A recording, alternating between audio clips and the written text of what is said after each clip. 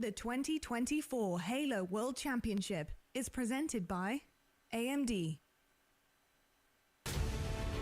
Sunday brings out the greatest here at the Halo World Championships when our players land. Let's go, baby! Day 3, in their own hands. Champ Who will Sunday. make a career-defining run and lift the trophy? That means the very most, achieving the ultimate accolade in front of the loyal and hopeful fans that we have coming all this way to watch them do one thing: win a world championship.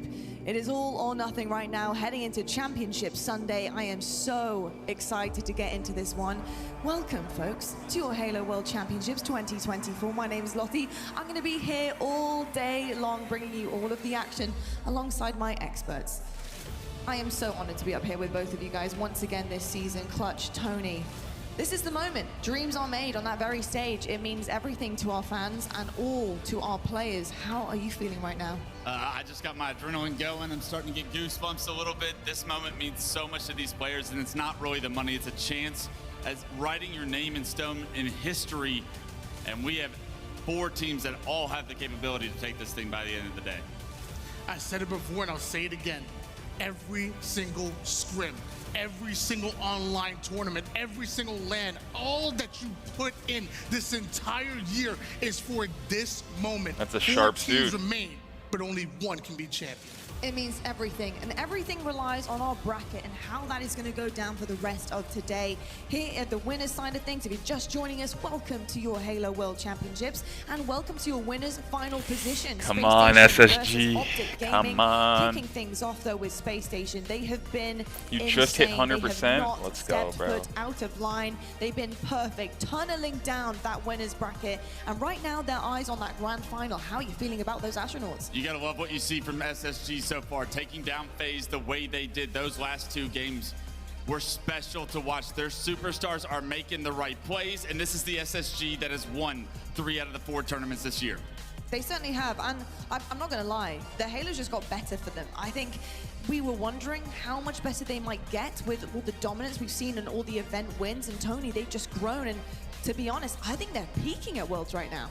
I mean, you've already won 3 out of the 4 last events, and to really cement yourself as the most dominant team of the year is winning right here in Worlds. This starts a dynastic type run as you finish out this year and go into next. SSG really have been dominant, and now it's time to put that period on the sentence. We're looking right now at the untouchable records that we have from Space Station Gaming. Let's and go, so Chilly much Knight. comes to my mind in You terms the of man. What are you supposed to do against a team like this? When you're looking at a series Go, layout what and you're is thinking, he, okay, well, really? where can we maybe take something from Space Station there? Map pool My is boy, so my boy, my different. boy. It's so difficult to try and turn things around. You're going to have to outplay them, and that's tough in itself. Yeah, the old Mike Tyson saying is everybody has a plan until they get punched in the face. Well, everybody has a plan to try and beat Space Station until they get no-scoped by Stellar.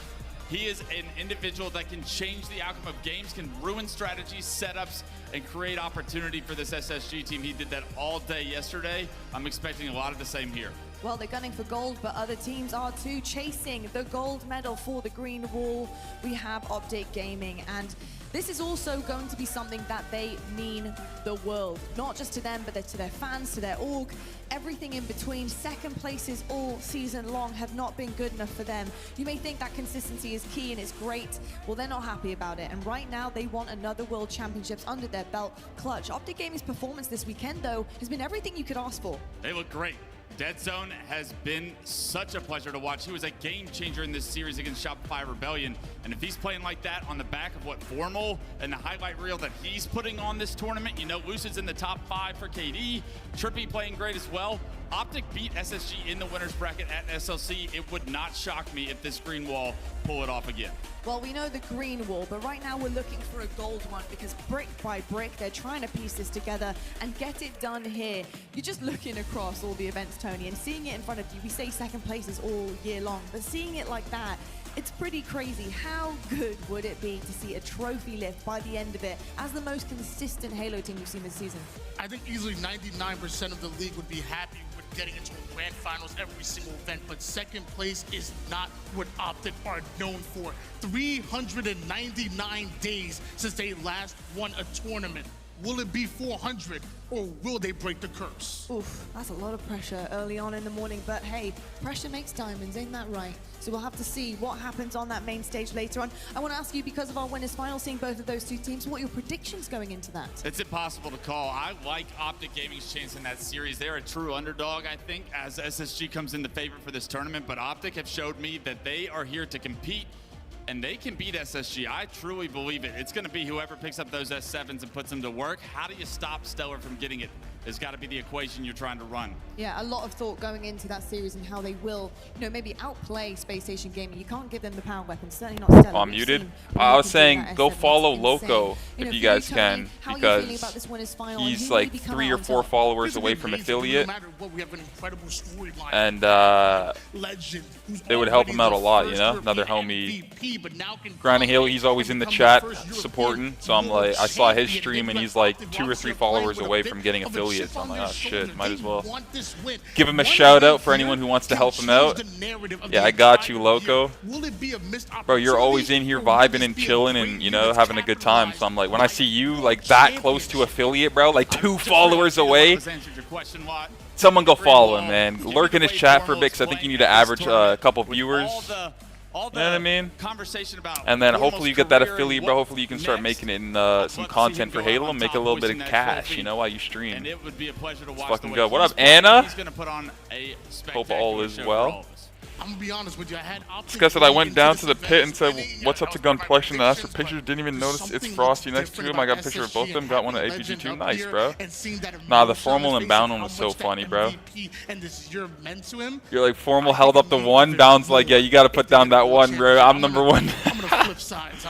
That's just so funny. I don't think you could be wrong in this situation. I was getting pictures with everyone. Okay. That's for sure. But we do have an elimination bracket side of things. Well, we do have 2. If you guys want to help me out, feel free to sub up on the YouTube. I just started multi-streaming. If not at all, but Pure and FaZe will find themselves in the elimination finals here, and semi-finals, excuse me. But both teams looking to try to push back forward throughout today, and it is so important they do so. On one side of things, we got Pure. I mean, haven't had the best run at Worlds, but somehow still managed to stay alive. What is that telling you about this team? An unbelievable elimination bracket run from Pure. They are hot coming into this series. They haven't lost a series since Friday, and yeah, Friday didn't go the way you wanted it to, but they have been so strong since. 3-0ing Shopify Rebellions is incredible, and if they can pick up where they left off last night, bro, they have a realistic chance to beat FaZe as well. They certainly do indeed. I think looking across Pure stats, they haven't had the best tournament, right? They've actually had a Pure is really good on momentum though, and they were like hype yesterday going through the losers. So it's like, are they iced now? They gotta win this first game or some shit. I mean, this has been a momentum-driven team ever since they've been put together. And 3-0ing Shopify Rebellion, and one of the players that left your native red roster last year to join that roster and Soul Snipe, that feels good. That is confidence building for Pure. And people are gonna forget the last time we saw Druck at a World Championship, top 3. This man knows how to get it done on Championship Sunday, and I think he's even hungrier for more. He certainly could be indeed, but Hungary are the defending champions. They're looking to go back-to-back for Worlds here, and something that they've done before, so they're not strangers to it, right? But we're looking at FaZe here, and they are a different roster from what we've seen this season. The efficiency is definitely coming forward. It was unfortunately not enough to face Space Station, but ever since then, they've kept to their game plan, kept their heads down, tucked it in, and they're going forward here, Clutch. And I think if you're FaZe, you're still confident even though you're in the elimination bracket. That series against SSG was literally decided by a couple of swipe no-scopes from Stellar. Great shots from Stellar. It seems to be consistent with it, but FaZe know that they can hang with Optic Gaming and SSG. Can you get there is the big question for me. Everybody on FaZe seems to be playing pretty well this tournament. It was Renegade that really picked it up yesterday. If we see more of the same Renegade and you see Frosty all of a sudden get hot, this FaZe team can go on a run and win this whole thing. I've called this team the iciest team in the league, and if that is true, you're gonna have to get it done right here in the World Championship. You have still yet to lose a Game 5 all year long, so that's incredible to think about if you're a fan of FaZe. And look at these stats. I mean, they really do step it up when it matters most. Indeed, unfazed. I think that's what you kind of see when you look at that. You know, unfortunately, they only lost in the winners semi-final, going up against our defending event champions coming out of this. this. SSG, they just got outplayed. And like you said about Stellar, honestly, every single name on that roster, they took all the toys out of the hands of FaZe, and they can use those toys awfully well. That was the issue there. There's some things they need to focus on, capitalize on,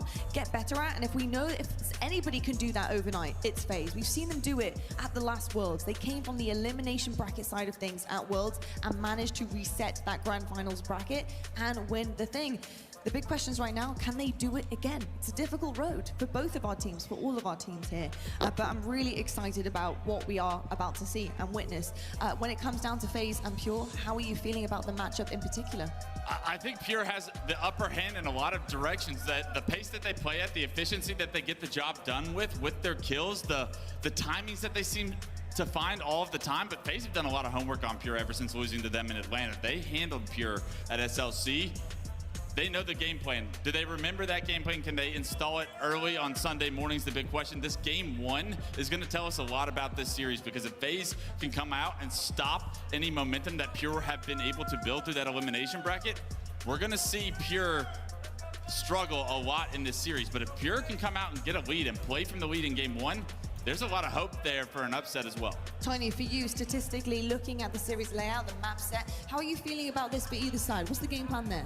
I mean, obviously, if you're Pure, you really wanted to see an oddball within the series layout. You're #1 oddball team in the league. You've only lost 2 so far this entire year, and that's not there. The series layout doesn't really go in your favor, but this is the World Championship. This is where, honestly, you throw the stats out the window. It's about wanting it more. It's about leaving it all on the line and being in the clutch. It certainly is indeed. Well, on the board right now is your Sunday schedule, and this is going to be one to remember. We have first and foremost our event commendations of the year, then we have our FFA trophy presentation, and then the matches kick off. Our elimination semi-final FaZe going up against Pure, winners final Space Station going up against Optic. Our elim final studio update coming as well, so make sure you stick around for that. And then of course grand finals to finish the day off. It's going to be historic. I cannot wait to see what happens all day long, and luckily we get to talk all about it, boys. But without further ado, we've done a lot of celebrating all weekend long. It doesn't stop there. We want to celebrate our players because they have been incredible all season long. Blaze, it's over to you.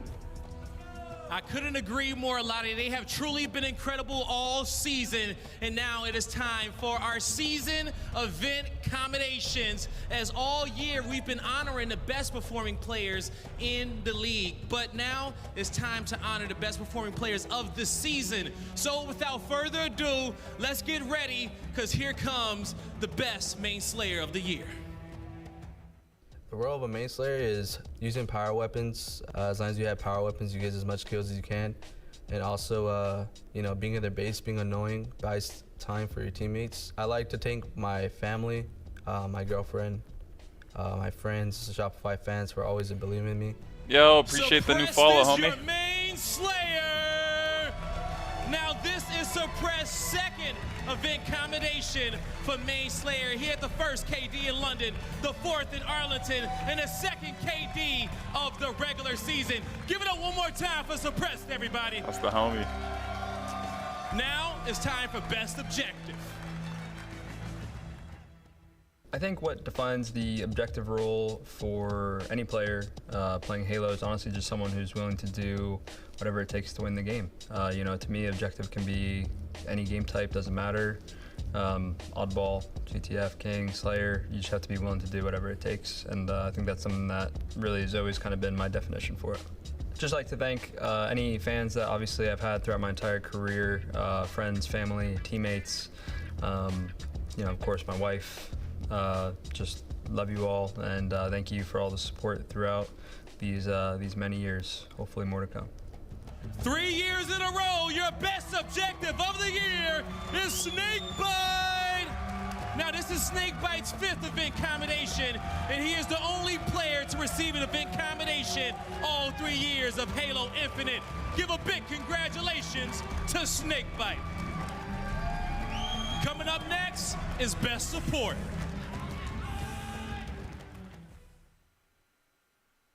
I think the role of support player in Halo teammates for success, whether that be just like looking your life or blocking spawns, or you know, just team shouting with them, just making sure like basically putting your team in the like best case scenario to win the game. But I'd like to thank my family, especially my mom and Shopify Rebellion for giving us the best support we can ask for, and of course, you know, my team for sticking with us all the way through the year. Cycle is your best support of the year, and this is his second event combination.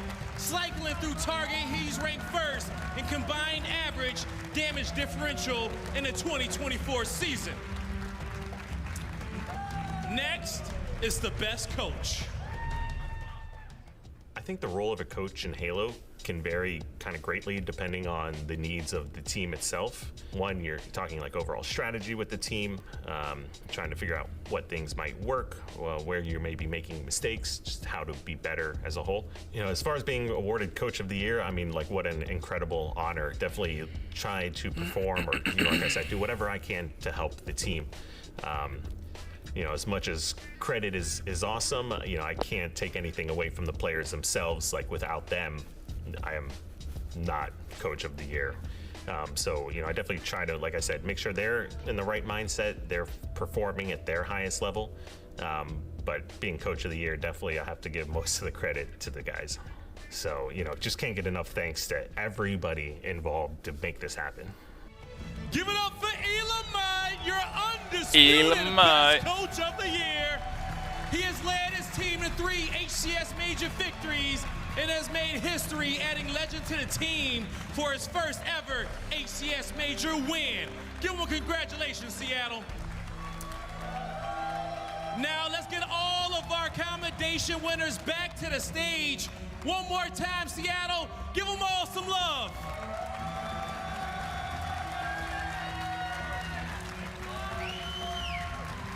All right, now the awards don't stop here. We still have one more to give away. I'm gonna let our commendation finalists come off the stage for a second. One more time, Seattle, make some noise for them. Now, the awards don't stop, as I said. Yesterday, we had the Halo World Championship free-for-all go down. Appreciate that, Sigerson. And it's time to announce the winner. Seattle, make some noise for Goober! Oh shit, there's the interview. Goober coming out with a solid 10K as your free-for-all champion.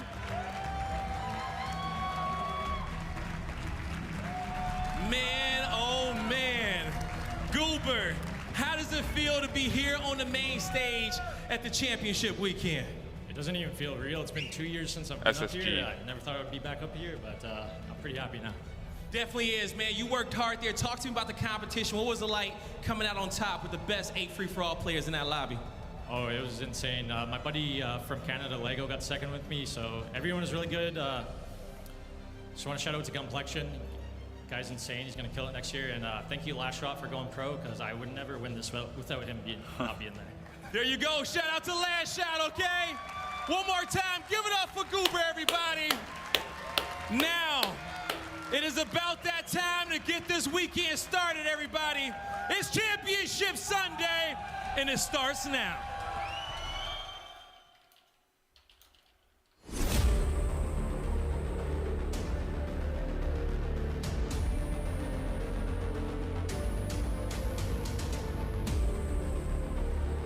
That's just what happened. You get that stick, and oh my God, triple for SLG. Did he get it? Overkill for SLG, baby.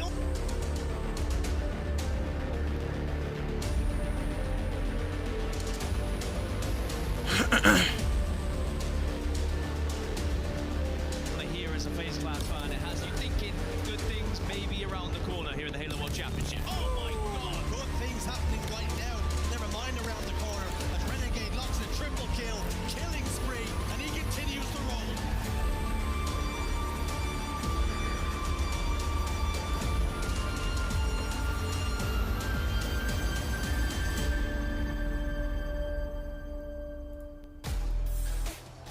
Welcome to Championship Sunday, everybody, here in Seattle. This is what it all comes down to, a full season of action and 3 days of action which are followed up here in Seattle to decide who is going to be crowned the Halo World Champion. But before we get there, of course, we've got to decide who's going to get to that final ending. We start off on the elimination side of our bracket, and boy, what a game do we have on our hands. We have our defending Halo World Champions in FaZe Clan going up a team who's trying to shock the world. It's Pure, an unbelievable run from them, and I tell you what, a lot of different predictions coming in this weekend. I don't know how many people had this matchup as the #1 matchup on Championship Sunday. FaZe Clan against Pure, and as you said, two very different stories for these teams, but two grueling seasons for both of them. FaZe, of course, with a series of ups and downs, one of the only two teams to win a LAN event this season. And of course, they're also here with one purpose, to defend their World Championship title. On the other side, it's Pure. What a run they had, and most notably, at the end of the evening last night, 3-0ing Shopify Rebellion to deny Shopify another top 4 placing, and instead find themselves with a guaranteed top 4 finish at the Halo World Championship. And there's only one question: can the Cinderella run continue? Well, it's a very, very good question, and this is a series which is actually steeped in a little bit more history than maybe some people realize, considering the fact that we really haven't been talking about Pure as a team for that long a time. Think about the impact that they made at the FaZe Major a little bit earlier this season. They were the team who 3-0'd FaZe, who knocked them down, and we spoke to Tornik after. He was like, that's the best series I've ever played.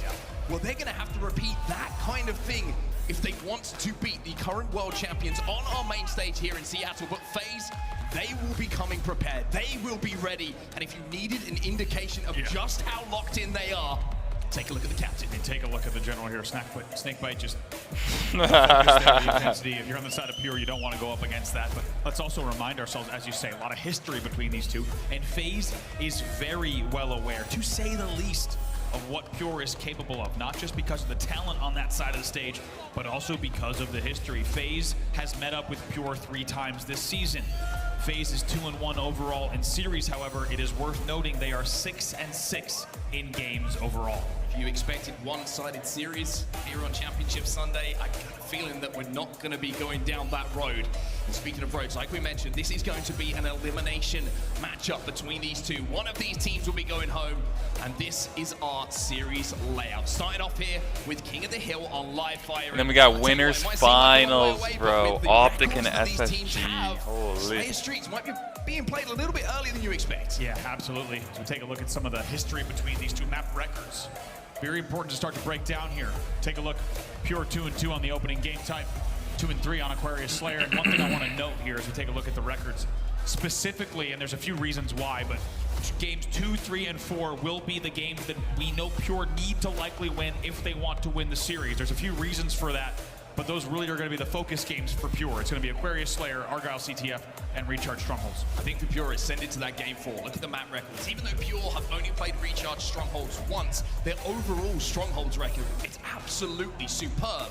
When you compare it to the FaZe side, it's one of their most lackluster game types. Good news for FaZe, though, you would say there's no oddball in this series, which has been historically one of their weaker ones. But if Pure can send it a little bit later in that series, like you mentioned, I don't know, man. I don't know.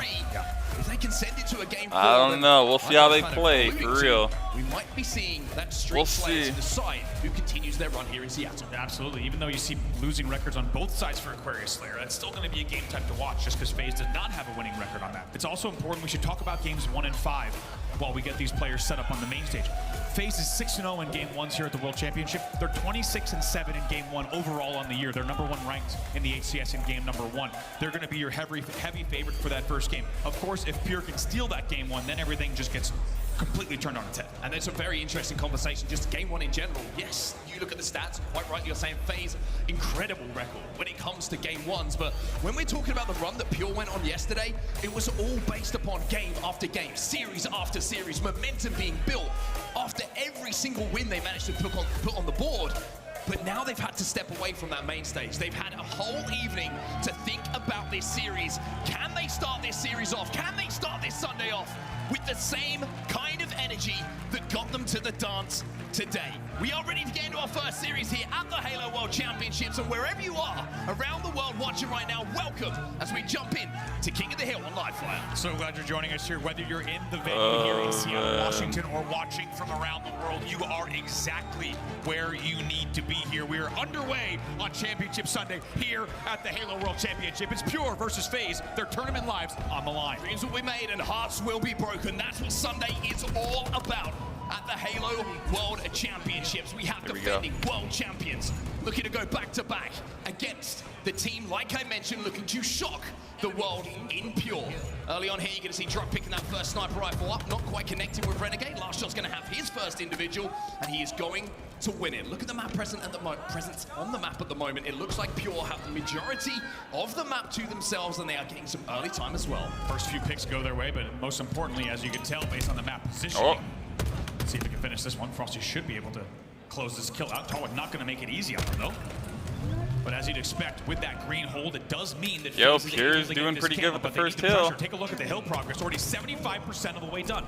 3 players stacked in around the hill as well. They're trying to another follow.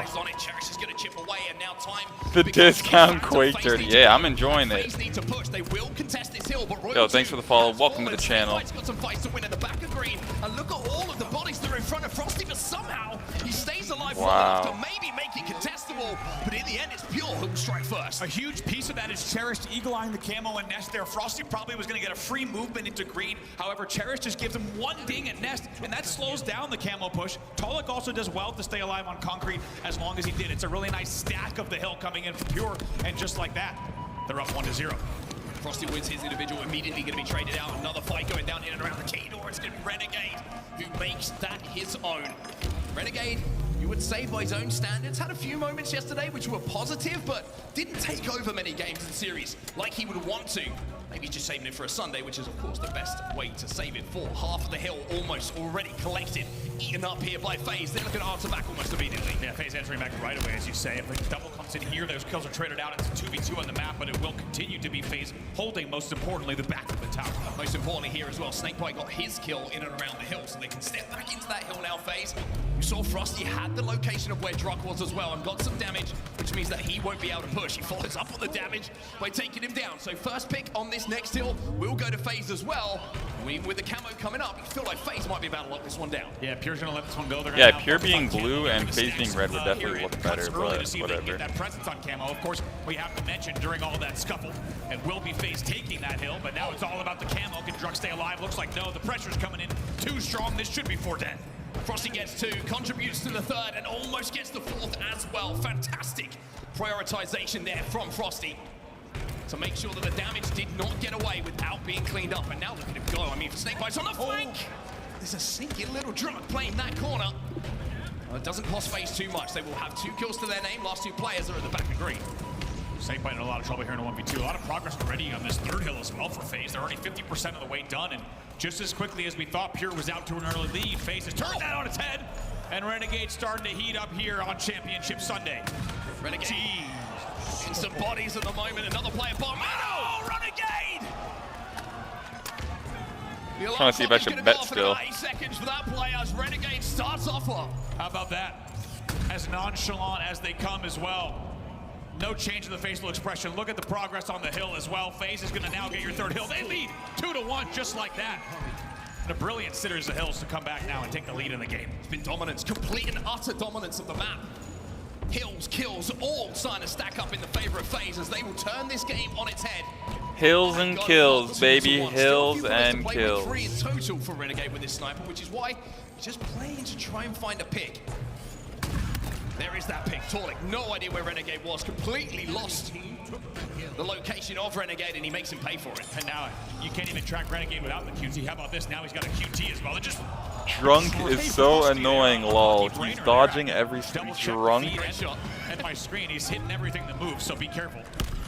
Friendly or foe, he's going to take him down. Finally, he trades. He'll be taken down, and that's going to slow the momentum just a bit. As entertaining as it was to watch, that will slow down the pressure and allow for Pure to just get a little bit more foothold here on C.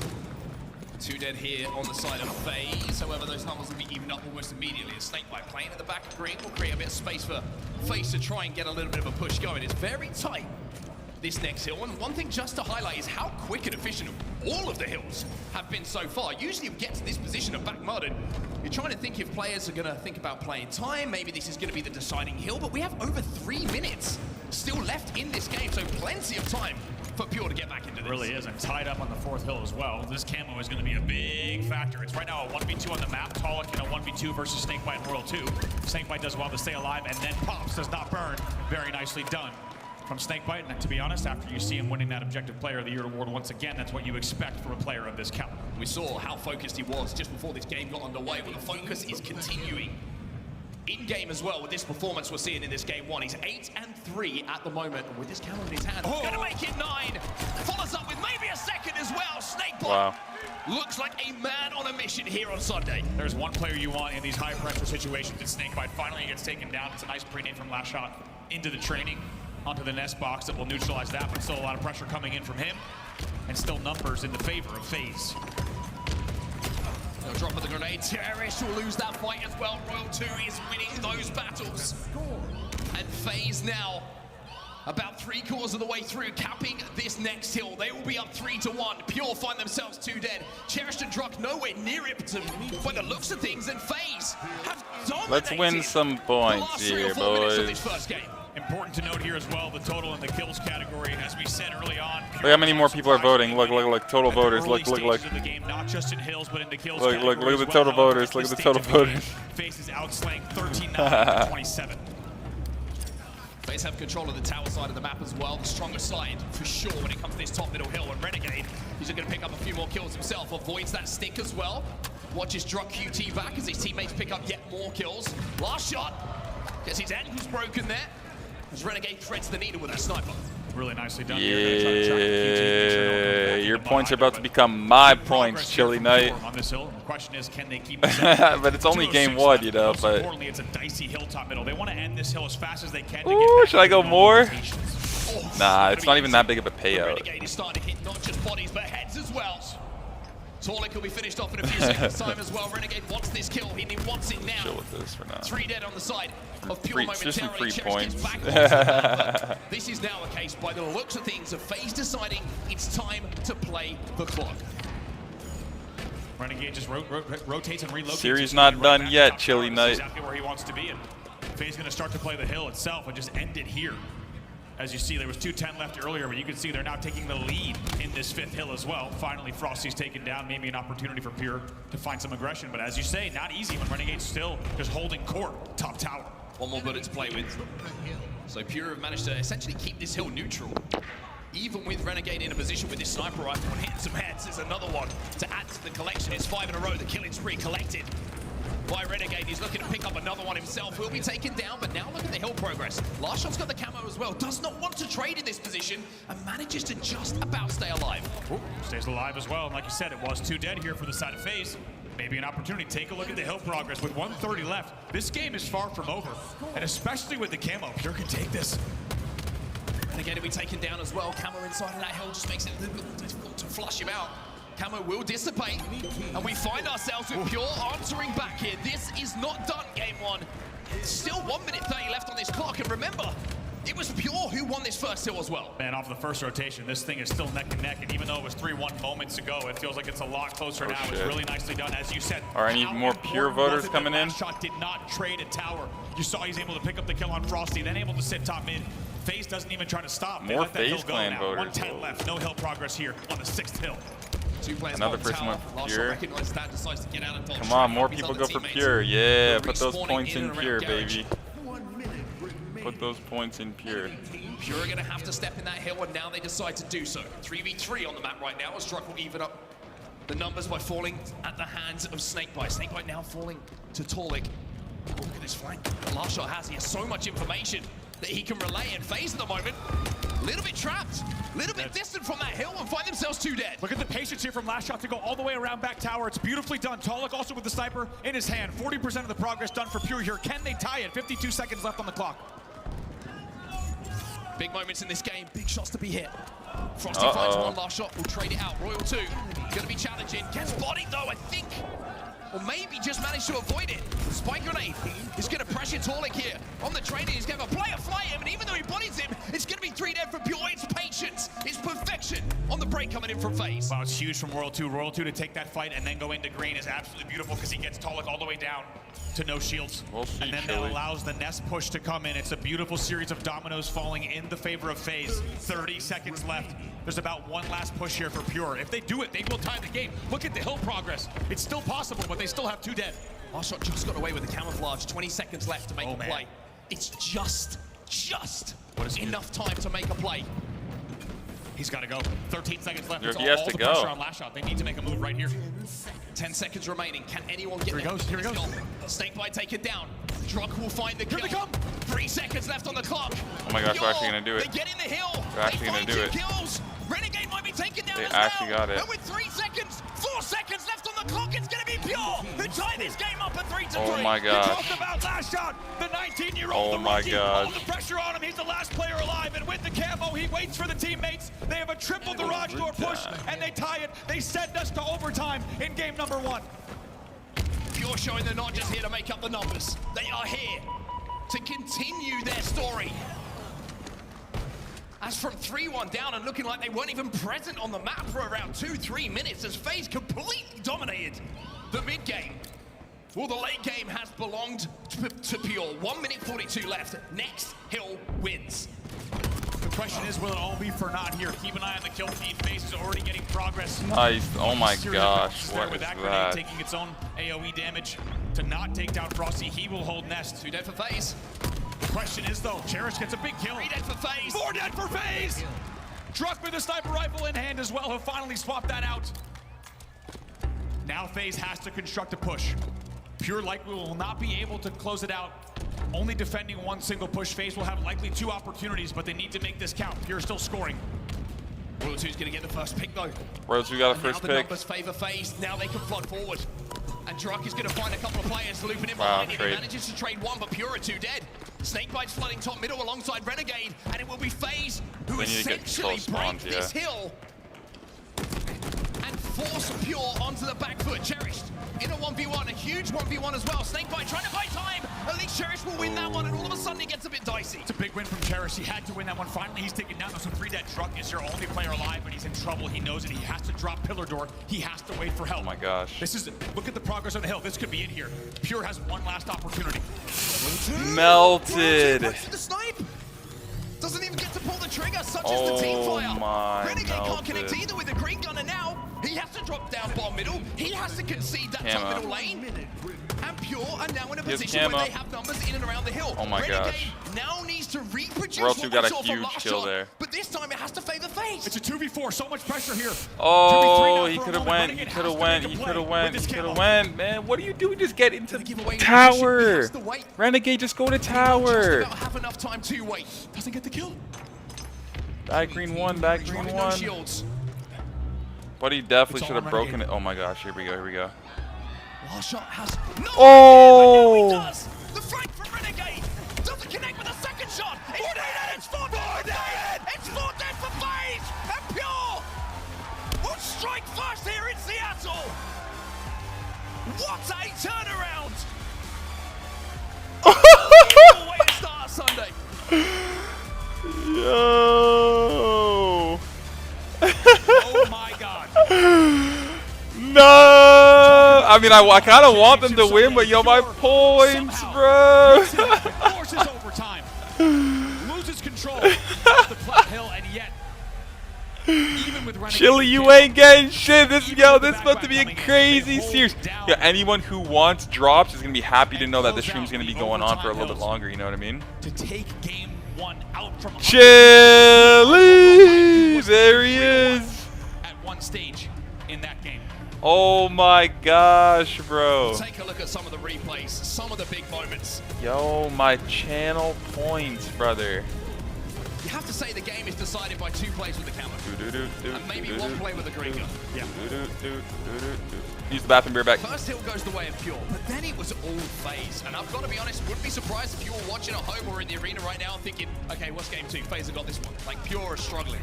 Really couldn't even find presence on the map. But they kept themselves in the game. They kept it scrappy. But the second rotation of hills, this is the play from last shot. Look at the game clock at the bottom of your screen. 3-4 seconds left to step in that hill. Times it perfectly. And it's not just last shot as well, it's the rest of his team who play around the fact that they know he has camo, that FaZe know he has camo. How about that win from Cherish? Huge win from Cherish there. And even though it was a straight 2v2 at this stage of the game, the green gun doesn't hit, they double stack the hill in the end. And the dummies push doesn't. Look at the pop off from Cherished. and you understand why, you understand what it means to them. Here they are, all 4 players on screen after that. Oh, I mean, I'm getting that gives me chills. The hype on that side of the stage, jeez. It's, as we said, been a Cinderella run for Pure. And they are up against a familiar opponent. They take game number 1, 4-3 in overtime. And what did we say? If they steal game number 1, then things get really interesting, because FaZe has a losing record on Slayer Aquarius. Also a losing record on Stronghold Recharge. This thing just got a whole lot more interesting. And I don't just mean this series, I mean the entire day. The Cinderella run continues. But how long will it go on for? Can Pure shock the world and knock out the defending world champions? We've got a lot more Halo to play in this series before we find out the answer to that question. But here are the Slayer stats from this season for both teams. You can see that Pure, a losing record when it comes to these Slayers. FaZe have made themselves champions so many times, built upon their incredible Slayer records. Think about how many Game 5s FaZe have managed to clutch out in those big moments where it's really mattered in those Slayer game types. They're going to have to find a way back into this series now. They're going to have to rely on that experience, those records, to tie this one up and send it to our Game 3 all even. Well, let's not forget, as we said, these are familiar foes, one another, meeting up several times this season. This was HCS Salt Lake City, specifically, where in the end, FaZe takes down Pure in a revenge match from Atlanta. It was a 50-46 Slayer Streets. You might recall that that's also our Game 5 here today in Seattle. You also might realize that Game 2, Aquarius Slayer, and that's where we find ourselves, and Pure were the winners in that one. 50-44, so both teams in their most recent outing splitting the Slayers that just so happen to be in this series as well. It was written in the stars that these two would continue meeting this season, and how fitting now, tournament lives on the line, everything to play for. Taking a look at some Slayer stats here from Renegade and Snakebite. Nothing to be disappointed about on either side of those statistics. You're looking at the KDs and Slayers. If you're above 1, you're doing your job.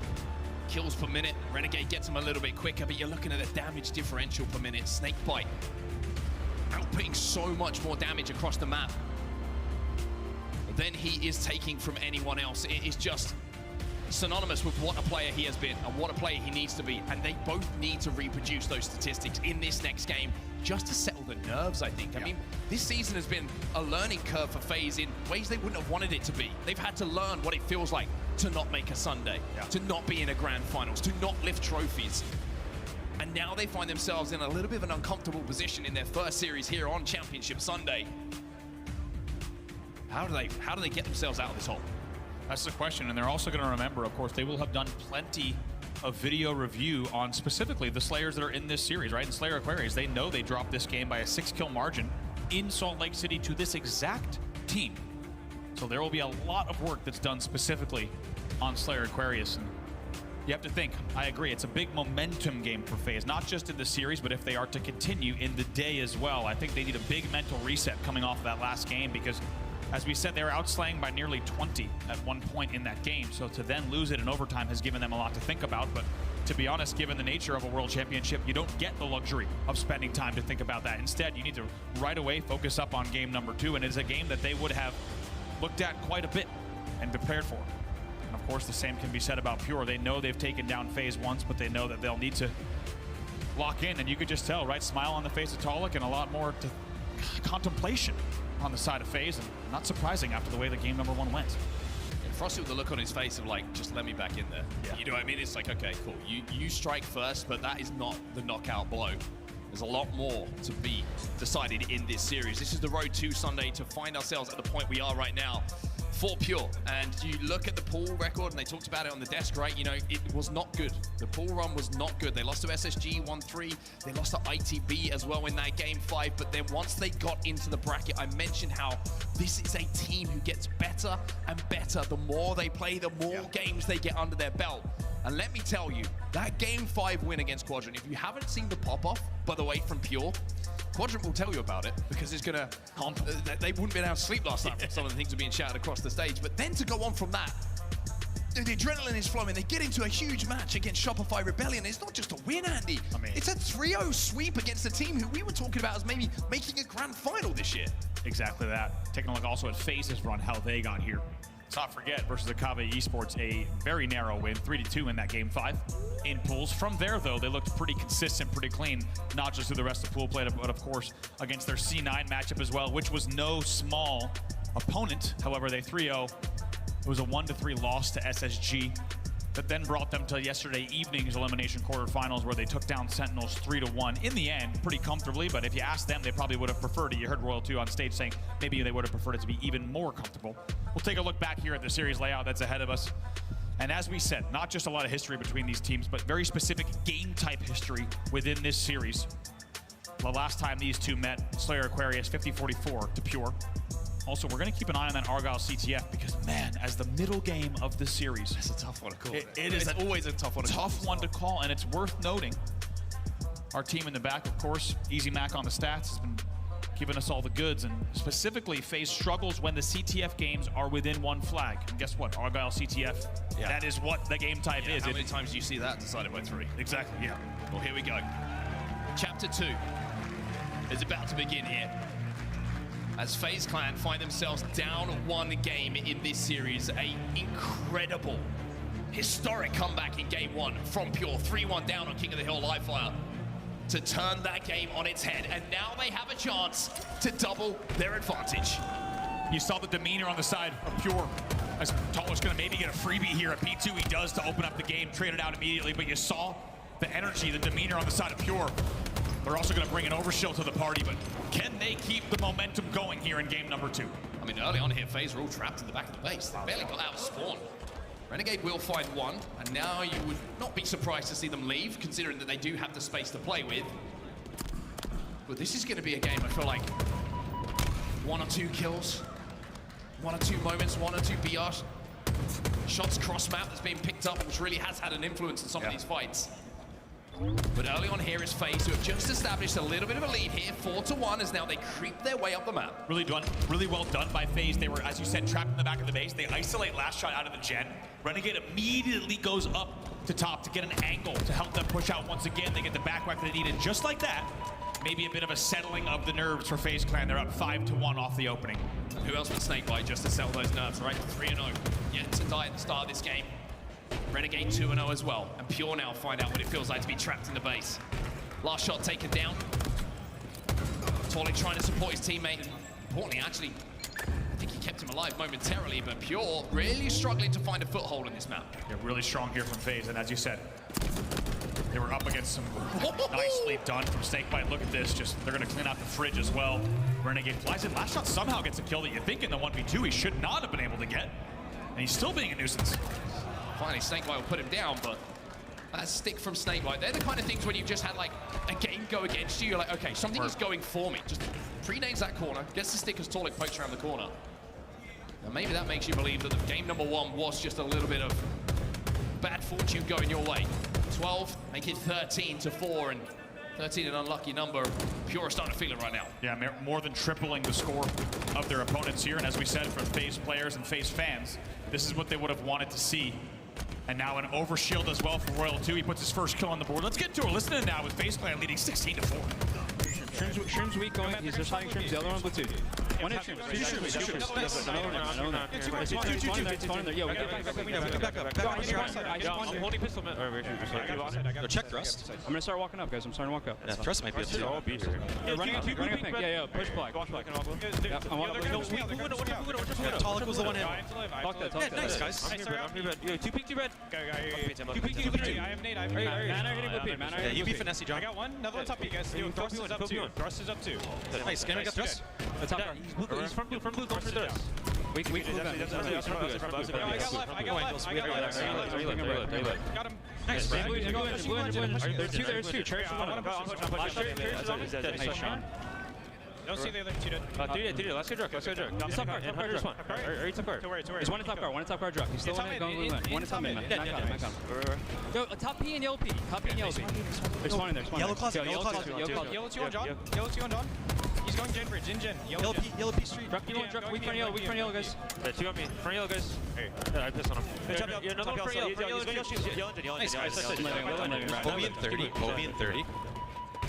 Yo, top card. We can top card. We top card. One shot. Two shots. Top card, really weak. Top card. One time in. Cherish the one heavy. Wait, one blue card. Obi and 50. Two card, 3 card 1. Nice, John. Obi and 50. We can confirm. Obi and 10. Obi and 10. Yeah, on shocks, Sean. Obi and 5. Obi and 5. Same blue team. Yeah, you're kind of by yourself, John. On Obi. He's on shocks. Level on me, top PB. It has been complete domination from FaZe. Finally, Pure gets some sort of a foothold as the overshield comes up top middle, but you can hear FaZe sound pretty calm. They don't sound too flustered about what happened in that game number 1. They are just strictly business, and you can see how it's affecting this scoreline. Yeah, really impressed with the focus there and then the listening. The second we got into that listening, even though they're up 16-3 or so, it felt like, and still the focus, the determination, the comms were absolutely perfect. You heard a lot of small talk coming in from Snakebite on exactly the play that he was making, and also just beautiful teamwork on the collapses. That has led to a continued 33-17 lead. Well, if there's anything that FaZe would have learned from that first game 2 comeback, baby. Lead that you feel like is just gonna keep doing the laughing thing. And even though it's 35-19, if you put that, do the calculations, not too far away when you look at the difference between that. What was your question, Anthony, man? Yeah, I definitely didn't see it. Did your chat glitch or something? So Pure need to keep that in mind here as FaZe. Good to continue just to trade out at this point in the game, but Torlik's not going to let that happen. He wins a fight. Nicely done by Tolik. That's not easy to win. Bottom middle is probably eventually going to get traded out. I thought he does, but a lot of help coming in. So just like that, 23-38. Now, for honest, yes, Pure is capable of. Oh, I definitely missed it. Yo, my bad, Anthochamp. I wasn't. Yo, my bad. What was the question in the Halo chat, bro? Damn, I missed it. I feel bad, bro. What? Oh, that guy needed to get banned. Oh, nah, definitely not, bro. I'm still thinking FaZe is going to win this. Cherish will finally put him to bed, but 2v2 on the map is absolutely. But you probably asked before the games, like after that game 1. Yeah. I got you. Yeah, you probably asked right after they lost. But yeah, I would still think FaZe is going to win this series. And leading the entire game in assists. He has more than double the assists of anyone on Pure. It's an unbelievable game 2 from Snakebite. 8 to go then for FaZe to tie up the series at 1-1. There's one of them. There's an overshield, and that might be the dagger. Here for Pure. Royal 2 finds another one. Now it's just 6 to go, as I think the real answer is here, who's just going to end up with the most kills on FaZe, because everybody is now double digits. It does seem to be a bit of a kill race on the blue side of the screen. A very different story from what you see on the Pure side. And they have slowed the game down considerably, understandably so, not just to bait out this overshield, but also because they are in trouble with the scoreboard at 46. Cherish and Torlik will fall. And I think probably Pure, even at this point, know that with just 4 kills needed for FaZe, we are going into our game 3 with the series potentially all tied up. Drunk will fall as well, 3 now to go for FaZe. This has been exactly the response they would have wanted to see from themselves as we headed into this game 2. And the FaZe fans in the building and also around the world are also going to be feeling the exact same thing.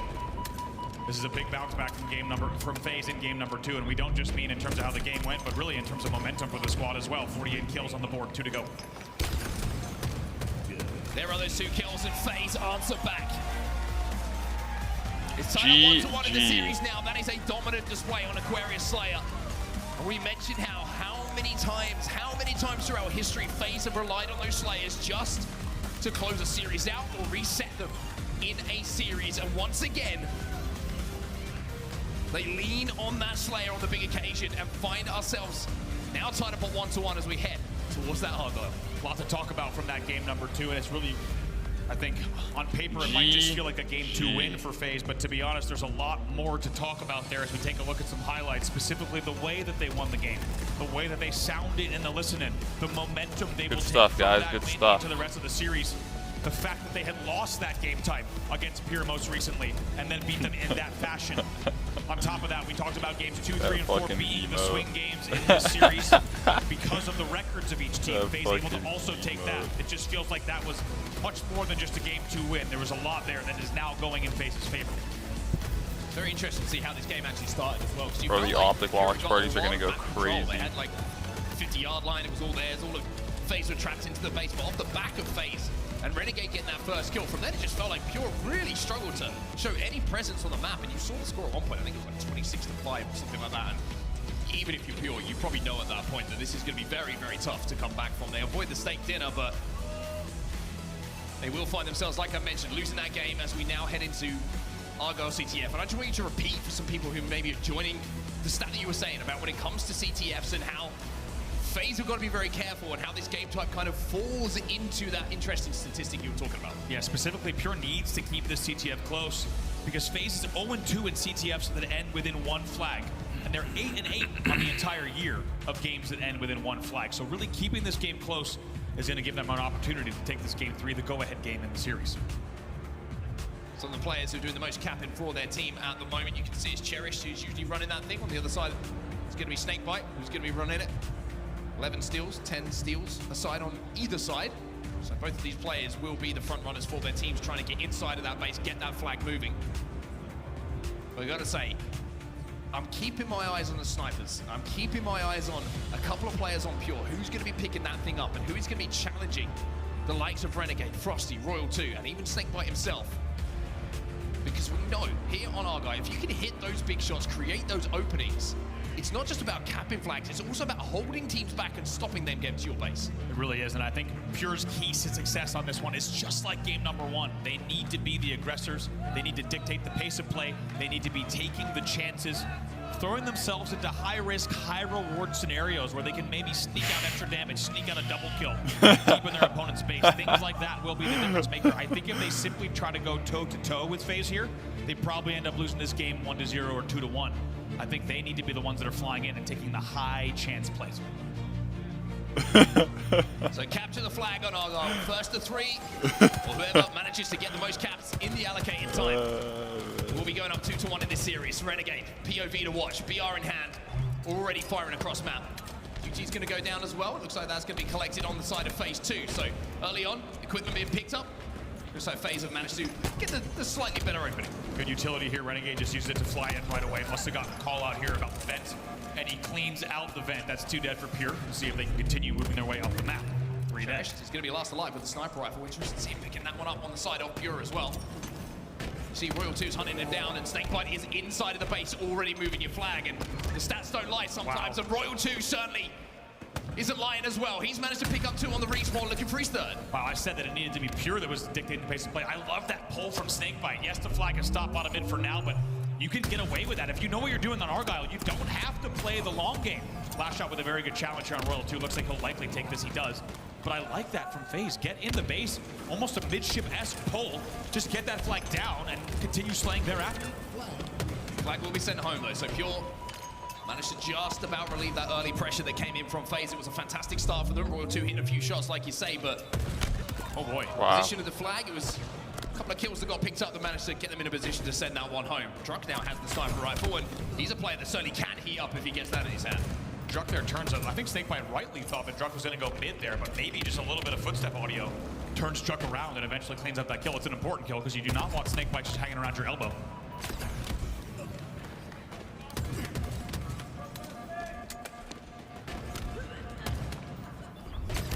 Only that one pull to talk about so far on either side. So FaZe will find themselves 3 dead though. Speaking of, Snakebite is last alive. He's trying to stop Cherish getting that flag moving. Good damage onto the players on the flag though, and that is going to just slow this run down a little bit. And the time that he's just bought, everyone is back on the map now for FaZe. 3 alive for them, and even though he gets taken down, now you can see that Pure have got to be careful how they run this one. Renegade, bottom middle, a huge triple, a massive triple from Cherish. He was no shield front of base. He was the one who originally started moving this flag. Last shot gets a touch as well. Frosty was bottom middle. Keep an eye on the feed. Frosty gets 1. That's huge. That might slow the flag down just a bit here. Let's see what Cherish does on the flank. Snakebite, big individual win just to stop that flank coming in. Tolic gets a touch on that flag, and even though what up, Loco? Numbers, he's going to try and force this, and Tolic will get it back to the base. QT's back into the vent as well. Oh my god. He gets away as well. Doesn't get the stick, but still QT's out. Might even QT back here with the extra second, decides not to, but that flag goes in, and off screen, we don't know what happened. Tala continues running the flag bottom middle. Frosty was alive bottom mid. Frosty gets the pick, and then Snakebite gets a pick on his own elbow. That would indicate that that flag was dead in the water. Somehow, off screen, congrats, Pure and Tala Loco. take a route to bring Glad the I first could help flag a little in bit, bro. under 3 minutes of play. A great response again from Pure. Remember, FaZe just absolutely wiped the floor with them in game number 2. And now the pressure, you can feel the nerves all of a sudden on Pure. They've done the job right. They've got the flag. They've managed to get themselves into the lead.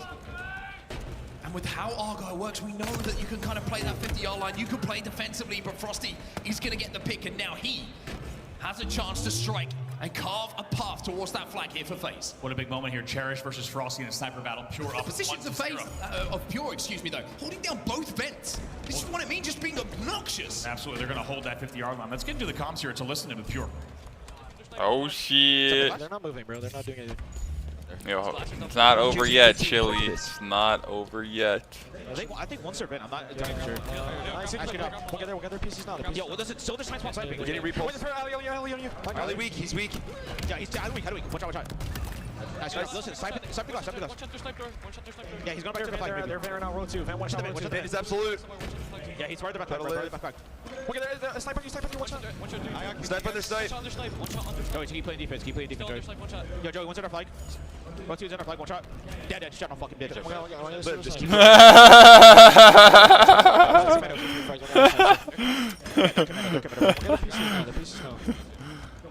Yo, listen, the glass side peek. I hear you. Yo, they're entering there. Our vent. One shot the vent. One shot the vent. Nice. They're going to be pushing you. 2 dead, guys. Yeah, the glass still. Yo, listen, I can grapple it. If you touch it, okay? Renegade just spawned. You can grapple it if you touch it. Second spawner. Yo, they're sniped right now. He's on the sniper sniping. We're the back flag, one shot. What? That was the weirdest fucking insta-slow. That shit should have been way better. New sniper in 10. Get them. Just need kills here. Well, Pure sound high top, and you can see the focus is there. Playing defensive was kind of the first call, but as they picked up a few kills, started to creep their way forward. And Drug, you heard it in the comms. Throw that flag out, Drug. I've got grapple. I might be able to pull this one back. In the end, the grapple does not come through. I do love the strategy, though, especially as soon as that flag comes off the stand. Renegade here with sniper in hand. See what he can do. He's already been putting on a show in this series, but work to be done. And he starts there with last shot as the first pick. As soon as that flag comes off the stand, if you can grapple, you can make up enormous amounts of distance and cut this map not just in half, but even more. Good pressure, though, coming in from Talik in the end. Will be a trade from Druk and Renegade. 3 dead for Pure, though. Last shot, last alive, and Frosty has that flag already. All the needs! Halfway across, Snakebite is there to collect it, so making sure to shadow that flag carrier back, so important. Off the respawn, Royal 2 will find one, but there might be a bit of pressure coming in here. Snakebite should be able to cap this, and we have a tied game. Beautifully done by Snakebite. Specifically, the fact that he was sitting there in alley at mid, and he did not take the same splash AoE damage from the nades that killed Frosty. He was shadowing the flag, but making sure that he would not take any collision damage from his grenades that were coming around the same angle. Had last shot naded both of them, the flag doesn't go home. Really back and forth. Last shot again, gets that first pick. Frosty would trading it out. Keep doing the Cherish keck still with a thing. sniper rifle in his hands, or certainly in the back pocket for now.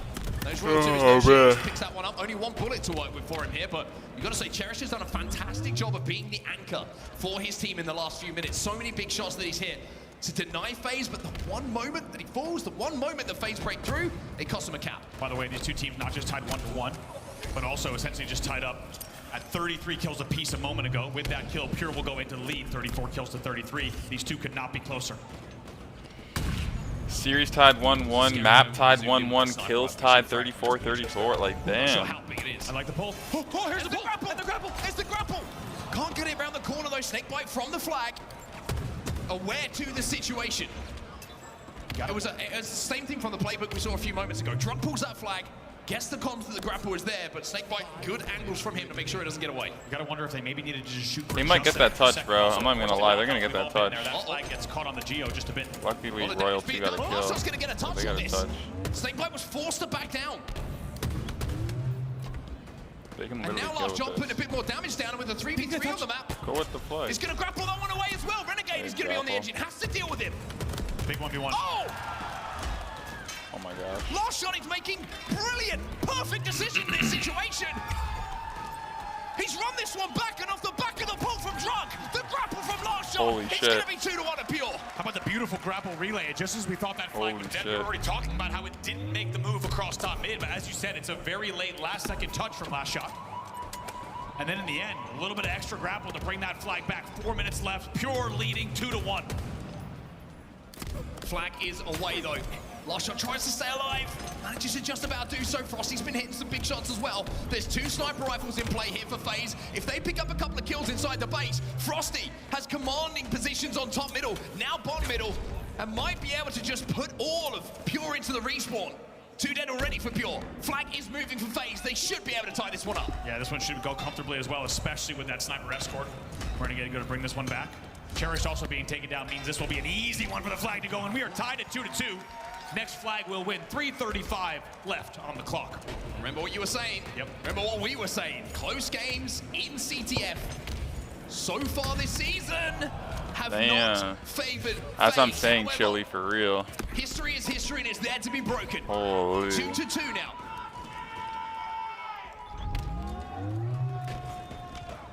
What a game 3 between these two. Wouldn't have it any other way. Tied up at 2 flags apiece. The run begins. 3v3 on the map. Frosty just looking for angles at the moment. His double kill a few moments ago just kind of opened up the map for FaZe to move towards the base. He's looking to get a little bit aggressive here. You can see the Torlik, he heard those footsteps, finds the kill. And now last shot's going to be peeking. Frosty can't quite connect this time. But boy, this is nervy. This is so nervy. Wow, look at Frosty keeping Snakebite alive, just having to shoot in between the ankles to hit the opponent. Might even get a third one here. Cherish with an important trade, but it's 3 dead. Talik is the last player alive. He's taken down. A double kill means last shot your first spawner on elbow. Let's see if a pull comes in for FaZe. Oh, big nade. He does it again. Too somehow. He pokes, thinking his shield's come back. The nade is perfect. Wow. The second kill is enormous. And last shot again. The coolest man in this series, it seems, at the moment. The double kill to deny a flag pull coming in from FaZe. What does last shot even do from elbow? Sure, the nades were easy to understand. What did he do on the flag against Snakebite to win that kill as well? It's a 1v2 as the last player alive, and he stops the run entirely, and he continues the damage. 2 dead for FaZe. The flag is running this. Pure running this. Frosty might be the only player who can stop it. Oh my God. Tolik's in the front of the base. Frosty does get the kill, but where is the rest of Pure? Where is the rest of FaZe? Frosty, it's all on you. Keep an eye on the kill feed here. Last shot's going to just try and buy time. Cherish will find one on a respawner though. Frosty's got so many decisions to make, he cannot find where last shot went, but Snakebite can. He gets the kill. Tolik, they have the numbers here. He's going to try and force it. It's going to be stopped on the stand. Frosty has to go forward. He has to go forward. Where are the spawners? Where are the spawners? There's a bottom base spawner. They might be able to take the flag. It's going to be Pure who get it. Oh my gosh. Pure will get the flag home. They will win the game 3-2. My God, man, what a game, what a series this has been, and we still have plenty more to come, but yeah. Who's gonna get the last laugh? Who's gonna get the last Keck W, bro? Last shot goes 20. This fucker. Keck W's in my chat. By 2. It's an unbelievable series from him and an amazing Alright, game buddy. 3 as well. We'll see you after game 4, some buddy. Highlights from that match, but how about the non-traditional rallied and relayed runs coming in from Pure time and time again? Tolik also the play that he made to get that flag to the front base and then get the touch himself as well onto the flag stand. As you said, what last shot was able to do throughout the entire game. Picking up somehow a 1v2 as the last player alive to deny FaZe's third pull. This flag went, by the way, even though it gets stuck on the Geo for just a second. Watch what happens after. Last shot happens afterwards. Remember, he cuts down. He wins this fight against Renegade. He then knows, he trusts his teammates. You know that the communication is you can go.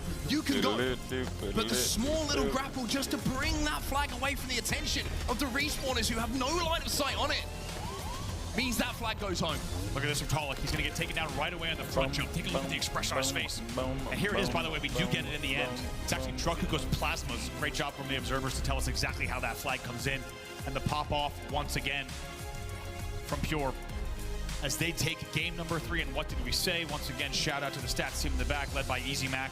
FaZe does not do let's go, baby. Within one flag. That stat line reigns true again. Pure is up 2-1. And now one game away from eliminating FaZe from the Halo World Championship. And a game of FaZe and a game type that FaZe have not been too successful in insane, bro. either. Taking a look at some of the damage stats coming in from two of Pure's finest, the players who were part of that incredible run last year as well. Torlik and Drug. The two players who combined to get that final flag in to give them the lead in this series. 1.48 for Torlik.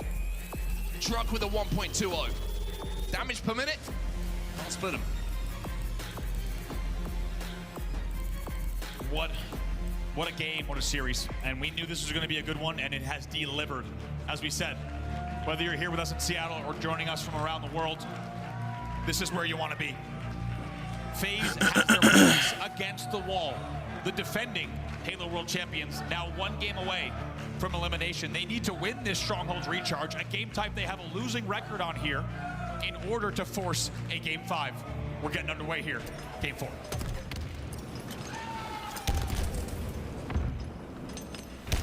Last shot POV. No POV has ever been earned better by a player for what they have done in a series. So cool, so calm, so collected. And he's continuing that run right now. Frosty shuts him down, but he's last player alive for FaZe. What did he do off screen is the question. What did he do from the elbow to not only hit the nades, but also win that 1v1 on the flag against Snakebite? You'd be very correct in saying that that play might have saved the entire game and changed the direction of the entire series. Let's see if he can do it again here. Pure off to an early 17-point lead here on Strongholds. Frosty using that camo will be able to collect a shock rifle as well and should be able to collect a second kill. It's a double for him. FaZe will flip the scoring in their favor. It's a BC hold, and immediately they're looking for the triple cap as well. Last shot is last alive. They're trying to hunt him down, and they will find him. So all of Pure are respawning in and around C right now. This is not where they want to be. Got to mention as well, you might have seen it earlier in the series. Frosty picks up another one. Nice little shot here on Cherish to eliminate him quickly. That will be 2 dead for Pure, as FaZe will now go into the lead. 23-17 on the board. Worth noting, Pure has not lost this game type here in Seattle. As we said, FaZe has losing record on it. FaZe needs to do what they did in game number 2 to turn around the game type history and the record. So far, so good. They're now up by double the score of their opponent. Interesting to see how FaZe are playing this one, though. Playing it slow, playing it carefully, not looking to push for that triple cap, even though they had all of Pure trapped in that long haul for a few moments, pretty much spawning immediately after each other. And off the back of it, they're actually going to lose B. They're going to play for C here, but there's a rogue cherished around the corner, and even though Frosty's going to grapple up, he needs to hit a big shot. He has some support as well in Snakebite. They managed to win that fight, and now Pure find themselves trapped in pipes. Really well done by Frosty to stay in the mix there. A lot of players might have just grappled out or assumed that Snakebite would just get the kill. Instead, he grapples up the window and just stays in the battle and stays alive, making that kill just a little bit easier and a little bit more efficient for the side of FaZe. That also now opens up the opportunity for Renegade with another camo play. Let's see what he can do. Frosty had it first, Renegade gets it second, but most importantly for FaZe fans, it means 2 collected in a row as they will reset A and continue scoring once more. Ooh, it's a big trade coming in from Drunk there. You can see him sliding as the camo player just lit up. But even though it's a trade, it's 2 dead again for Pure. They're really struggling to find a foothold, and for the first time we have a triple cap, and Frosty will add another to his collection. FaZe bouncing back once again. What do we see in game number 2? They didn't take the loss lightly. Take a look at Frosty's first death, by the way. Yeah. Frosty's first death here is 8-1. They did not take the game 1 loss lightly. They bounced back in a huge way in game number 2. It seems we're seeing a lot of the same here in game number 4. FaZe will cross 100 points as well, and knowing where the spawn's coming in on pipes and that Pure will jump into B, they will swap it for C and then try and pressure. However, there's a sneaky little Torlik at the back of blue here, and even though he can't get the reset, even though he can't stop the conversion, he will kill 2 players and give Pure a foothold back into Cap C themselves. Really big player for the first time in 60 seconds or so. Pure have the numbers on the map. Yeah, here they come as well. Torlik just helping out Cherish. They're going to try to flood in the elevator. They're running 2 players, though. But it's all small work here for Torlik. He's able to pick up both. It's a double kill to clean both those up. Maybe more! A triple on screen. He wants more! Oh my gosh, oh my gosh, oh my gosh, oh my gosh, oh my gosh. Torlik! Oh! But the damage is done. It's a triple cap here for Pure. And even though with Renegade winning that all-important battle and denying us a clip that we talk about for quite some time, it does give Pure a foothold in this game. Last shot now has the shock rifle. FaZe will continue scoring as they flip C. but numbers are equal on the map. I don't know how many people saw it, but if you saw Talik's picture-in-picture there in his player cam, his body rocked back violently after that death. You knew he wanted that over. He was ready to start popping off. He doesn't get it, and you have to wonder if things might be a bit different had he gotten it. Quite connecting with the heads here, last shot. He's going to re-challenge, backs himself to hit this shot. Managed to snap on with the bandit. 2v2 on the map. FaZe have that triple cap again, though. And FaZe all of a sudden is starting to find a bit of momentum, start to roll. The teamwork is starting to click here. 148 and rising. But remember, we've seen this before in this series, and Pure always have a way to come back. Oh my, Frosty not afraid to get right into the mix there. It's a beautiful grapple at the top A. That's not an easy battle to take, especially against a player like Cherish, but he makes it look very easy. He's quadruple positive at 12 and 3. Big game from Frosty. But he's going to be flipped by Pure, but it's a little bit desperation. They just want to get a foothold to slow down the scoring. FaZe will continue to score here. 172, making another kill for Frosty. He's 13 and 3. He's positive 10 in this game. Giving me nightmares of running down hallways on Colossus, just getting noob comboed as a kid. Nightmare fuel indeed. 184 to 152. Looks like, I think you see the reaction there on Frosty as well as things start to slow down. Looks like we might have a technical issue. He leans back just a bit. We might have lost a player on the Pure side. So even though we saw a triple cap ticking. What? Reset? Nah, that's bullshit. Pretty devastating scoreline still in favor. Wow, rigged. Great bounce back again, right? Rigged. Pure have managed to scrape away in this series so far. Think back to game 1.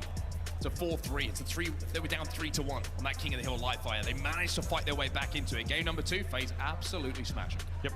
Then we get into game number 3. It's a close game. It's back and forth, and it's Pure who win in the last few moments, 3-2.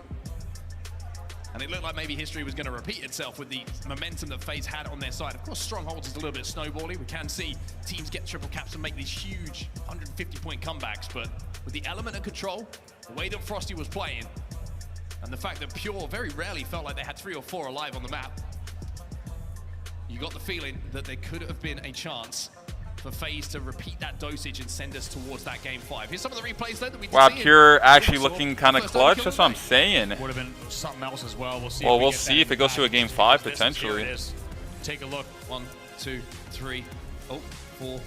This is 1 or 2. Look. Oh! He's like, that is a mix of ready to pop off, and then I think heartbreak and frustration. We need this game 5, baby. We need this game 5. Oh, by the way, he's here. Please, someone kill him. Oh gosh, I mean, I think we've all been there, and you could tell that that was a tough moment for Talik. I'm not kidding when I say that that would have opened up map-wise and could have been a big swing. Not just the overkill and the momentum from the over, but specifically taking down Renegade at Elevator could have been pretty important as well. As you see on your screen, getting the exact score line from League Operations and exactly where this match will kick off. It will be a huge lead for FaZe, we know that. The question is just how many 100 points will they be up by when we get back into it. Gotta say though, Pure needs to find a way to end this one here. They don't want to go to that Game 5 Slayer, but not gonna be easy. They need to take this opportunity to reset. I gotta say, I'm really impressed with both teams on this side, either side of the stage for different reasons. You know, Pure giving everything they have in these games, closing out the close moments and matching a team who have been synonymous with being icy in those final moments, leaving it and being pixel perfect when it comes to game clock, when it comes to hill captures, flag captures, whatever it is. Pure have matched them on that. But then the way that FaZe have bounced back after those heartbreaking losses, you wouldn't have known what have happened in the previous game. You know, the Aquarius Slayer, absolutely, like I say, they smash him. It's not close. And then we go into that game there, and FaZe just bounce back as if they didn't just lose another heartbreaker. It's business as usual.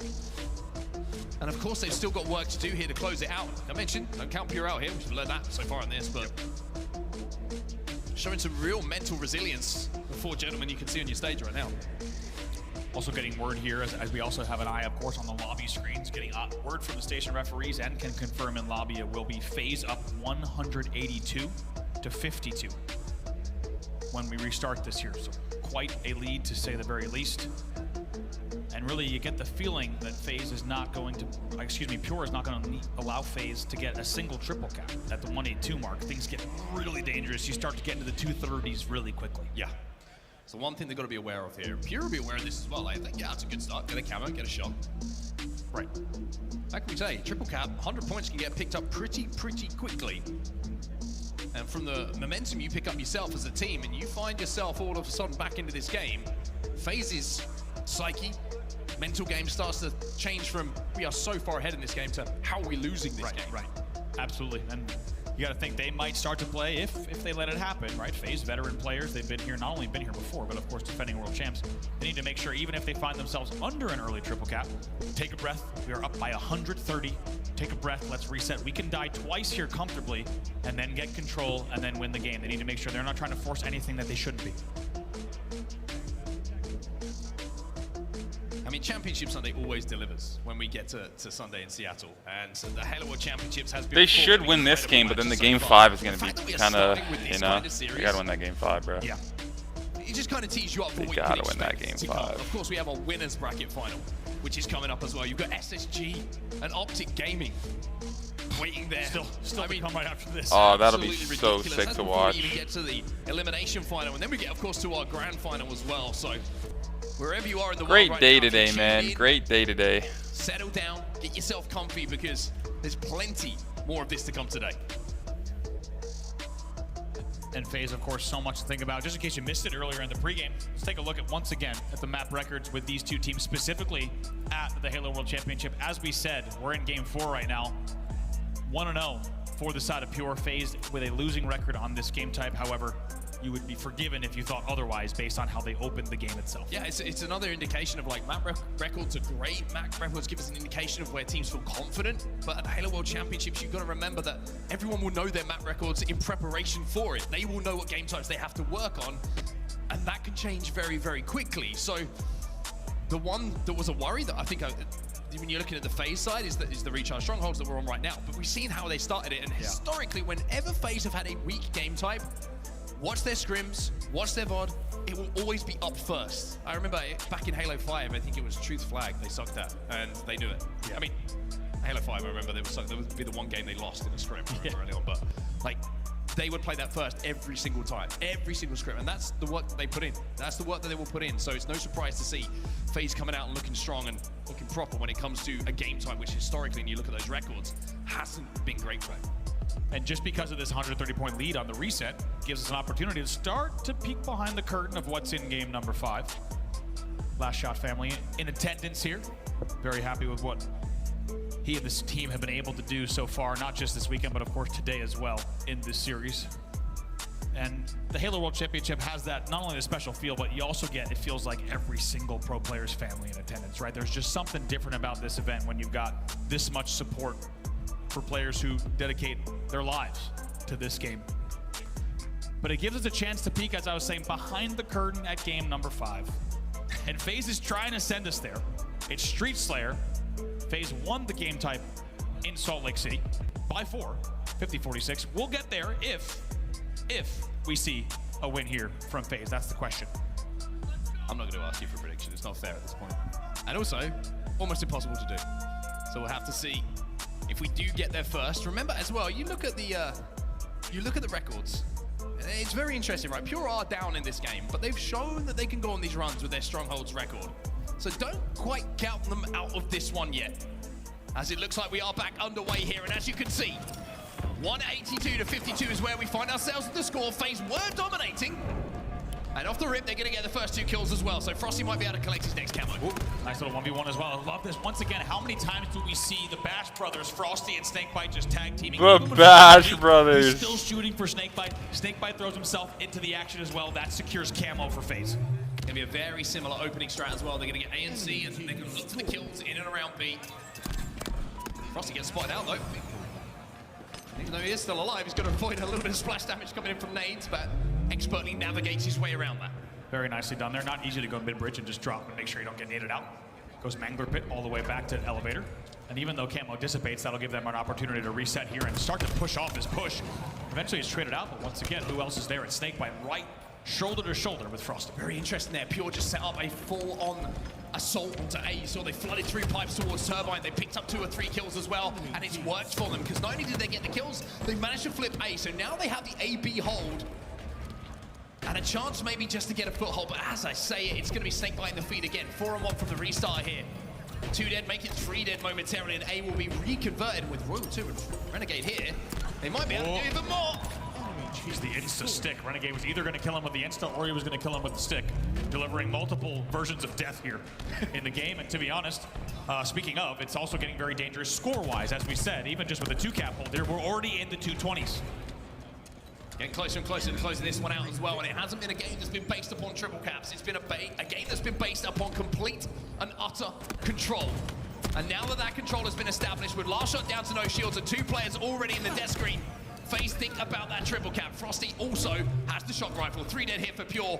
It feels like we're on the home straight. We're going to just shock him out here. Frosty's not afraid to just keep dealing damage. By the way, great damage from Renegade into Whirlpool. Even though he was going to be taken down, he had a nice extra damage onto Druck to make sure they're going to be able to flip B now as well. They continue scoring. 5 points to go. 2 dead though for FaZe. B's going to be flipped. Even though Royal 2 is in a position to put some damage down, he's not going to be in a position to really do much about this. Camo goes over to Pure, and even though they have 244 points on the board here, FaZe, that number is not 250, so this game is not done yet. Not done yet. It will need to be the best Halo we may have ever seen this season from Pure if they're going to make this happen. Snakebite just desperately going for a trade there, and then he doesn't get it, so 2 stay dead. Now make it 3 dead. Royal 2 is the last player alive once again. He life will be cleaned up here. He will. 4 dead for FaZe. And now the trip cap starts. Okay. And can you imagine? Okay. I'm not going to get too excited yet here, but trip cap in effect for Pure. All Pure have to do at this point is trade kills. Doesn't have to be perfect. If you are trading every single kill, no one can get inside one of those strongholds. That's the beauty of the triple cap. It's not about being perfect. It's about being good enough to trade out those kills. Watch the kill feed. Druck's the first to fall. If we see 2 dead here for Pure, that could be the game. 2 dead for FaZe though. 3 dead. Cherish last player alive. Might be able to make a play on A here though. Can you imagine? Renegade has no idea. Renegade has no idea. Cherish gets the kill, gets the reset. The triple cap will stay in effect here for Pure. Okay, I wasn't getting excited, but now things are getting out of hand. As you said, all they need to continue doing is continue trading. 3 dead! Oh my gosh. A killing spree for Cherish. Off the back of being last alive, getting the reset onto A. Yo, there's no way, bro. Game on our hands here. Camo is coming up in around 7 seconds as well. Can you imagine? This is getting way too close for comfort here for FaZe. 181 to 244. The kill feed will determine where this goes. World 2 gets the camo. Shroud down, oh my gosh, live. Gets hit by the splash damage from the plasmas though. I kind of want Pure to win, but I kind of want my points, so. And they have the camo oh my gosh, bro. There's no way. Game in his hands.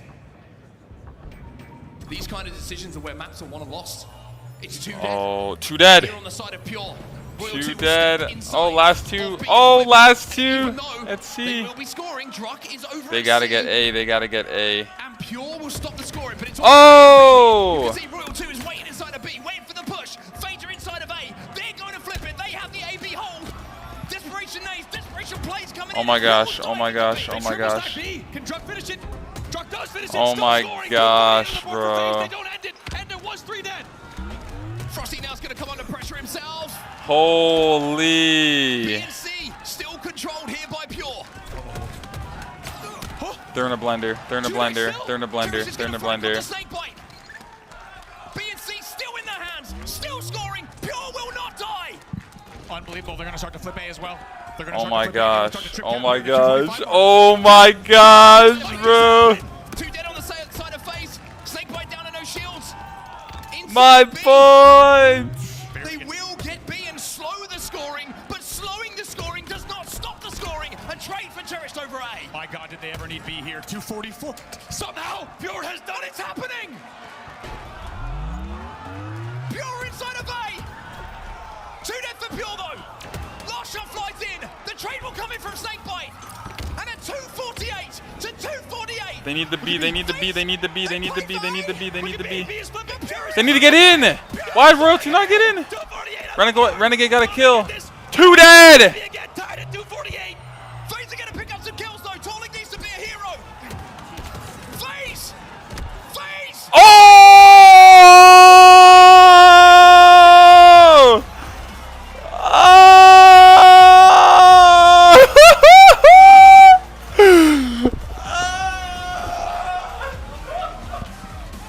You will not see a more intense, more ridiculous game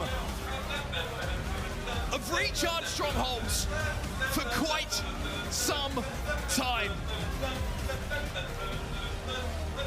FaZe will win it. We are tied up at 2-2, and we are going to that game 5. We got to take a look specifically at this last minute. It was 2:48. Yo, that was crazy. That's what I'm saying, bro. What the fuck was that? There were trip caps here, by the way. Yo, I was like, yo, bro. I was like, they're in a blender, bro. Yo. With B, and it changes the course of the game. It keeps FaZe alive in the tournament. We need a 50-49. Oh my gosh. But does it change the course of history here? Snakebite staying alive. He's then back into the fight. Gets the trade onto top A as well. Frosty will finish it, and then it just becomes a game of rumble pit. He is in around B. Everybody is diving in. Pure initially get the conversion. But 2 players contest from FaZe. Yo, what up, Jake? In as well. Frosty manages to watch the balance. I see you, bro. I see you, bro. Heck yeah, YouTube Premium is goated. Yo, that was so lit. FaZe holds. Oh my gosh, my boy Jake in the YouTube. Let's not forget. By the way, very different reactions there. It's a pop off from Renegade, and World 2 just kind of scratches his chin, thinking, how on earth did we let that happen? Oh my god. Talk about the heart of Pure. They were down 248 Holy to 90. chat. And I know I said I wasn't going to get too excited. The last time it was a Slayer, they almost got fucking medium rared. They allowed 2 breaks in their entire setup. And that's all they had room for, and that's all it took for FaZe to take it. This is Street Slayer. Damn! Oh, I thought that was the whole series. It was a game 5. FaZe won it 50-46, and you couldn't ask for anything better. And let's not forget Snakebite, who, take a look for just a moment at the KD category here, and you will see one of these is not like the others. Snakebite goes 19-8 in a game that they win by 4. With a 2.38 KD in a game 5 Slayer. The man you can depend on. He did it in Salt Lake. The question is, can they do it here now? We're tied 2-2. Wow, this was the game 5 before. As we see FaZe re-entering the stage. Oh my gosh. Oh my gosh. Man on your screen here. He's the first to return to the stage. Question is, can he do something similar? As he holy chat. So far, these 2 teams exchanging game types back and forth. Pure takes an overtime King of the Hill live fire. Just in case you're just joining us, a quick recap. Slayer Aquarius, a clean win for the side of FaZe. CTF Argyle goes down to the wire. It's a 3-2 win for Pure. Stronghold's recharge in one of the most absurd Stronghold matches we've seen in the Halo Championship Series. Watch it back. You have to watch it back. Holy because chat. It is a match we will not forget. It is already, I would go on record as saying, the most memorable Strongholds match I've ever seen. Yeah, for real, that was so crazy. Look at Jerry, he's like fuck. On the line, Halo World Championship. Now, this is the real test for Pure here. It's an interesting game to lose because I reckon at many points in that game they thought this one's gone. Let's think about game 5. Let's go. But they make such a great run, such a great comeback that it almost doesn't feel like a loss. It feels like you've stolen it's like wolves, bro. That you've got inside of their heads a little bit, showing that they cannot take you lightly at any point in a map. This is the records of FaZe and Pure when it comes to this game 5 though. And there is a reason that FaZe have won championships. There's 0% chance Pure wins this Slayer game, which is too bad.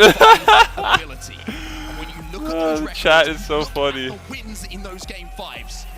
That is what keeps them going in these tournaments and keeps them. Oh, I'm on my Twitch team, Sigason. I just changed to my G Fuel for now. You can choose which team you have under your profile as like the main one. But if you go to the Twitch team, I'm still there, right?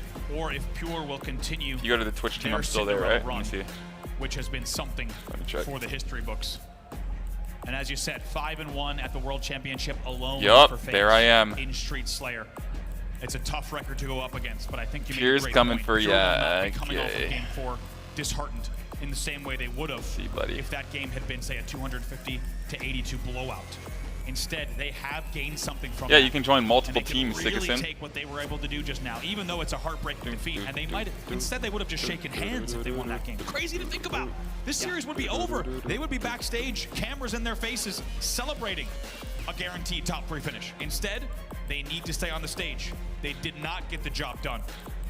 FaZe shuts it down in the last second off of a hero play from Snakebite on your screen at B. Still cannot believe he gets away with that as the only player alive. Let's take a look at the elimination bracket so far and how we got here. Let's take a look at the Pure side first, right? 3-0. That's just the one I created, is the stress a lot one. of people, myself included, thought we're going to have a big impact on this tournament. They deal with them very comfortably. Quadrant versus Pure, an insane series. If you watched it back, if you were part of it, an amazing run from them. But then the biggest result, which would have filled themselves with so much belief, was the 3-0 win over Shopify Rebellion. The sweep against a team who would have been thinking about making it to a grand finals, who expected to be here on Sunday. Well, they Pure quite simply take their spot. And as you saw on your screen there on the winner's side of the bracket, don't forget right after this, Optic Gaming versus Space Station in the winner's bracket final. Not a bad follow-up. Not a bad follow-up at all. Keep your tabs open. Stay close, because it's going to be non-stop World Championship Halo all day for you here on Championship Sunday. Ladies and gentlemen, one game remains between FaZe and Pure, and it's a street slayer to decide who gets to continue on Championship Sunday and who will go home in 4th place. Game 5. The series always felt like it was going to come down to this. The twists, the turns, the seesaw and momentum in skill and ability and in heart from both sides of this stage. Now one of them can continue and only one. It's a game 5. It's Pure, it's FaZe, and we're starting off with Cherished. It has already been an unforgettable series. Cherished hits his back whack, Frosty just a second late, and he's going to be thankful for it to steal the red gun as the first few kills go the way of Pure on this battle bottom middle, traded out at 2-2. FaZe get this red gun line. We know how important the Stalker is. Oh, pancake, some down on a pancake. Perfect way to start your day. Let's go, FaZe Clan. Let's go, Blur. What a series it's been so far. Frosty might get caught out of benches, he does, but it felt like a series that always needed to go to game 5. As we said, these two were tied 6-6 in games on the year. We needed a tiebreaker, we needed a game 5, and here we are. Camo's still up, by the way. Almost a full minute into this game. Crazy. Camo is still up. No one has been able to clear enough of a path to it in order to get away safely. Finally, it looks like FaZe might have just about got their hands on it. Wow, Frosty got it. It's going to be Frosty who does find it, but Twalik finds the kill onto Snakebite, excuse me. Gotta get that kill, now bro. Frosty has to be careful. He can get away with the camo after securing the kill. Beautifully done. Did you notice the trigger discipline? Did you notice the timing, the late trigger pull? Oh, sure he missed a bullet, but it doesn't matter. Good job, good job. Frosty! Wow, he missed one bullet, but it doesn't matter. A perfect use of the camo. Absolutely beautifully done. Just timing there to make sure he did not appear too early. It just times the last shot of that kill. It leads to a triple kill. And now momentum for them as well. They lead by 2. After seeing what we've seen so far in this series, I'm not really bothered about leads. I'm bothered about what the final score is, because leads could disappear. Comebacks can happen. And it's been proven on both sides of this stage. However, the lead is 2 in the side of FaZe. Frosty still alive in and around the PD, trying to help Renegade stay alive. Not going to be able to do so, but even off the back of the last camo play, we've now found enough time spending in this game for the next one to be available. Beautifully done from Frosty to take that 1v1 on Caffeinated Tower. Those are the types of 1v1s that win you games. Crazy. The confidence to maintain your map position. They now lead here by 3. Cherish gets the camel, but it will be a camel burn. Frosty is 7-1 at the start of this game, by the way. 7-1. Might be 7-2 in a second if he's not careful. Here's the drop side to get back. A little bit closer to Tram, and now assigns his reticle towards the arcade side and the driveway. FaZe now slowing this down. 100%. I was going to say 100%, but get to reload it. They can earn the way. We'll see. We'll see. Red gun here for Frosty as well. We know what he's capable of, especially all it takes is one little dig of the rifle to change the tide of a battle. 12-15. I have to say, Pure have done well to keep this game close. And if we've learned anything from that last game, and to be honest, the entire series, nice double man push here. They just got fucking destroyed right there. Pure out of any game. They're tied at 3 15. dead. 3 dead. Basically 4 dead, yeah. And Torlik that push came in so hard. 5-3 at the moment. Druck just behind him. 6-4 for him. and we are going to see a lead change. Last shot manages to find Renegade, who was, remember, the last alive of that previous wave. And now, all of a sudden, FaZe are finding themselves in somewhat of a blender here. My Another God. one for Tonic. It was just 15-10, and now just like that, Pure has brought it back to 19-16. Let's get to a listen in here in Game 5 with Pure. Oh my goodness. Ice cream around 3 shot. Nice. Get out. Live. Get out. Might be it for me. Camo soon, guys. 20 seconds. This would be actually pretty sick to see, bro, if they win. Oh my gosh. HB now. Red gun, one shot. B. I got one. That's a dead. That's red gun. We gotta get this. I'm naked middle. You're red gun, Hunter. No, I'm trying to get out. Try to get out. Camo, guys. Camo. Pillars are now. Yo, guys, hit the lane. One shot. Camo's up. Okay, yeah, we're hitting B. They have red gonna be. Red gonna be. I'm looking arcade. Driver John. Yo, one shot. One shot, be serious. Driver John still? Two cap. No, I don't think I guess. Two cafe right now. They're shaking. Middle camo, guys. Middle camo. Bottom middle camo. Might be tires. Might be going to change tires. Camo sergeant. Alright, heard that. I'm going back to Redo. Live. He's gonna be honest. No, dead. B-step with Kimo. He's going B-step to Bureau of the trash. Yo, Ivy, guys. Watch out, Ivy. Watch out, Ivy World 2. Watch out on the C World 2. Can you look at that? Camo was trash last scene. Play to me. Look at him, trash. Man, no. Look at Mando. Yo, 2 minutes. Back it up. Watch out, Drac. They might sweep. I'm looking Mando right now. I'm seeing B-step. Alright, yo, Drac. I'm looking at Mando. They haven't got on. Red gun's gonna be up soon. I'm meeting him. What a run this has been from Pure. 2 kills between the 2 teams, but it could not be closer. As now FaZe with that kill from Snakebite bring this game to within just 1 kill. And even with the 1 kill lead, you had a feeling on the comms there, they just don't have a full grip on the game just yet. You heard True, we're not set up for that Camo. Frosty gets away with it bottom middle despite being 1 shot. This guy's chilly. It's like it's like a cinema, eh? I must say, Pure still leading here by 1. Oh, shit on. So many players would have just surrendered their life in that position, but Renegade turns around and hits 2 massive shots to deal with last shot. And even though the game is tied, Renegade versus Cherished is going to go the way of FaZe. But the immediate answer back comes again. This is just back and forth. You cannot Yeah, no, for real. get a lead of more than 1 or 2 in this game. Could not have asked for a better series. Still tied here at 28 between these two, and just so evenly matched in every single game type so far. We're going to be tied at the midway part. You got to. Oh my gosh, Renegade gets that kill. Stalker rifle. Kayla's coming out too. That's a really good time to get a kill. You can hear from the listening, right? You could hear from the comms how much stress they were putting on the location of that Stalker rifle. How much me? They can lane this camo, and FaZe will have to take damage. Oh my gosh, that's a kill. Big wins from World 2, Don't die here. Do not die. Oh, nice. Oh, got fucking. And most importantly, it's going to be Cherished with the camo. This, tournament in his hands here. How do they play this? Frosty finds 1 onto last shot as well. He is last alive momentarily. He's not really playing aggressive with this for now sure. Off the respawn. Pick up the Bulldog. Imagine. On this main stage now has the chance to put his name up in lights. Royal 2 will fall. Melted so fast. Perfect kill on the camo, turning away. Beautifully done to neutralize that camo. Tolek stays alive for a second. Frosty looking to clean up some of this damage. Struck will be taken down. Can he survive? No, last shots on the flank once more. Still, it is going to be oh my gosh, trades are coming in. That we've seen in this game for quite some For time. real, it feels like 3 is a lot.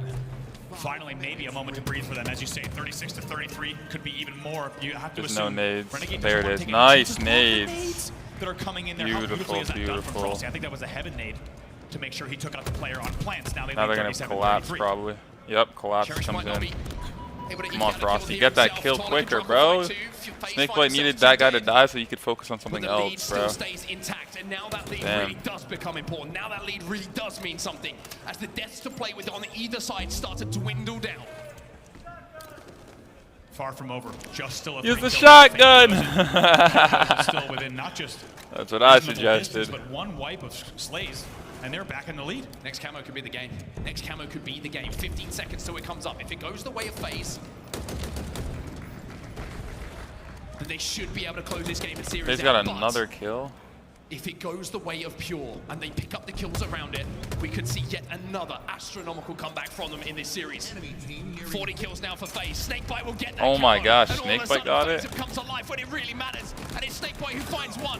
Look for the second onto Cherished. Real 2 will clean it up, and it looks like FaZe have taken the lead and have taken momentum in this series at just the right time. Now a 5-kill lead. Frosty's still with the red gun. It feels like he's had this the entire game, and unsurprisingly, he's 15-7 as a result. Also a very, very nicely done tactical camo grab from FaZe. You saw how that was grabbed with the Shroud. Snakebite's able to put some kills on the board with it as well. And just like that, they get their 43rd. And the nukes are coming in on that driveway from Pure. They've just thrown every single piece of utility they did have. Druck is going to fly in. Doesn't get the kill, though. Last shot's going to be trying to follow up on this damage. A lot of FaZe players are weak in the back of Tram here. All of them are going to fall in. 3 dead. Renegade is last alive, but where is he? He's on the driveway. And it's a 3-kill game. What a push that is from Pure. Oh my gosh. The Swarm. They're stuck in there. Wow, what a fucking nade. Gets one and removes the shields of another. Gets taken down. Trade it out right away. Trade it out right away. Somehow we're still 46-43. Pure staying in this. Here they come, pushing out towards A. Big, big kills. 47 on the board. What a play from Renegade to bait out Red Room the way he did, even though he trades out with one of them. It's a 2-for-1 trade overall, leading now to a 47-43 game. 3 more needed here for FaZe to keep themselves alive. Not over yet, bro. Not over yet. Not over yet. Now it's 2. This guy's gonna die in B though for sure. I don't know what Cherish is doing here. Yeah, that's a dumb death. Now it's over. Now they're just gonna get a trade. Now they're just gonna get a trade. There's no way they don't just get a trade, bro. There's no way they go 6-0, bro. Unless camo. Unless camo. But bro, you can just throw a nade at someone's face. Yeah, like that's what they're doing right now. See? Royalty didn't do it though. Uh-oh. And even though he's got no shields, no one from FaZe is thinking about. Oh my gosh. Oh my gosh. Don't just throw away your fucking lives, bro. Anyone to follow up on this damage? Frosty doesn't want Now they're just fucking desperating. Now they're desperating. Let's see if there's a grab coming. Wait a minute. Druck gets this. Wait a minute. Druck! He gets the kill as well! What's happening? What is happening? Oh my god. FaZe want this kill, but they cannot find They have camo. Oh my gosh. Oh my gosh. Oh my gosh. Oh my gosh. Oh my gosh. Oh my gosh. Oh my gosh. Oh my gosh. Themselves in a position where they can trade. They just want to play together. Just gotta trade. Just gotta trade. Back of PD. Where's the help? What's the play call? They're waiting to see if they can eagle eye this camo. No nades here for last shot.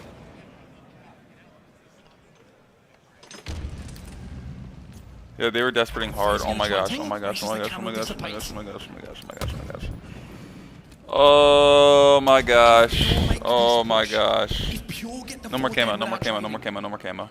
Just 3. They will stay alive. They will knock FaZe out. 1 minute remaining.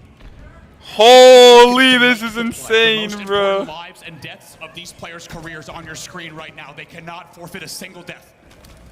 And they know at some point they have to go.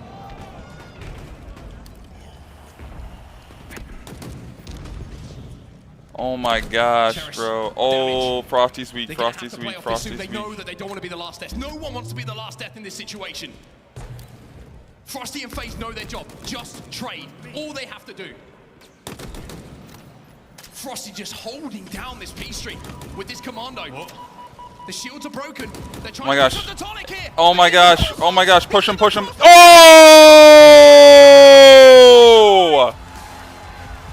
Oh! Holy shit! FaZe still here. Holy shit! In a position to defend their world championships. Renegade and Royal 2. They'll exchange some handshakes, but as you saw, they pointed in one direction, and it was off the stage.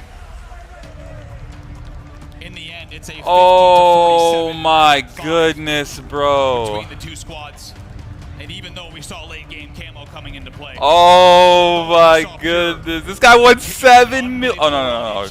Goes to this. Okay. Never mind. See what they say. Make sure to close out game number 5. Wow, bro. They aped the guy in B so hard. What a series. What an incredible series. Chat. Even though Pure are going to be absolutely heartbroken, shattered. Wow. In that series. and somehow. Oh my goodness, bro. Yeah, phase 1.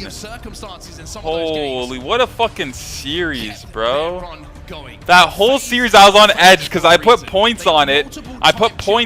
And we were down. And then we tied up and then we were down. And then we tied up. Yo, bro, that was like the most on edge series, bro, because I put points on it. Like, fuck, bro. Channel points actually make shit so insane, bro. God damn. I was like, bro, I want Pure to win, but I want my channel points. That was crazy, bro. Holy. GG's, brother. GG's. It took a perfect two-man push from FaZe to wrap around. Holy chat. And Tolic still hits the repulse, which would have been perfect if it. Yeah, I'll BRB after that, bro. Oh my. To end the game, down to the wire. That series had everything, and I feel so lucky to have casted it with you, and I'm so glad that it was our first match of the day, already an unforgettable one, and that's just match number 1. Yeah, that's match number 1, and I mean, it was one thing for us to cast it, one thing for you to watch it at home or in the arena here in Seattle, but I want to know what it feels like to be a part of it. We've got Renegade down on our main stage now with Blaze. Thank you so much, Onset and Brav. Seattle, make some noise for FaZe Clan as they survive a grueling matchup there against Pure, and it was pure nerves on this stage. Renegade, where does that matchup rank up in some of the greats you've played? That might have been the best Halo match I played of all time. Boy, that was one to watch, okay? Oh my God, so right here, you guys are down 2-1 after you lose to Argyle, and then you go into the strongholds and you're up, you know, 244 to about 80, and you in that trip cap. What was going on in your mind when they finally reached that 241?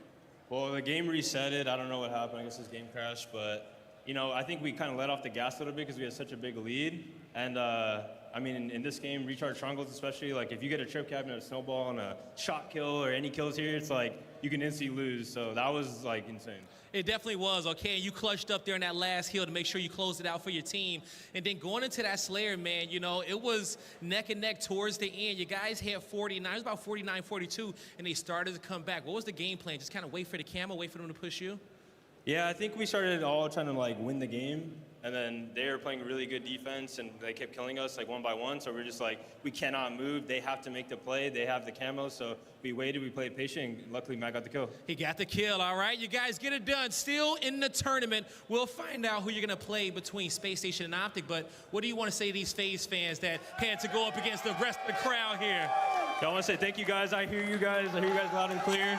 And job's not done. Job is not done. The job is not done for the defending world champions. That's going to do it for me and Renegade on the stage. Lot, break it down.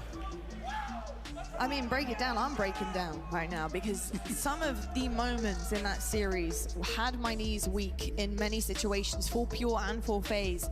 Heartbreaker, to be honest. I think when you look at a series against FaZe and Pure, it's always heartbreaking.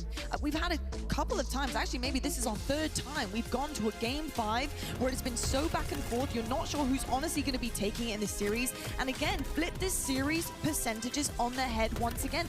Clutch, what are your thoughts coming out of that crazy one? I mean, this is how many major moments are in this series that we have to jump to game 2. We don't even get to watch FaZe attempt to play time with 2 minutes.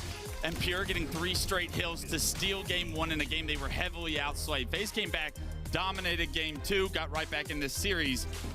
And then game 4, recharge strongholds. FaZe were running away with it. It was a trip cap, everything going in their favor. We have the reset, the technical issues, and all of a sudden Pure woke up. They got full control, and this batteries fight at the end where Cherished is playing his life so perfectly. I'm paying attention to the kill feed because it's absolute chaos on the screen. Somehow FaZe continued to have numbers throughout this chaos. Push this series to a game 5. And when you go to game 5 against FaZe, good luck. Because FaZe started this game 5 out the way that they needed to. It was on the back of Frosty, starting with like a 9-1 start, playing absolute perfect with this camo, choosing when to reveal himself, when to pick up these kills. And Frosty keeps FaZe alive in this tournament for at least one more series. They certainly do indeed. I think at the end there, you just felt the room go so silent. You know how much those final moments, those final kills mean to everyone on that stage. In that final moment, you're looking at a situation where most people maybe who aren't used to Halo are saying, oh, well, they need 1 kill, surely. When it's 47, though, you only need 1 squad wipe, not even.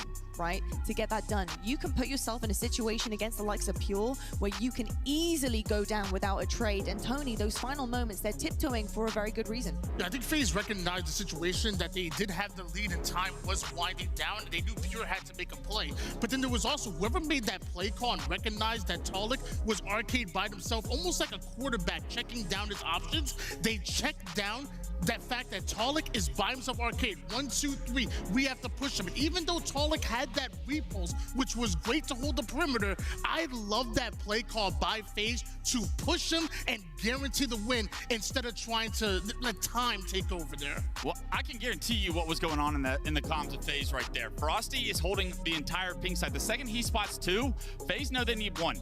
FaZe know that at least 2 are on the right side. They have to hit left. The second that they spotted Talik, they knew, trade this guy out immediately before one of us goes down and the push from pink comes through. So Frosty doing a phenomenal job of anchoring that position, not giving up his life, and giving FaZe every bit of information they needed at the end. I also think that in that sense as well, the repulse kind of didn't work out in his favor because it pushed a player back to be able to just get that little cheeky shot, you know, behind the pillar. It's those situations we talk about it all the time, margins. Elimination bracket is where margins are built to go forward. Huge, huge stuff coming out of that series. We could talk about it all day long, but we don't have all day because our winners finals is set in stone. Space Station Gaming versus Optic Gaming happening so shortly. That one, surely it has to be a banger following Pure and FaZe. I mean, they have to put on a show for us, right, Clutch? I hope the crowd got plenty of sleep, because if that is a prequel of what's to come for the rest of this day, this place is gonna be rocking. You have SSG and Optic Gaming. You know the green wall is gonna come out strong. SSG has a ton of fans as well. And hopefully we see some close series like the one we just saw, because that would be a phenomenal way to end the season. It certainly would. I'm a fan of everything that is happening on that stage today, and I cannot wait to see what we've got coming up next, because our winners finals is ready to go. We've got Space Station versus Optic coming your way right after this break.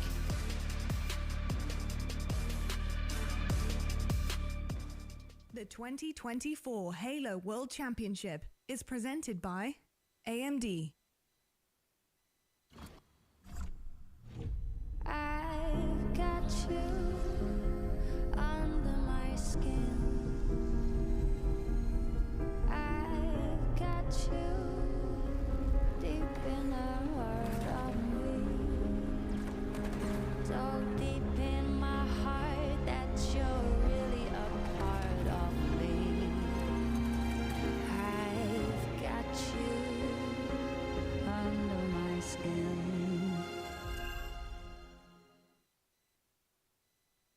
Flank. Did he read it right? He did. Has to clutch up alone. He's not taking much damage here, but there's 3 players closing it. 4. Cloud9 is here, and they're showing up in a big way. Your scoreboard, 84-90. Cloud9 could steal it and close this one out right here. And Trippy's going for a long flank, but he doesn't know which side it's going to be. Trippy has now been sniffed out, knows that he's over towards garage side, so Renegade's going to run this over towards tower, going to run Albert into Trippy, who met him up towards top center. This game is neck and neck, Puckett. 91-99. You cannot drop the ball. Are Optic going to get these 2 seconds? 1 second. That's going to be Optic bringing this to a game 5. Only 1 point away as Cloud9 were panicking, trying to finish off that last point, and we see the crowd on there. SSG are going to be forced to push the envelope. They're going to have to be the ones to make the play. Bound just wants to find the face, and he does. And now SSG know.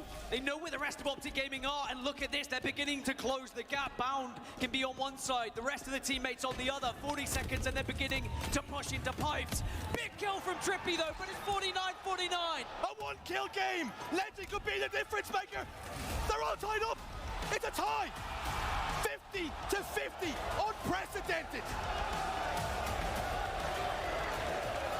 It's that close, you can't even split them in a Slayer, as it means we reset the whole damn thing. New Neons of the pit are ready to go, and everybody here in Orlando at home, good news for you, it's capture the flag as well. I cannot wait, and we are underway onto the pit. It's like taking me back to 2010 Orlando, and already nades being thrown across the map, and that overshield being contested. This is one of those new areas we were talking about, right? Snipedown's got the sniper rifle. Neighbors also got it on the other side, so maybe we're going to see our first sniper battle of the day. Neighbor just peeking around S2 at the moment, sniped down on the training, and Dan, I'm going to beat you to it. We had a little bet on this. I'm going to say it. He might think about jumping up top banana. I got it in first. There we go.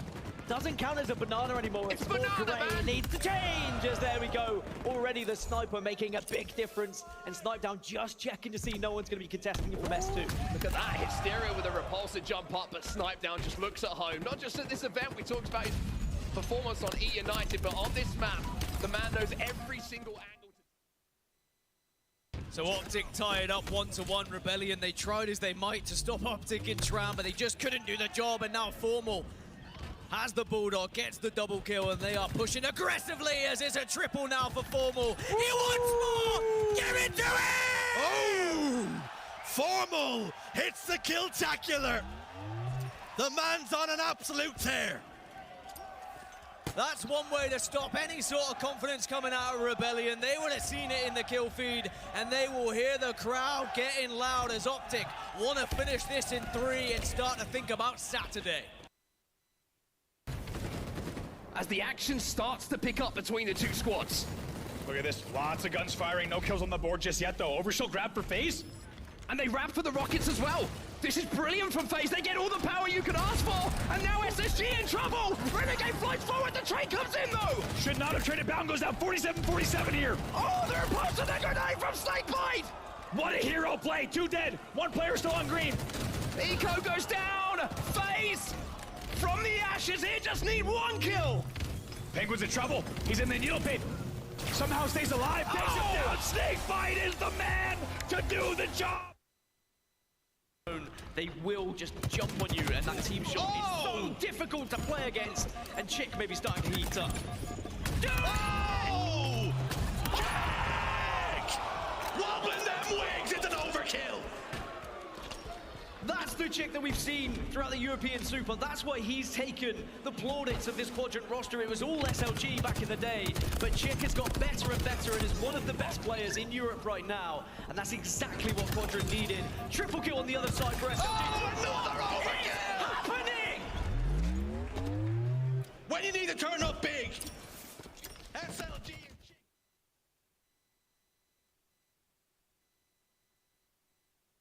And once again, the ball is going to get played. Pinto actually going to throw the snipe off the map, but Lucid catches it. Lucid catches the snipe in midair before it can go off the map. And let's see what this means for Optic Gaming's new setup. Yeah, he wanted to get rid of that one completely. It's still a near full sniper, 7 bullets.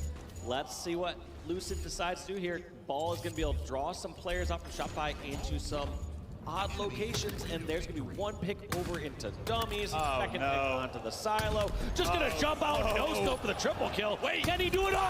Wait, Lucid, you madman! An overkill! He catches the snipe, and he takes over with it!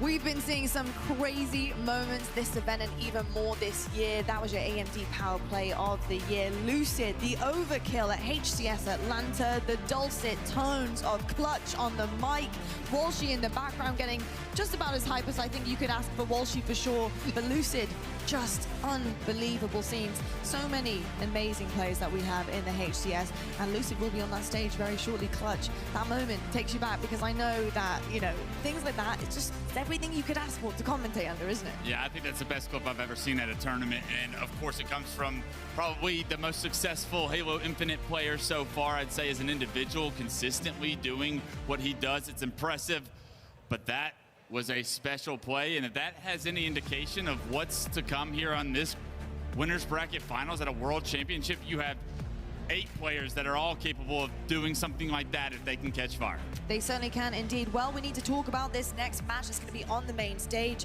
It will be your Winners Finals. Optic Gaming, Space Station Gaming, they're going to be lighting up the stage, and I know their fans are going to be getting loud, but let's talk about them. Green Wall, you're up first.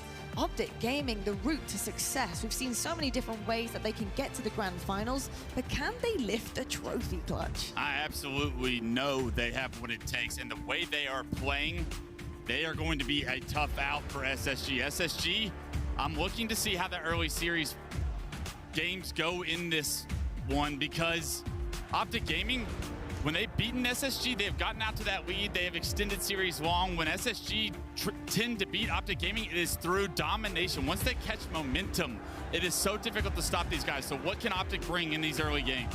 Now, the map set's actually really good for both teams, Tony, in terms of statistically. So certain, evenness to it here, going up against one another. In this series, though, who do you expect to have a hot start? Well, that really is a good question, because it's Oddball Live Fight is going to be the first map that they end up playing. And, you have one team in SSG has only lost one game mode of map combination on one side, and then Optic, who've only lost 2 so far this entire year. So it's a very strong game type and map combination for both of these squads. I know that Optic have a chip on their shoulder. I feel like this game number 1 means so much for them, because SSG are the ultimate team in game 2s when it comes to bounce back. So look for Optic to come off hot. All right, then. Space Station Gaming, though, they are looking to take this all the way into the grand finals, continue their dominant run that they've had this season, because wouldn't it be nice? Clutch, when you're looking at this team so far, we've seen some amazing teamwork, but also for me, it's the individual skill, the pop-offs that we've seen from some people who have really made a difference in some of their biggest matchups so far. Do you think that they can replicate that? Can they bring that to the table today? It's no question they can. Stellar is having one hell of a tournament already, with multiple clips inside the top 10 for the entire event, and Championship Sunday hasn't even started. The question for me is, it's been quiet on the side of Legend so far as far as highlight reels. Legend is due to pop off, and the MVP for this season is sure to make a statement if SSG is going to win this series. Tony, looking across all of the roster, looking across the maps in this series, what do you expect out of Space Station Gaming? What do they have to do for you to get this job done? I think I'm looking at Stellar, like you said, Wes. I mean, I think Stellar is the player that you're going to look out for when it comes to that damage, when it comes to that 1.14 KD that he averages every time he goes up against that Optic Gaming roster. He really needs to make a play and or make tons of them if they're going to get over that green wall. Certainly does indeed. One name I don't think we've talked about enough this weekend is honestly just because they've had quite a breeze heading into this position right now, but Bound has been really stepping up to the plate, and I've said it many times about how good this individual is, but I'm seeing a ton of growth from him. I didn't think he could get better joining this roster, but there's something about Legend coming onto this team, which often you would see maybe, hey, he's a really good Slayer, Bound might actually have to take a little bit of heat off of himself as well. But no, they have just been hand in hand, producing the slays, producing the openings, and it's been really good.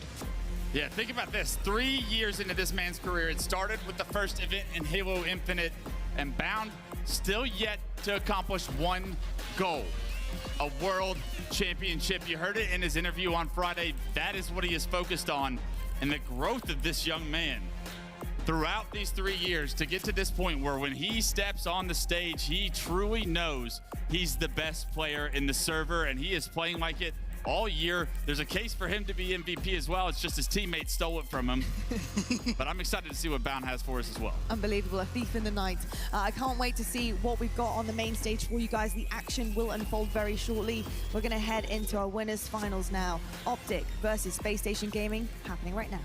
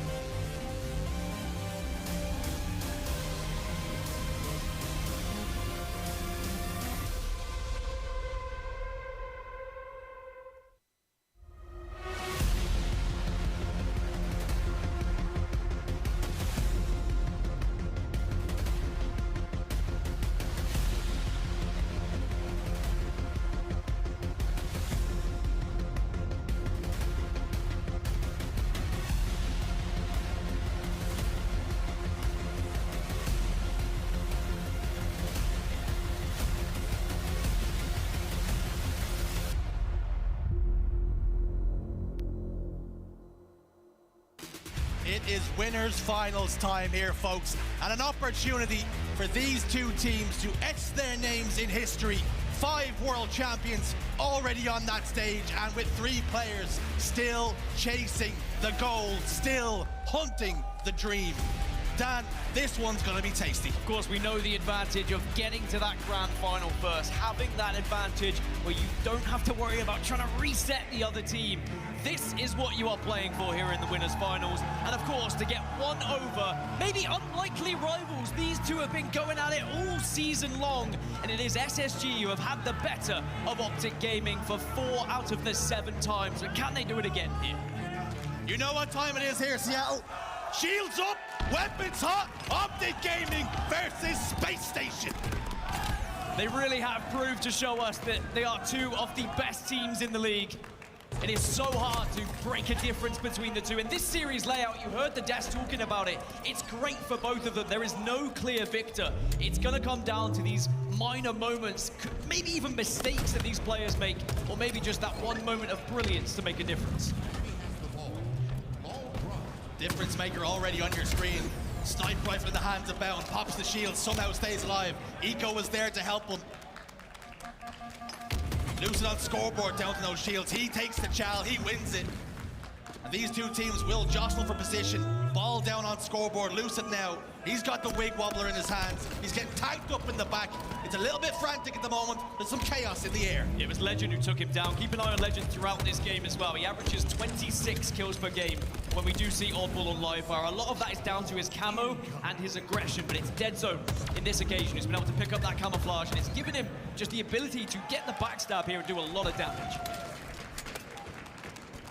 Damage has been done, 3 dead. Make it 4 now for Space Station. And an opportunity to bring the ball inside house if Optic choose to do so. Dead Zone's going to lead the line. Misses the body shot, does not miss the face onto his former teammate, Stellar. He's got another fight on his hands here. Another former teammate in Eco. He wins that one too. Space Station down 3 members now. It is worth noting as well, Dead Zone, when he joined this team, and there was a lot of talk, would he be that objective player that maybe Optic were looking for? Actually, when it comes to Oddball, it's usually Trippy who takes the ball time, and this is why, because Dead Zone, he just starts popping off. He's so good with his individual battles as of late. 3 or 4 1v1s, won by Dead Zone. And here, this Optic Gaming team is going to need them.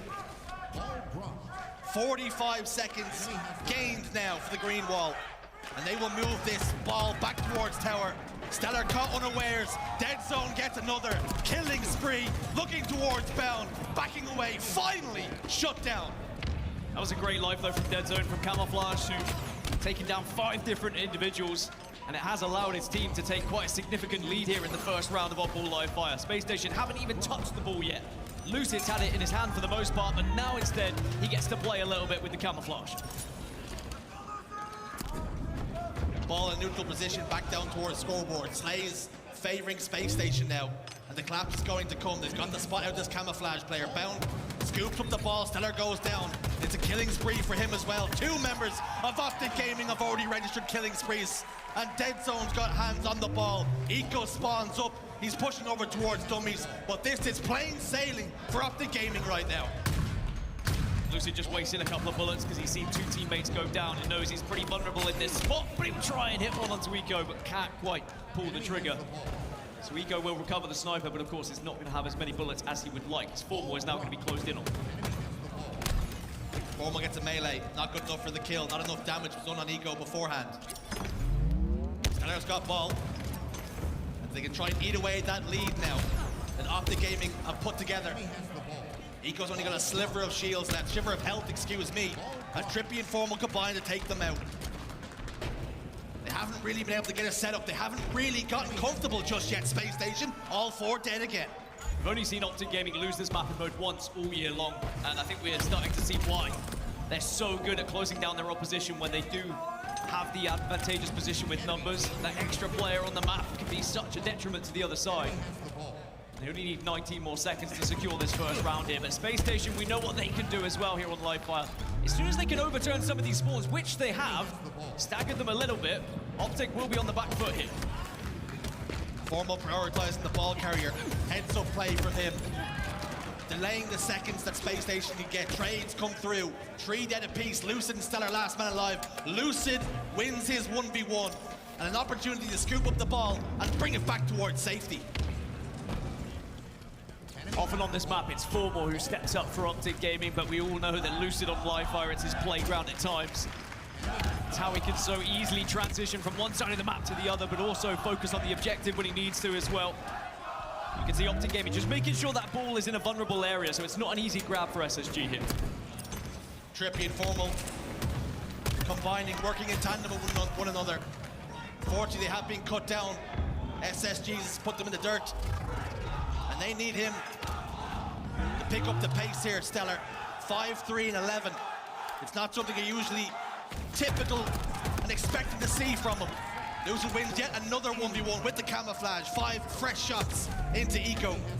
And they've got ball again. So far, this has been flawless from Optic Gaming. Yeah, 2 out of the ordinary performances on the side of SSG, though. Both Legend and Stellar underperforming based off how they've played so far this season. And it looks like this round should comfortably be going to Optic, but maybe there's one last stand here for SSG.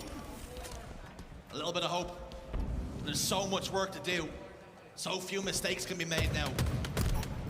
Dead Zone putting down damage. They're playing on house money now, it would seem. All they have to do is play Slayer and frustrate. This round 1 will go their way. Stellar's been picked. Lucid 2. It's a 3v3 on the map for now. 2 members of SSG inside house. Legend thought about stepping outside, but the weather wasn't looking too good. He didn't pack his rain jacket. And he goes down. Sniper rifle top middle. Stellar will win that fight. Enemy has the ball. And SSG have got hands on ball. SSG's could be about to go Old Testament. Optic Gaming have got to be careful. They can ill afford to hand the goodies over to Space Station. This is always the worry against SSG. Even though they're down, even though you might think they're out, they always have that opportunity to get back into a game, especially if you give power weapons to Stellar. 40 seconds on the clock, a long way to go, but Optic are all 4 dead. This round is not over just yet. Always the worry, always the concern. All the work that you can put in early in the round can be eaten away at. And that's exactly what we're starting to see from Space Station. Stellar rips one more. And he might not be done just yet. Still got 4 bullets to play with. Formal's gonna come through cut. Stellar just looked away. Body connects onto Dead Zone. But Dead Zone's got the ball. He got 2 more seconds. Trippy, he's gonna drop down. 2 members of Optic Gaming are there. They secure round 1. SSG just unable to play that ball over towards green, and it allowed Optic to swoop in, but I think the round was deserved for their opening performance here on live fire. And SSG really struggled to keep up with the pace and the structure that we just saw from Optic Gaming in round 1. But now you've got to replicate it. Now that Oddball is round-based here in Halo Infinite, you can't afford to use that momentum from before. You have to restart, you have to go again on these starting strategies. And Optic have lost 2 here, but Trippy has done a lot of damage over from 3. It's been a miserable old season for Optic Gaming up to this point. Living in the shadows of Space Station. 3 of the 4 major championships have gone the way of SSG. The other one going to FaZe in London.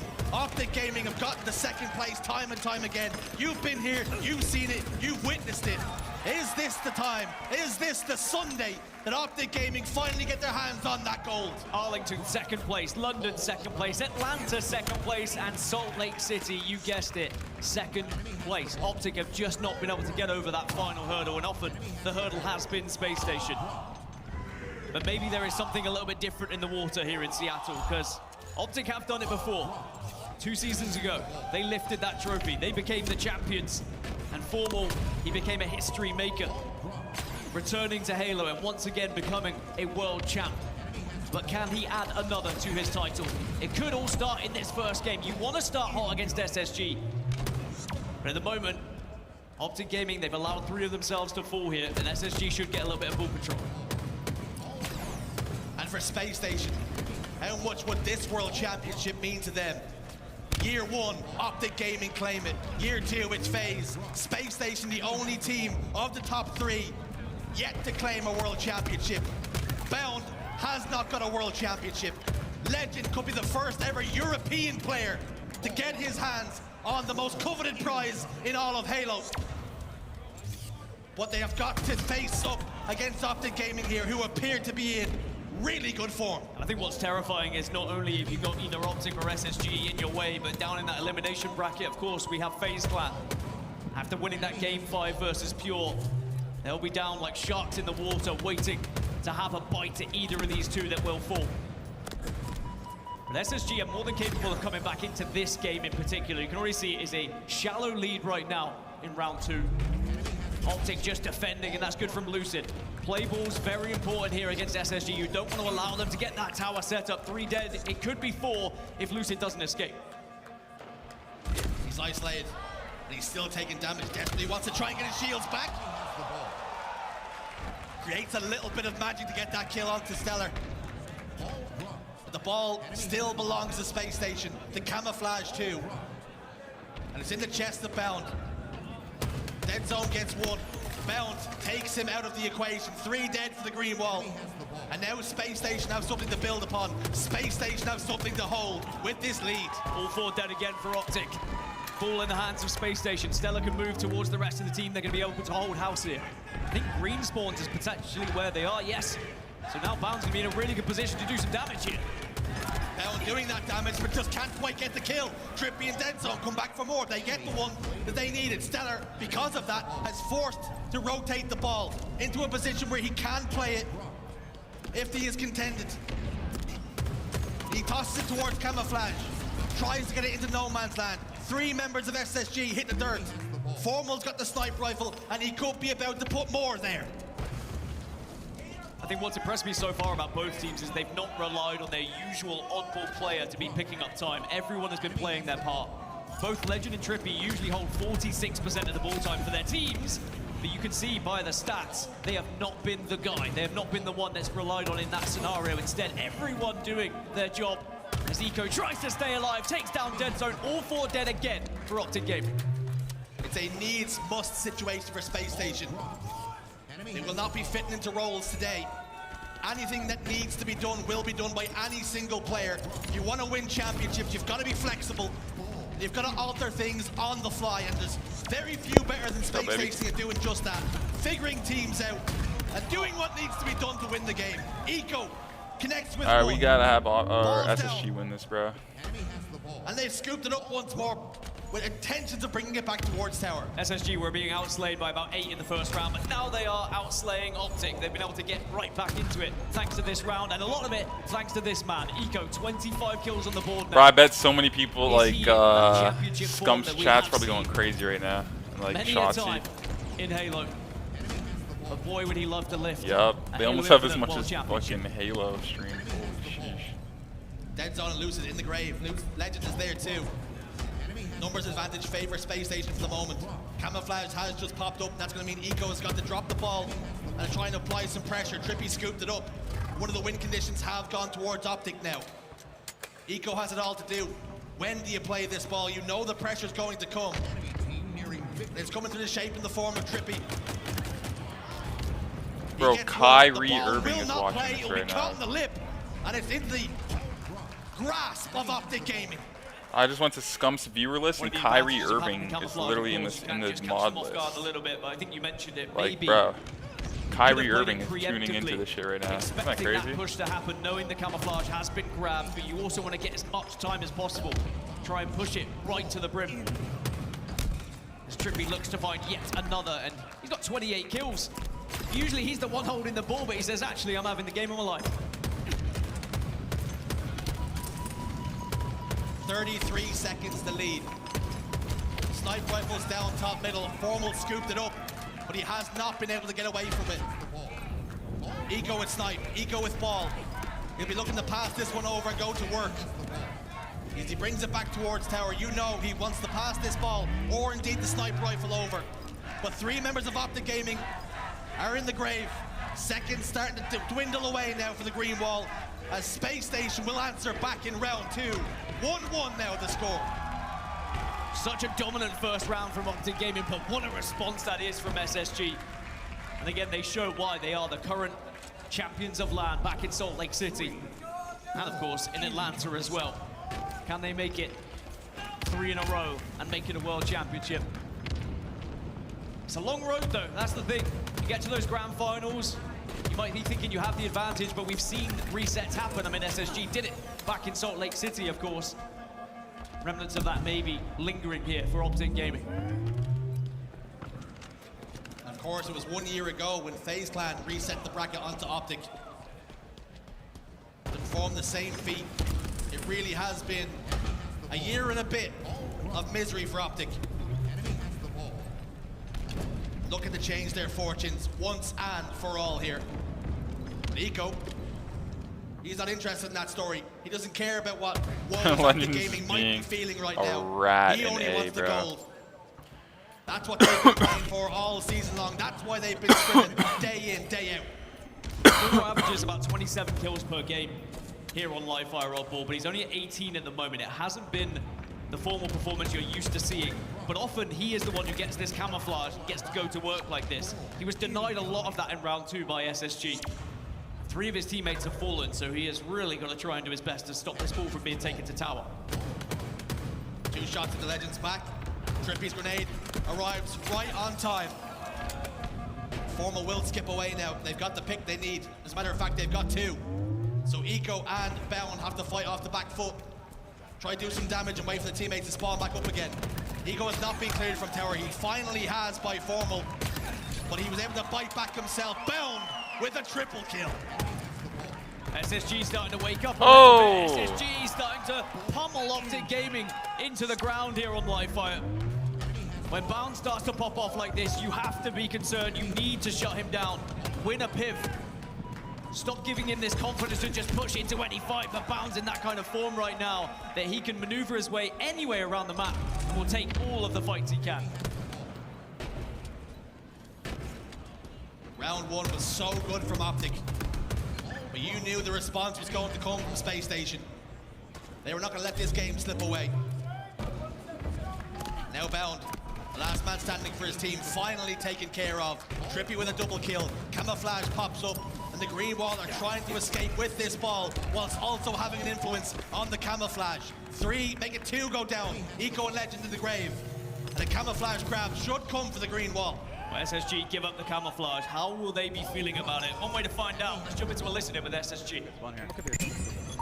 Camo screens. We can follow up off.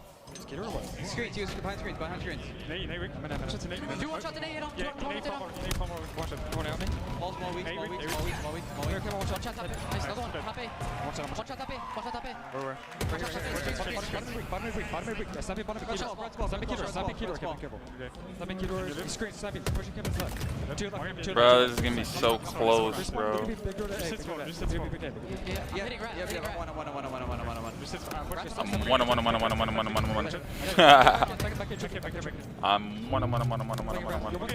Devis also bien. Back. Kill me, guys. He's in the pit. On the right pillar. In the back. Okay, Devis. Going top mid.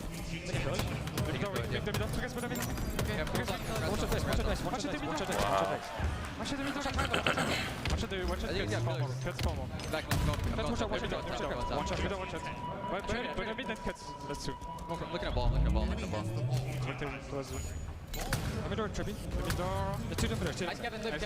Bound's going crazy, bro. I can't. They're playing for when you go tower. I'm here. Last two. Get the ball, bro. Well, Space Station still have the lead, but Optic have been trying to claw their way back into this Bring one. it green if you can. You gotta go green, bro. Despite all their attempts, SSG just seem to have an answer, and a lot of it has come down to Bound. Do they have it green? We've been on for quite some time. He has done so well at keeping Optic at arm's length here. Played it.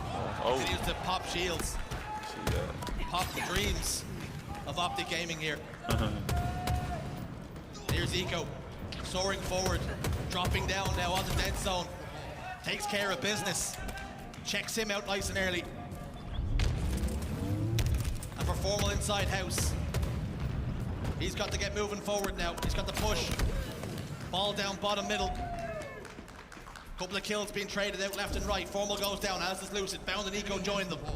Trippy's got ball though. Trying to eat away at that lead, trying to get away to the cover of dead zone. Camouflage has been grabbed, but fortunately, dead zone between a rock and a hard place, and that hard place is Eco.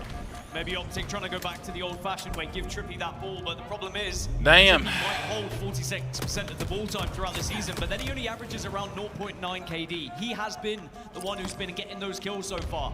So I almost want to keep that ball off of Trippy, allow him to continue with his dominance. But then you look at the other side, you've got Bound, 38 kills now. Stella's now found 37. At one point, Stella was only on 5 kills in that first round, and it was looking concerning. But SSG have responded every single time. This is a 1v1, but it will be a trade. Bound with a 40 bomb. Trade's better for SSG than Optic Gaming right now. We're into the final minute, into the final knockings of game number 1 here. Still tied up 1-1. Optic Gaming started off nice and hot. Space Station bounced back though. And the winds seem to be in the SSG sails right now. Getting kills, lots of Optic players down with no shields. This is SSG 3 dead go the green wall. Time is starting to run out. The sand is slipping through the glass. SSG chant starting in the crowd now as they start to realize that SSG closing in on this first map victory. 20 seconds for Optic to make a push. SSG are just going to play Slayer here. They are going to defend this ball with their lives. 3 go down for Space Station, so babysitting the ball has not gone well. Perhaps you don't want to leave them with your kid because that setup's being broken wide open. The dead zone's got the ball nice and safe in his hands. The problem they have, it's got to be perfect now. Damn it, bro. No more mistakes, no more errors. Formal with the sniper rifle. He needs to hit his final form. 3 bullets to play with. Ego towards Gummies. They've got Legend in the grave. Stellar could be about to join him. Wow. Bounds on Nest, fighting off the back foot, continuing to drive forward, and Optic Gaming run out of time. Space Station take game 1. Wow. Run out of time, run out of steam, Oh and my SSG goodness. take full advantage of it and give the fans something to scream and shout about it. It was looking a little bit bleak after round 1. But SSG, just as they did in the Salt Lake City Grand Final, will take oddball live fire. Even though it took them a little while to get going, perhaps they took some of that steam out of Optic and put it into their own tray. On the desk, Coach talked about how Legend has been a little bit quiet and how they need him to show up on Championship Sunday.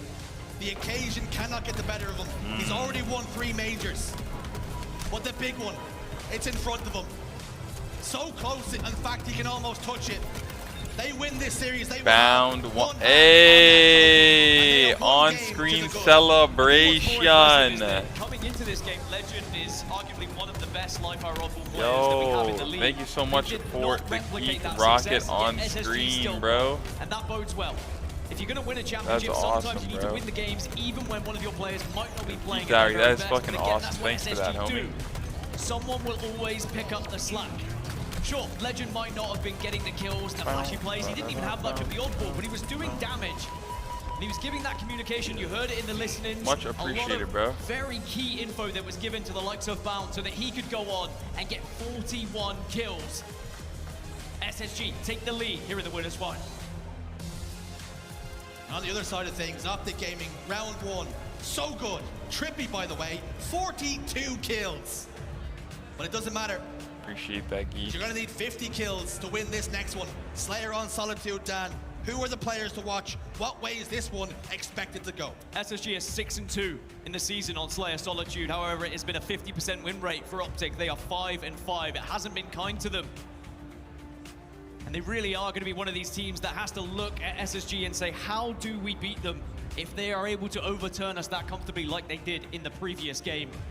And these are the stats from the season. I mean, Optic have done amazing in terms of recent Slayers, 5 wins in a row, but can they do it on Solitude against SSG, who have been so good? In terms of players, has to be Stella for me. When there's a shock rifle on the map, you know full well Stella is going to be there waiting in the wings, but also why he's so good at Solitude, his bottom mid confidence. He will just marauder around the map, he will find those angles, and he doesn't care if he has to take those 1v1. So expect him to go big for SSG in this game. And it was something we've seen yesterday in the matchups, Space Station versus FaZe. And FaZe might have went back and done VOD review, and what happened in that series? Well, for large parts of it, we just got stellared. Optic Gaming have to ensure they do not get stellared. They need to make sure they actually bring Formal out and put him into that final form that you speak of. He usually averages around 12 kills per game on Slayer Solitude, which is pretty impressive across the board.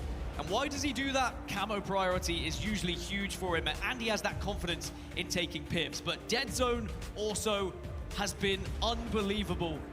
This addition to Optic Gaming, it was all about, well, you know, we'll bring him in, he'll do assists, he'll do the objective, but actually, he has stepped up in the slaying department, which is maybe not where they expected him to be, Optic. Dead Zone, prevalent in the Slayers. KD with 1.45. And of course, he was dropped from that team sitting across the stage from him. And what revenge would taste like when you do it on the biggest and grandest stage of them all, here at the Halo World Championships in Seattle. You know he desperately wants it. Tired, sick and tired of those second places. Feeling like we're not good enough. The decisions, the mistakes that were made in the series, have they finally right some of those wrongs? Have they been able to adjust the formula and finally get their hands on that gold? I think for Dead Zone is his damage output as well. It's how many bullets he just lays down across the map. If you walk out and you start to get tagged, it's probably Dead Zone. If we had the same stats like we used to in Halo of actually shots fired, I mean, I'm sure that Dead Zone would be at the very top. And these are some of the statistics I've been talking about in terms of win rates. Slayer Solitude, SSG 6-2, Optic 5-5. But as the series layout ebbs and flows here, Jersey, you can see it is fairly even. This is arguably the biggest difference, this map too. How much could that hurt Optic Gaming? Because as you go into 3, 4, and 5, it is still good showings for SSG. And for these two teams, how much will experience play a factor?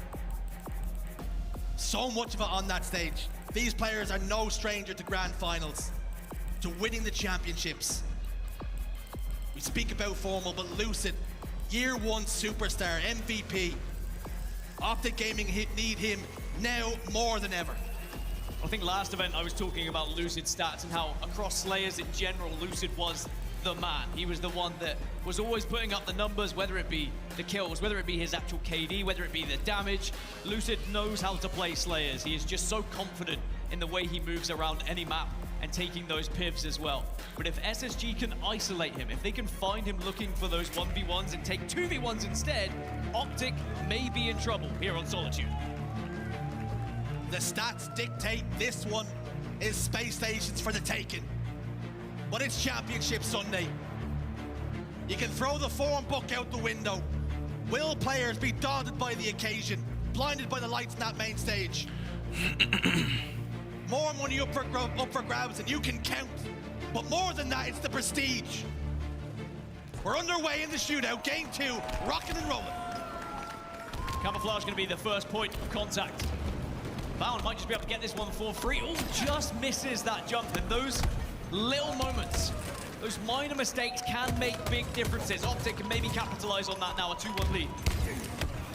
Legend was forced backwards. Lusa gets the kill. Stellar situating over towards Yard. Bound continues to jiggle peek with Dead Zone. Camouflage is up, Lusa goes for it. You spoke about Optic Gaming prioritizing those camouflage grabs. We're seeing it on our screens, and they're cutting Optic, or excuse me, Space Station down. As long as they don't cut themselves down, they might be all right. Sometimes with these top teams, their biggest enemy can be themselves, though. Just gotta make sure you don't get in your head, you don't get too worried about the occasion that's in front of you. 7-4 Optic lead. And Lucid still has camo to play with, and he's found a wild legend to take the fight, and he doesn't miss. Oof, just about escapes, or almost escapes. Eco somehow shoots him in the backside as he soared towards the sky and takes care of Dead Zone as well. A 3-kill game. Eco retreats to S1, faced up with Trippy. Bound was there. 2 shock rifle shots connect, neither one of them hitting the face though. And now, a 3-kill game as Dead Zone puts more space between these two teams. Optic really need to get this Slayer. That was a great demonstration of SSG in general, by the way. Eco in trouble, tries to hit the 2 headshots to maybe just win that individual fight, but was calling out the entire time. And Van was like, all right, I'll come, I'll help. Don't you worry, Sunshine. He's right there, just in the nick of time. SSG, they are so good at listening to one another. You can very easily in Halo Infinite get bogged down in your own individual fights, and you think they're more important than the fight that's happening from your teammate. You can do both if you play it correctly and you just join in on those fights at the right time. And it's something that's not touched upon often enough in esports. Yes, these are some of the best players in the game, but emotions can get to you. When you're underperforming just a touch, do you start to alter your game and make plays that you wouldn't normally do?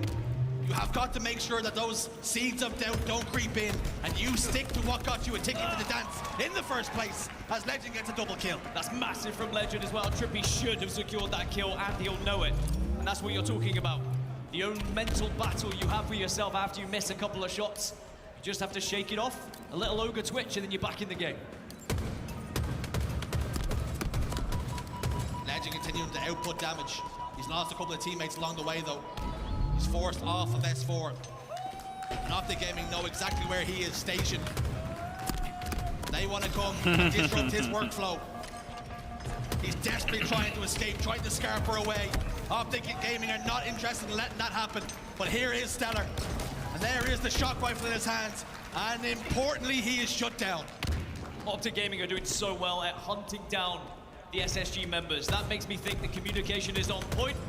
And we can always find out just how on point it is with a listening. Let's jump into Optic Gaming. Watch your back. Yo, one guy birthday, console dead.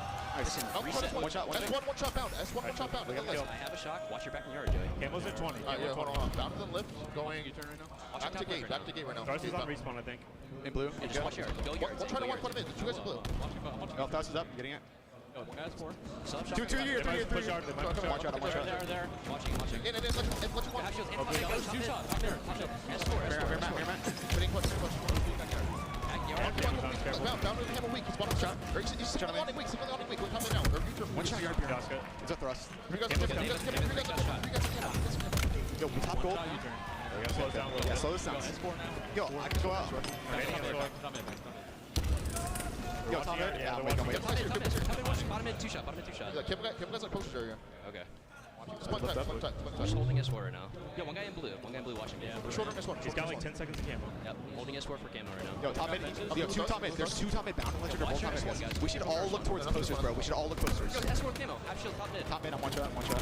Two here. Two top mid. S4. Jumping out. Hotel. Top side. Truck coming. Oh, you're in this hotel? U-turn. Biggest takeaway, slow things down. Optic Gaming throw away their lead. SSG start to take control here. Very minor things though, like just acknowledging which player has thrust, for example, where you need to be watching. And there was a big call, we need to watch posters. But sadly, the push was so good from SSG, they collapsed at the right time. They couldn't all look posters, they all had to focus on their own fights. And now they find themselves 5 down, make it 6 here Optic Gaming. Knowing about a problem and fixing it are two entirely different things. 11-5-5 for Stellar right now. And he is instrumental in everything Space Station are doing here to see success. A 5-kill advantage. Optic Gaming all over towards Nest. He continues to isolate, but Dead Zone shuts him down. And a massive kill for Optic. But the French Phenoms rolling on in to get a double kill. Yeah, great work from Legend to just finish up that damage that Stellar was able to output. But again, it's the confidence we're seeing from SSG, how they're moving, how aggressive they're being onto Optic Gaming. As soon as they sense a weakness here, as soon as they know there's an individual on the map, they are just holding forward. Look at this, they are hunting Formal. They know he's somewhere around this corner and they want that kill, but Formal has escaped. For how long has Formal escaped? Because SSG are hunting like dogs. They're barking now. Ahead by 5. Legend recognizes that he's about to get pressurized. He's wasting those shots. Formal with the camouflage now. Stellar down to no shields. It's so smart though from Legend. I don't think he was even under that much pressure, but you recognize the win condition for Optic Gaming. How do they beat us in this game when they are down by 6 or 7? They would get that shock rifle, they would set up, and they would start to pick us off one by one. Legend denies that by wasting the ammo. And it's minimalizing risk as well. They recognize Formal's got the camouflage. The only way they can start to really swing this game back in their favor is by him dying and the shock rifle going in Formal's hands. Heads up play from SSG. Lucid just about escapes over towards Silo. Dead Zone will apply some pressure on the bound. Legend was there though to get the kill that bound put down. That duo are working in tandem right now. 7-8-7 for Bound. Legend coming to the fore now in this layer. 14-4-12. Yeah, it's a great response from Legend after a somewhat disappointing map 1, but of course, if you win the map, it doesn't really matter for your individual performance. However, Optic Gaming, 4 kills on the board. SSG just got wiped, and it is now 42-40. SSG looked like they were in control, but this is also what Optic can offer, right? If they do slow it down at that right time, they can really punish you by picking you up one by one. Optic Gaming can show so much resilience. They're never quite out of it. They never say die. They've got the Goonies mantra. 2 kills separate these two juggernauts here in the winners finals. Dead Zone playing patient, standing still, waiting for damage, and it's come the way of Legend. The Frenchman falls, killing spree for Dead Zone. And he keeps on moving and grooving forward. Double kill locked in. We're all tied up. Well, what a game this has been on Solitude. Dead Zone, the positioning we just saw from him, so much confidence. Wow, this guy's going crazy. Waiting for that damage from Formal and capitalizes on it. And at the moment, he looks like he is happy to take any fight, as now Optic take the lead here, up by 2. SSG starting to fade away. Optic Gaming have brought the spirit level in game 2. Break the wall. They're starting to look straight. They're starting to look even. They're starting to find their feet. Can't believe they just came back from like 39 to 32. It's another camouflage for Formal. He's so good at prioritizing it here on Solitude. But where do you go? You want to try and find an isolated fight, but also provide information to the rest of the team at the same time. Shock Rifle's going to be up in 10, but his camo's going to disappear. Let's go. And now the camo's up, the jig is up, and Optic will just have to retreat here. They've got the lead though. They can force SSG to make the play and make the play. Oh. They do. They take the lead now. One more kill for Space Station. What the and fuck? Marauding forward on the hunt. What just happened right there? Be the victim. Formal falls to the Frenchman Legend. Space Station, 1 game away from the grand finals. Did Optic just fall victim to playing themselves? Maybe a little bit too slow with the camouflage. Didn't make a call. Waited. Bro, how were they up 2 there with camo and then they just went 0-5? But when you give SSG the chance to take the initiative, they will make a play. They have so much confidence at the moment. We've seen how they were moving around the map. And as soon as they got that first pick, they flew at Optic Gaming. And they made it count. And SSG now 1 map away from that grand final. How many times did Space Station do that? Cast your mind back to Salt Lake City. They were 2 kills away from being eliminated at top 12.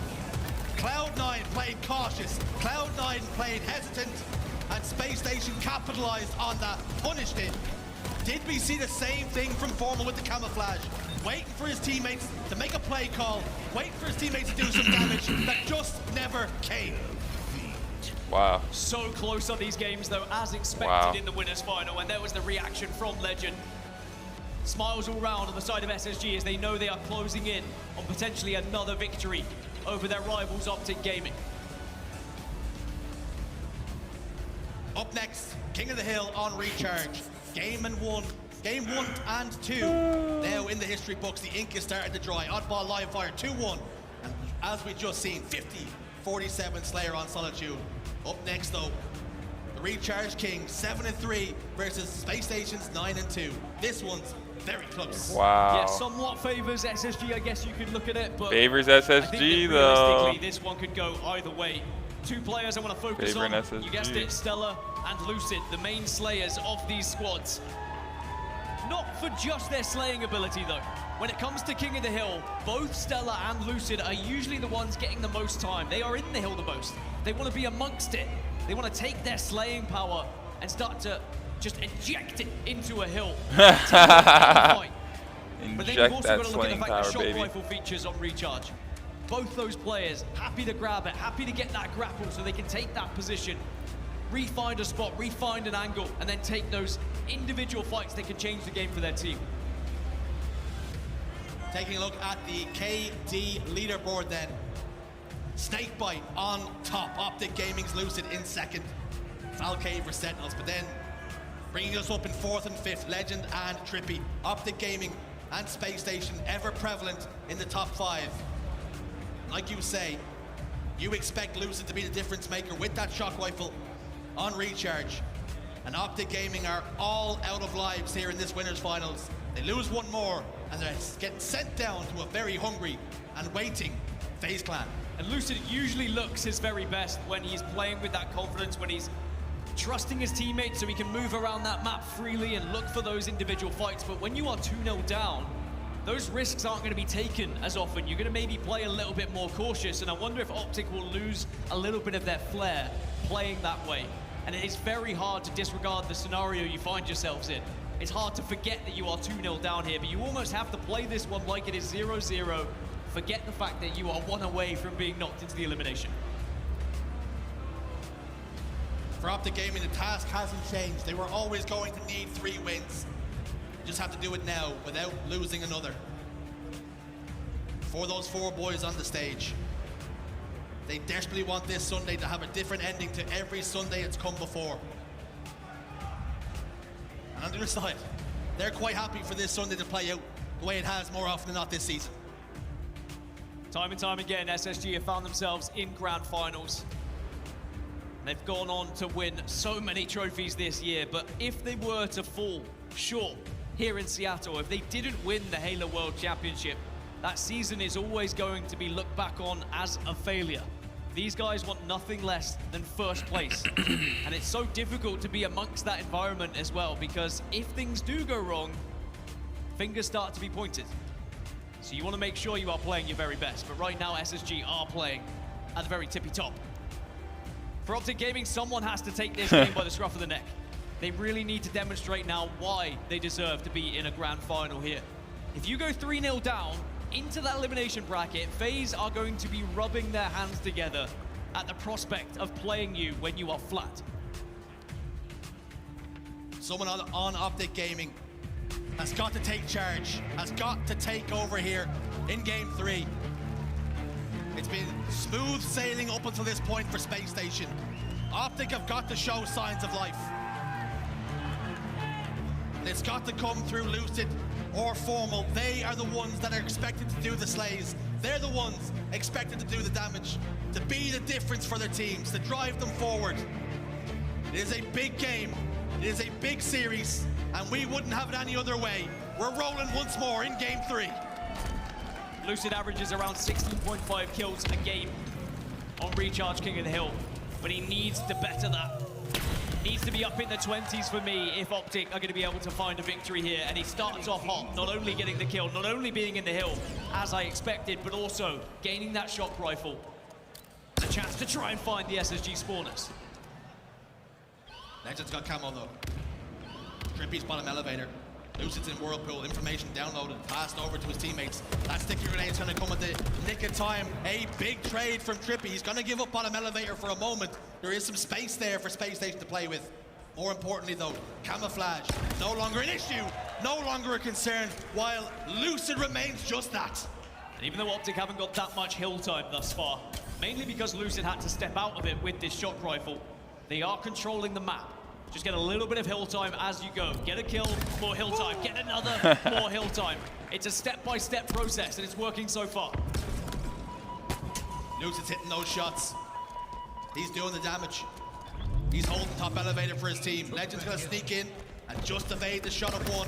Will not evade the second one, though. Oh my gosh, Lucid trying to maneuver his hitbox out of the way. All 4 dead now for Space Station Gaming. This is the start Optic needed. They needed something hot to try and cool down. It's a best of 5. I kind of just realized that. For some reason, I thought it was best of 7. Nades, though. Great, actually, nade from spawn, but I'm not sure if that's going to connect with Dead Zone. Somehow Dead Zone is avoiding all this shrapnel. Finally falls. But there's just so much time that's been gathered. I don't think SSG will be able to get this hill, but they will give it a bloody good go. You know, Dead Zone was sitting in that corner. I'm dead. I'm dead. I'm dead. Wait, I'm not. Oh, I am dead. Finally taken care of. Like you say, that one bit of shrapnel finally connects. But they've got so much time gained in this first hill. Do Optic now just slay out and take control. 3 dead for SSG. Trippy inside the hill. And Optic Gaming strike first. And they strike fast. The loaded day strike first, but they also got all 4 dead, plus the camouflage, plus the next hill.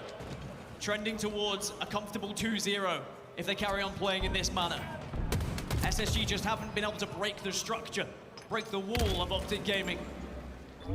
We have seen, in map number 1, we saw this, where Optic started off hot, started off incredible, but SSG, as soon as they got given an inch, they took a mile, and they were able to fight their way back into the game. And it's such a contrast in play styles between these two teams. Optic Gaming, structure, plans, space station, orchestrated chaos. And they've won this engagement back, Blue. They've cleared out the riffraff of Optic Gaming. And they can step inside the hill now. The Frenchman's got toes inside. Needs to be careful for shots coming from glass. Grenades will be the first to arrive, they're well avoided. You really do have to play the survival game when you feature down in the bottom blue hill. Very vulnerable to a lot of damage that can come your way, but Legend also listening to callouts now, getting aggressive when he needed to. Somehow, some way, Legend turns that fight on its head.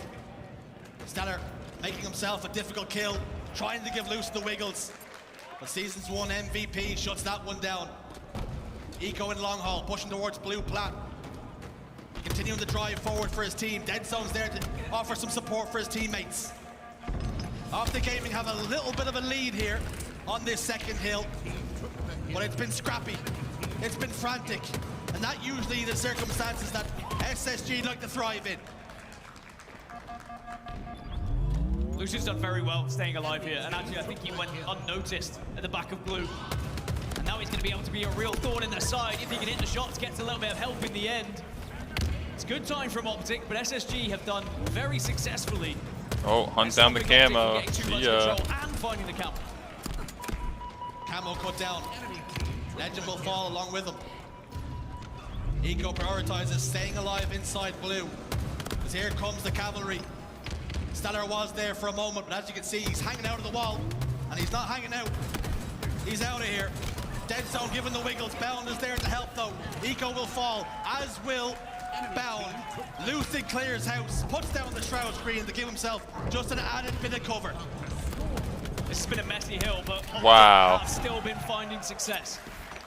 You mentioned it, usually SSG thrive in this environment, that should be their hill. Lucid's playing like this, 15 kills.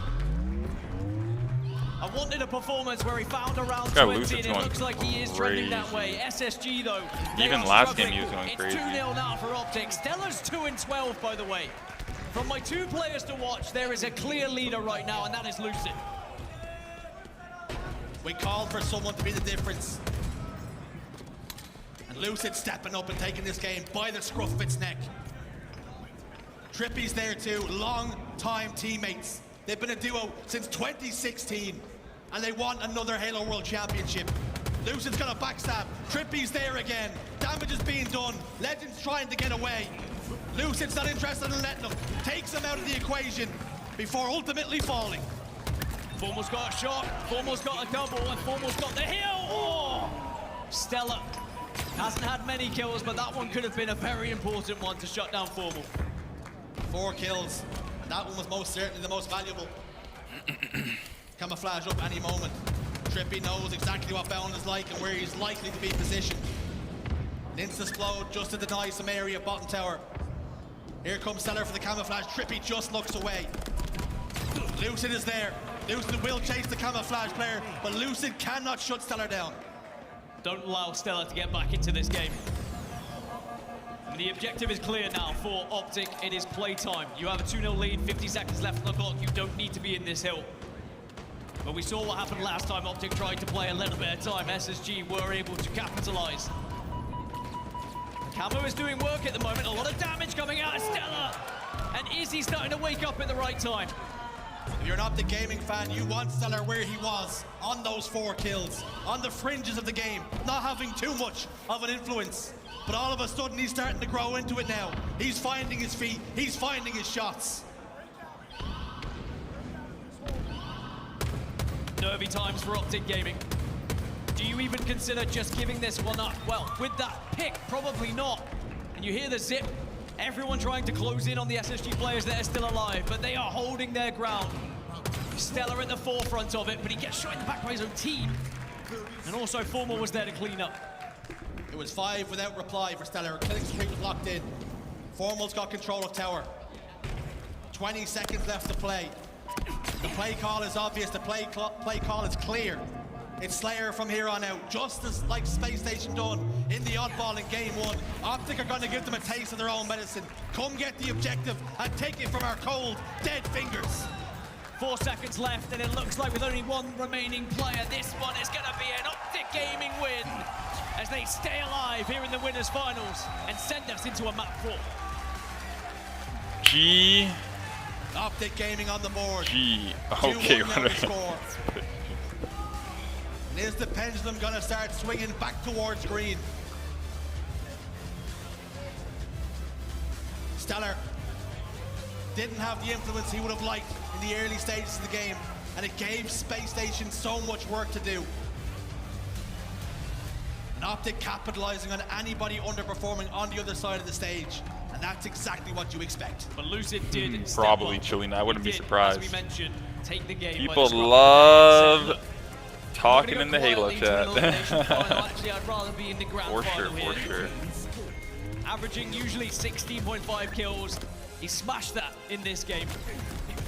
Closing in on 20 plus, and I think if anyone's lurking in my Twitch or Kick and wants to help support for free, just subscribe to my YouTube. I just started going live on my YouTube channel. So engagements like that, when his back's against the wall, he should die. He just stayed alive. Trying to get more subs on the YouTube. Even though there was a late resurgence from Stellar as he came back to life, sadly it was just a little bit too late. As the highlights continue to roll, and Optic Gaming just start to roll, all of a sudden the air in the camp will be starting to feel a little bit fresher, less stale. We're not going down to that elimination final without a fight, without battling first, leaving our mark on this winners finals. On the horizon, capture the flag on Empyrean. Dan, tell me something. It's a very different story for these two teams. Optic Gaming are better at defending a flag. On average, they're only letting 0.9 caps go through against them, especially with their flags being stolen around 3.6 times per game. They have a 75% return rate. But on the other side, SSG are far better at attacking that flag. Are they going to be able to attack so much that they can take down this map? Formal, when he pops off, he averages around 18.8 kills per game on Empyrean because of the sniper, because of the power-up control. He will be lurking around that overshield any given opportunity. That was his capture the flag stats at the Halo World Championships.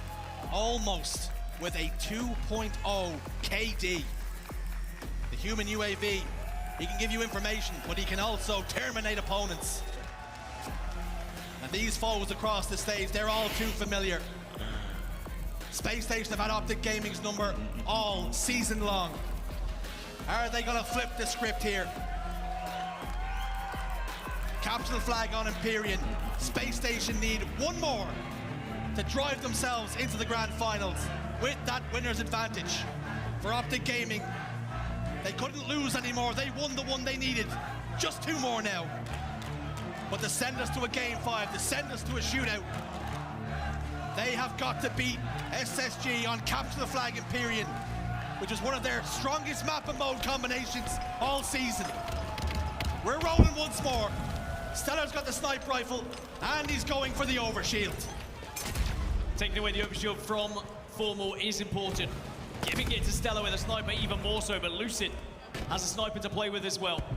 And at the moment, it's just about surviving, and it's going to be difficult when Stellar's... I was in a pole, bro. Stellar's in green. Trying to isolate Lucid, who's just not giving him a pixel. But he knows how important Lucid is here. If they have ambitions to get this flag out of Optic Gaming space, they've got to take care of the sniper rifle. Stellar's going to be forced back to take care of Dead Zone on the flank. He gets 2. Dead Zone and Trippy are in the respawn screen. Lucid what was the pull? Tower. Formal's getting kills. Stellar's answering back in kind.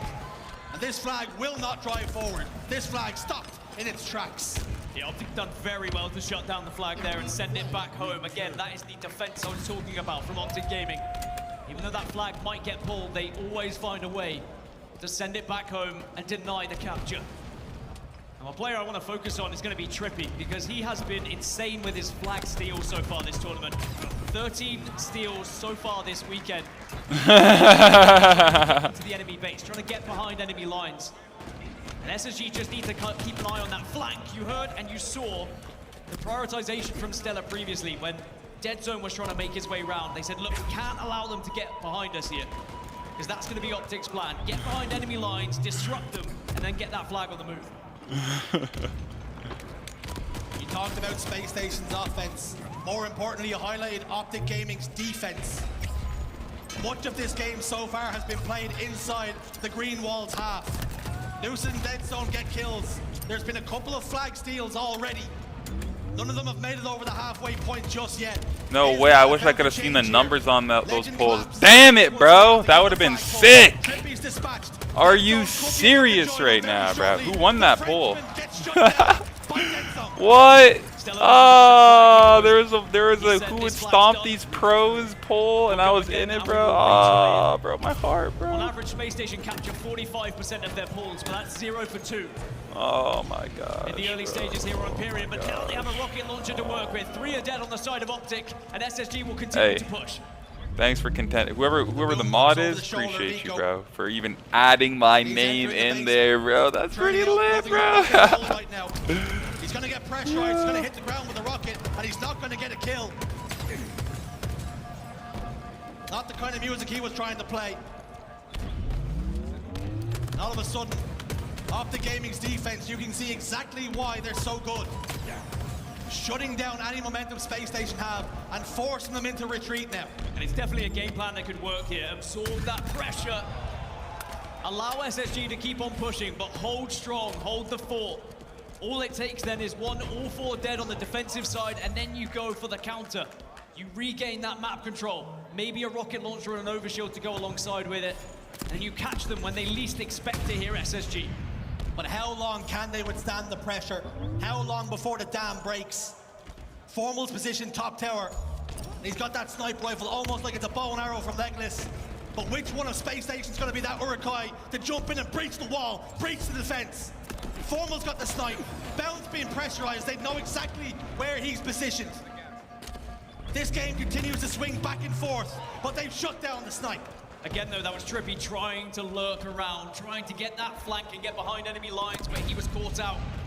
Wasn't quite able to do enough damage to Bound to shut him down. But every single time SSG starts to approach, Optic seem to have an answer. I need the bathroom so bad, but I don't want to go during this game, bro. Big individual kills. That's it. I gotta go quick, bro. I'll be like 30 seconds. Trippy again, trying to get behind SSG. Once more, gets caught out though by Stella. The deadlock yet to be broken. And our Optic Gaming's intention is just to play on the counter-attack here. Soak up that pressure, push forward, get that one flag cap, because that might be all you need. All it takes is that one time where Trippy actually gets behind, successfully wins a piv, and gets the flag pull. And then Optic, who are sitting back, defending, then just push up at once and shut down SSG. But every time they've marched forward, there seems to be a sniper rifle to find them in the face. And now SSG again push the base, again look to try and pull a flag, and this one looks like it might be more successful. Triple kill for Stellar. SSG is trying to get his apostles over the finish line here. Rockets again for Eco. And will he have better fortunes this time around? The rockets in his hand, the flag sent back home. Optic Gaming's defense almost unbreakable, it seems, right now. Dead Zone will get a rocket for his reward as a kill. Did it fire off? Maybe it fired off, I'm not sure, but Stella is going to be the one who takes a fight with Dead Zone. There's the rocket I was looking for. Bound's going to have it, one to work with. Avoiding that shrapnel once again, but Trippy was waiting. Trippy has been so annoying to SSG so far. All 4 dead, and this is what they've been waiting for. Oh my gosh. Oh, I came back with an all 4 dead, baby. They've sat back. They've defended, they've bided their time, but now they get the rockets, now they get the map control, and now they can finally pull a flag. They sat back, they soaked up so much pressure, but now it's SSG's turn to play defense. Legends under so much pressure, desperately trying to stay alive. Dead Zone's in hot pursuit.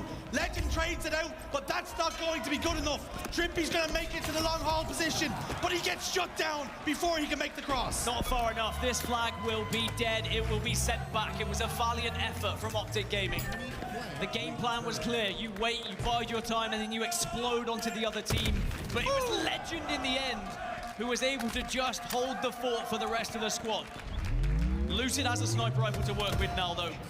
And Optic starting to push up a little bit more. Optic starting to grow in confidence. The defense has worked expertly.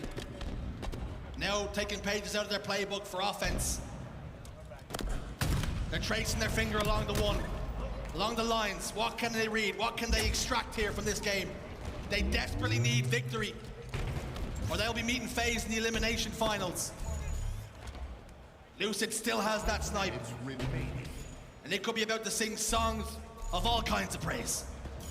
It's been Eco on the other side with a sniper rifle, though. He's been finding headshot after headshot. Quietly going about his business.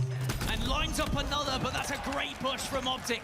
They do it at the perfect time. 4 dead for SSG again.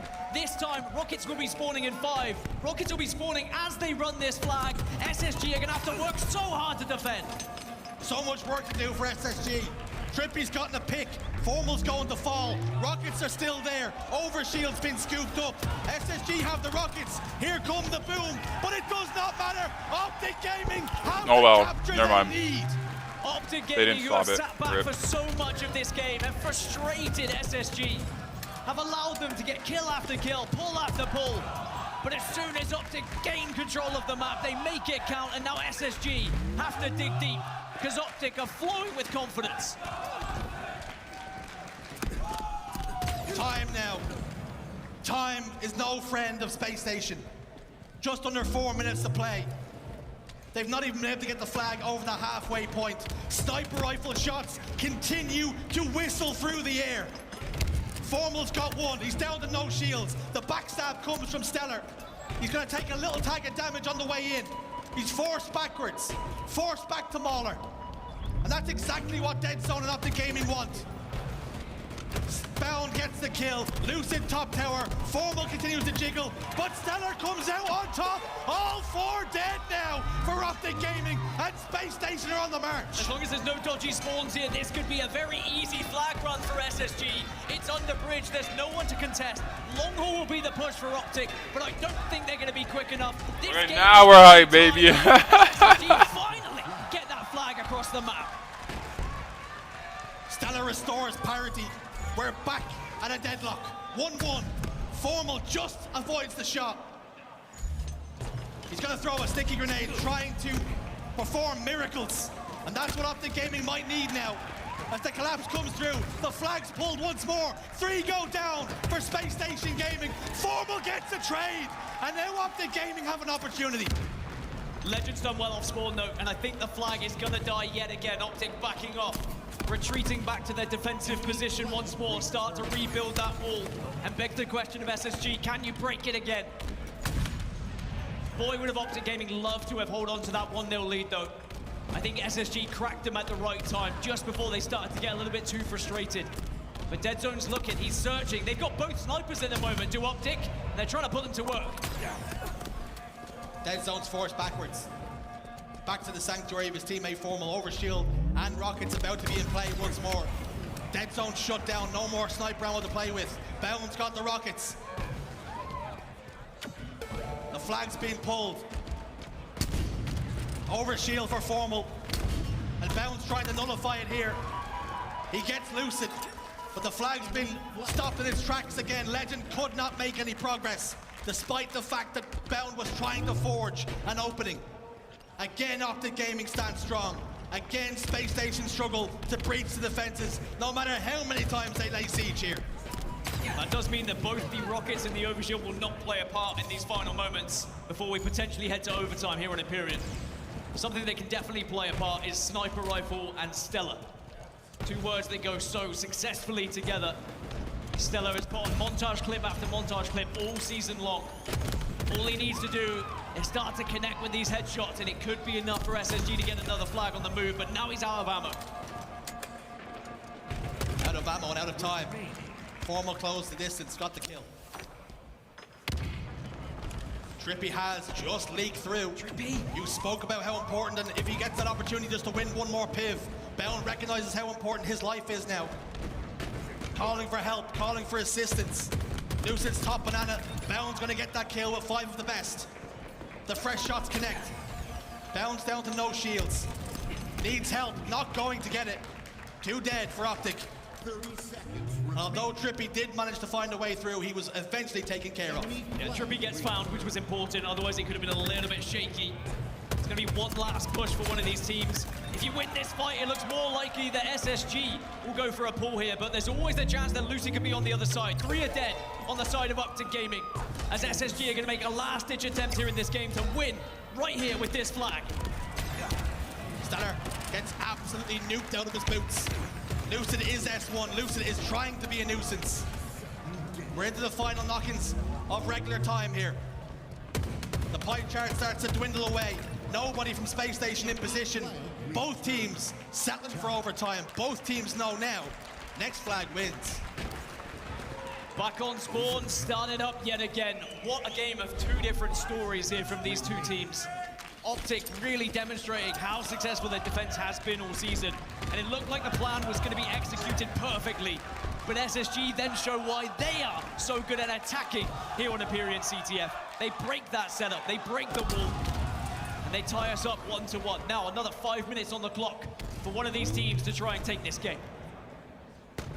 Legend slides by, forces Dead Zone to waste a rocket. Lucid does not have a rocket. Matter of fact, he has the wig wobbler, and he made sure the Frenchman wasn't going to be an influence for the next 7 or 8 seconds. Dead Zone and Optic playing this one patient, waiting for numbers. And unfortunately for them, Trippy and Lucid have gone down. And the Space Station relentless push continues. Pressure still being applied. Dead Zone's desperately trying to do damage. Legend takes care of business. Stellar's got the sniper rifle. And he really puts the S in SSG, does Stellar. And he could be about to put a punctuation point in this series as the flag continues to move. The flag continues to groove. Optic Gaming are in pursuit, but they're not going to get close. Legend slams in that final flag. Space Station win the series 3-1. Space Station Gaming get one step closer to the Halo World Championship. They are into the grand finals as they knock down the green wall. Legend, the European superstar, makes his first ever Halo World Championship grand finals. He's already made history, but he wants to make the history alongside SSG. They have been the dominant force here in HCS all season long, and they prove it yet again here in the You went all in on Optic, Chili? And that ever-elusive World Championship.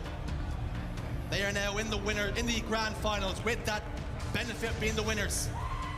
Yeah, my sweepstakes are looking nice. And now they sit and watch. They wait to see who their opponent's going to be. Will it be FaZe Clan or will it be Optic Gaming?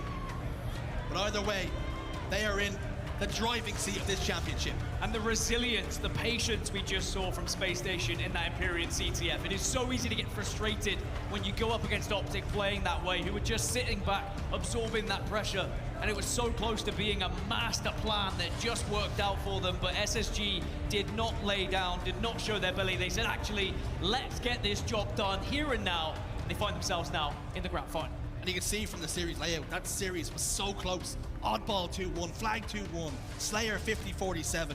There was so little to separate those 2 teams. But that has very much been Optic Gaming. It is what it is, brother. If they can get back into that grand final, they can still take a stab at SSG. It is not job done yet for Space Station Gaming. Optic will be waiting in the wings, but of course, they have to take down FaZe first, who will be waiting a little bit more eagerly in that elimination bracket. Well, it's the coach of the year. He's got an interview with Blaze. Take it away, fella. Enflammé. Yo, God, my mouth is enflammé right now. I'm not even gonna lie, my boy. My mouth is enflammé. Man, how does it feel to be back in the grand finals and to take down the green wall in the fashion in which you did? I mean, it definitely feels good. The tournament is far from over, though, so we've got our eye on the prize, and we look forward to seeing who comes and meets us in the finals. All right, yeah, we got to see. Is it going to be between FaZe or Optic? Now, this has been a special season, but how awesome is it to see Legend here in his first World Championship Grand Finals? We've heard his story a lot this season, and I know you're proud of the team as a whole. I mean, these guys are just so good. I've never seen anything like it. Legend himself deserves MVP unlike anyone I've ever seen before. He's one of the best players in history. It feels a pretty amazing season so far. I've definitely never been a part of anything like this. I've gotten a few wins in a season before, but sitting where we are right now is definitely, something I'm just honored to be a part of, to be honest. There you go. We're happy to have you on this stage time and time again, Coach. But as you said, you've been to a lot of amazing Halo events. Talk to me about this crowd, this audience, how loud they've been the entire tournament for Space Station Gaming and that passion. Have you seen anything like it before? I mean, it's pretty amazing. The World Championships is what everyone here looks forward to every single year. So having you guys out here, making it special, means everything. All right, Joe, that's going to do it for me and Coach Elamite here on the stage. Make some more noise for Space Station Gaming. Lot, we still got one more match to go. We certainly do, Blaze. Thank you so much. The emotion coming out of the coach from Space Station Gaming, Elamite, it sends chills, I think, through everybody in this room. It means so much to them. We were talking about things heading into this World Championship, and one of the big things for Space Station was that ring has eluded them for quite some time. They have been such a difficult team to take down for the entirety of Halo Infinite, to be perfectly honest for you. And these guys deserve this championship. They have put in so much work. Their growth has been just absolutely exponential. It has just not stopped, and it's amazing to see what they are capable of doing. Taking down Optic Gaming 3-1 in such a contested flag game like that, hats off to them. Incredible, incredible series. Yeah, hats off to all four of those players for playing lights out. This Solitude Slayer looked like it was going to go in Optic's favor, and this would be a completely different series if Optic were able to close it out, but SSG slowed the game down here at the end and found a way to get all four down without trading a single kill, gained the advantage, and then from that point, they did what SSG do best. They pushed, they end the game in their favor, taking a series lead 2-0, and now they put themselves in prime position waiting in the grand finals. The guy on the screen right now, for me, has to be the game changer for this CTF game. Not only can he use the S7, we are well versed in that, but the brute force in which this man was running down long haul time and time again, getting into their base, being an absolute nuisance, and getting this flag out a serious margin away from the base, uncomfortable for Optic Gaming to try and defend. It was almost like he was analyzing, okay, how do they want to play this defense? What are they doing? And he learned and picked them apart. Tony, it was stunning from Stella. Yeah, he really was doing it all. I mean, I'm pretty sure he had the most kills, second most assists on his team, second most damage, but also, like you mentioned, the objective work as well. Like, it really was a nuisance to Optic Gaming's defense, and I thought Optic played that Imperium really well. That bend but don't break strategy maybe didn't work as well as they wanted to, but their defense looked tough at times. SSG and Stellar's offense just looked better.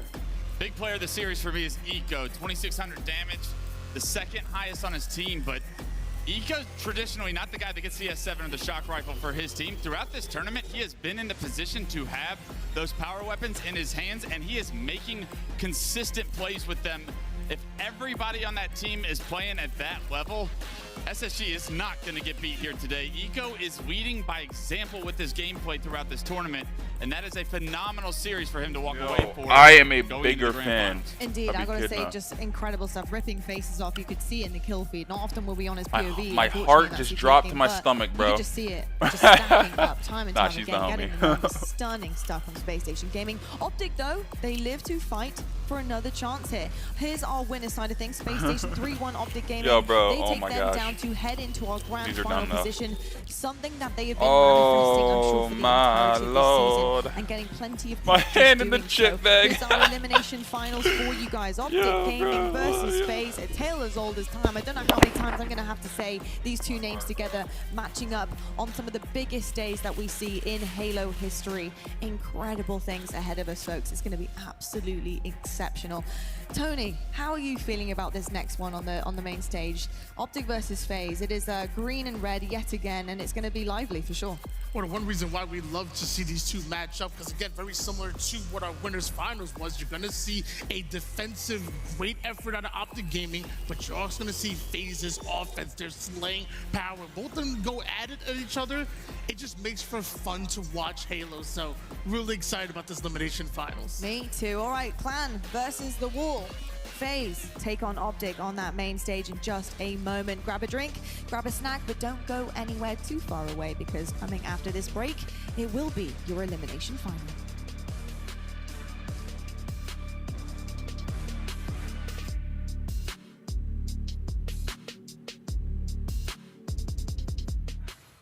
The 2024 Halo World Championship is presented by AMD.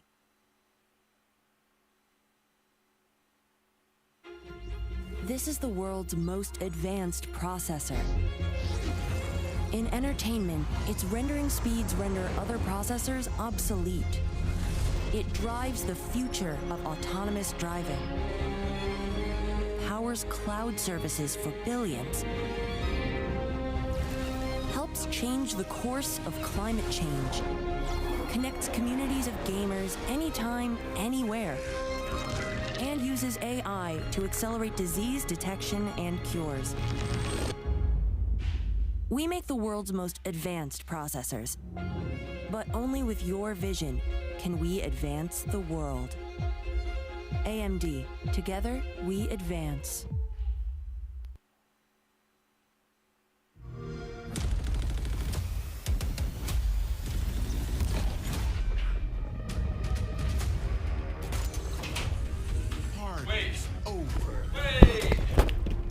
Hold on. Oh my gosh. Alright, making sure. Alright. Just saying. Just making sure. Alright. Didn't miss anything. Oh, I was on main stage for a bit. Oh, me.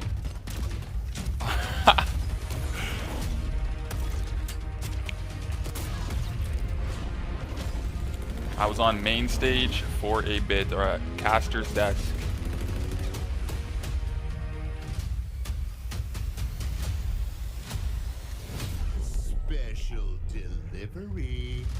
Oh, that should have been Master Cheeks, bro. That should have been Master Cheeks. Missed opportunity. Yo, what up, Mario? It's good, my boy.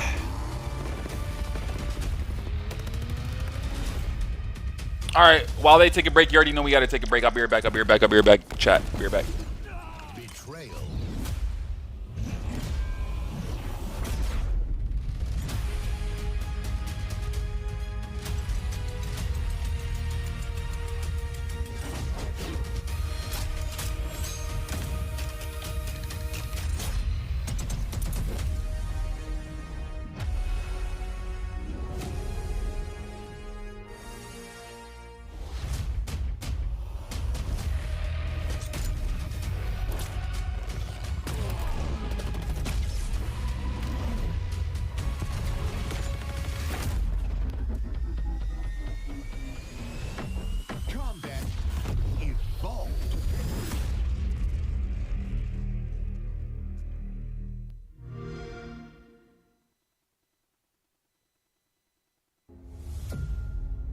Oh my God, Lucid.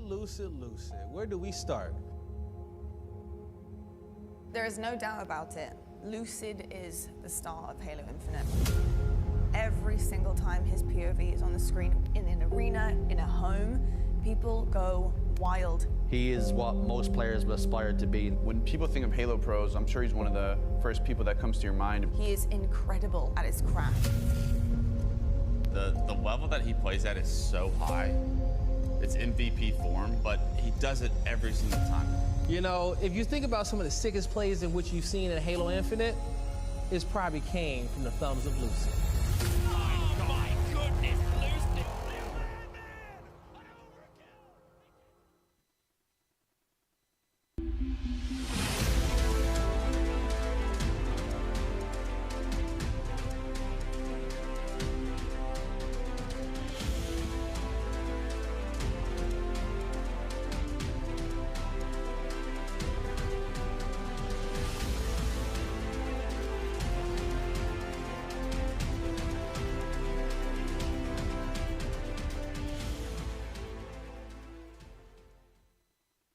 has allowed them to stop Optic getting yet another pull. Yeah, there's so much action happening here below the bases this game. You can see both teams have a clear strategy in place to lock down from below the base and constantly be distractions. Oh! The disrespect! Shu in the envious skin. Frosty, Frosty, Frosty, please. I don't think I've ever seen that before. Someone shoot a gun skin. Yeah. It's a new one on me. So much drama across the last 10 years of the Halo Championship Series, and the drama does not end here because day 3 of your Halo World Championships brings the very best and all the spiciness to the main stage. It's going to be absolutely incredible. We have our elimination finals getting ready to go, but on the desk I have Clutch and Tony to talk all about it. FaZe versus Optic Gaming. We've seen this many times around. Something that we haven't seen, though, is often FaZe getting the better of Optic. This is something that FaZe need to do to really step things up here, continue their journey on in Worlds. Can they do it here when it matters the most, Clutch? They're going to have to clean it up, and they're going to have to play some more efficient objective. I know that that's something that they've improved on before this event and coming into this event, but Optic Gaming is probably the most efficient team we have, and they are very structured. It's a very difficult team to break when you have a setup, so we'll see very early on, I think, if FaZe have what it takes strategically to hang with the big dogs in Optic. Now, strategically, they have been going back to the drawing board this season because efficiency has definitely eluded them at many times. I think it's got the better of them over slaying. Slaying has not been a problem whatsoever. We see them often overslay. Actually, we saw them overslay slightly today against Pure in the first map of their series. And unfortunately decided to play time and did some crazy little things, but did manage to scrape away with a win.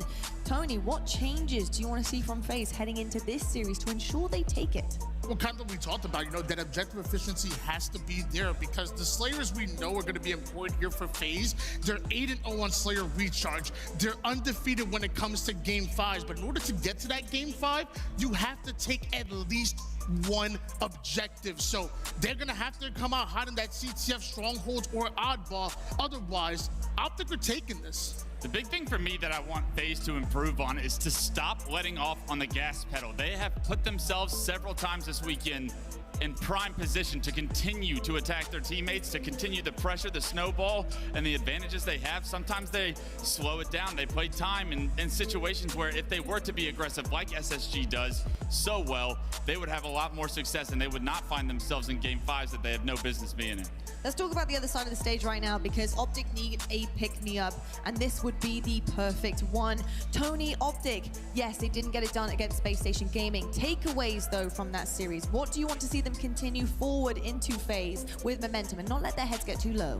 Well, it's funny because on Empyrean Capture the Flag, we saw a good defensive effort, but maybe a little bit too defensive. Maybe that bend but don't break strategy isn't what we're looking for here for Optic Gaming, where I remember seeing them a little bit more feisty, a little bit more scrappy when they're pushing SSG before SSG get allowed to get their setups like they did on King of the Hill. I think that's when Optic were at their best.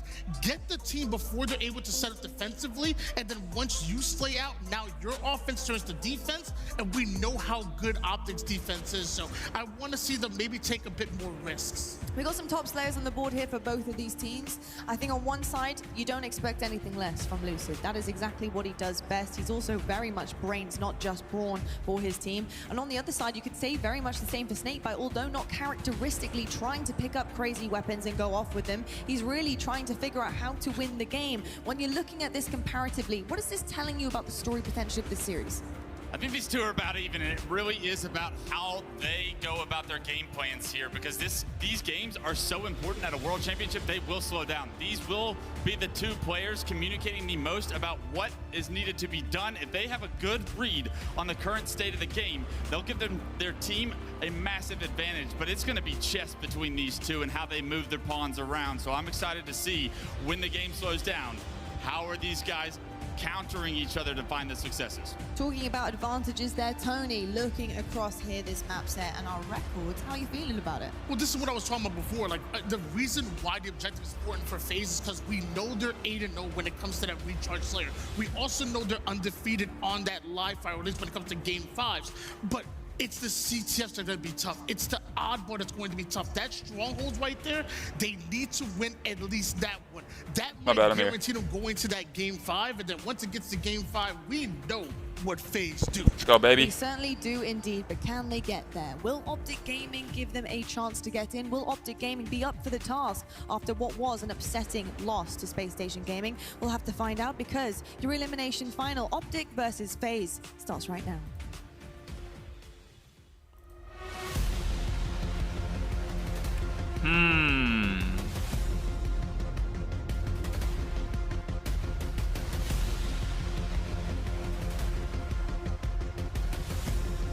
I don't know.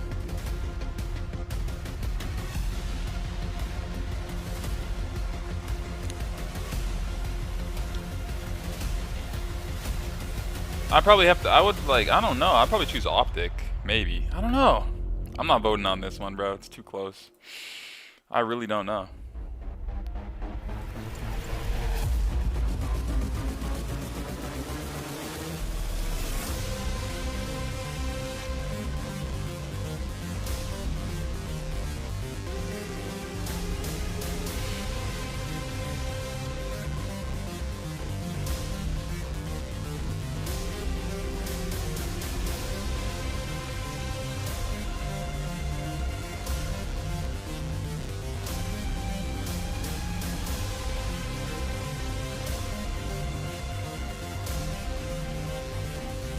That Instinct team in Reach was sick.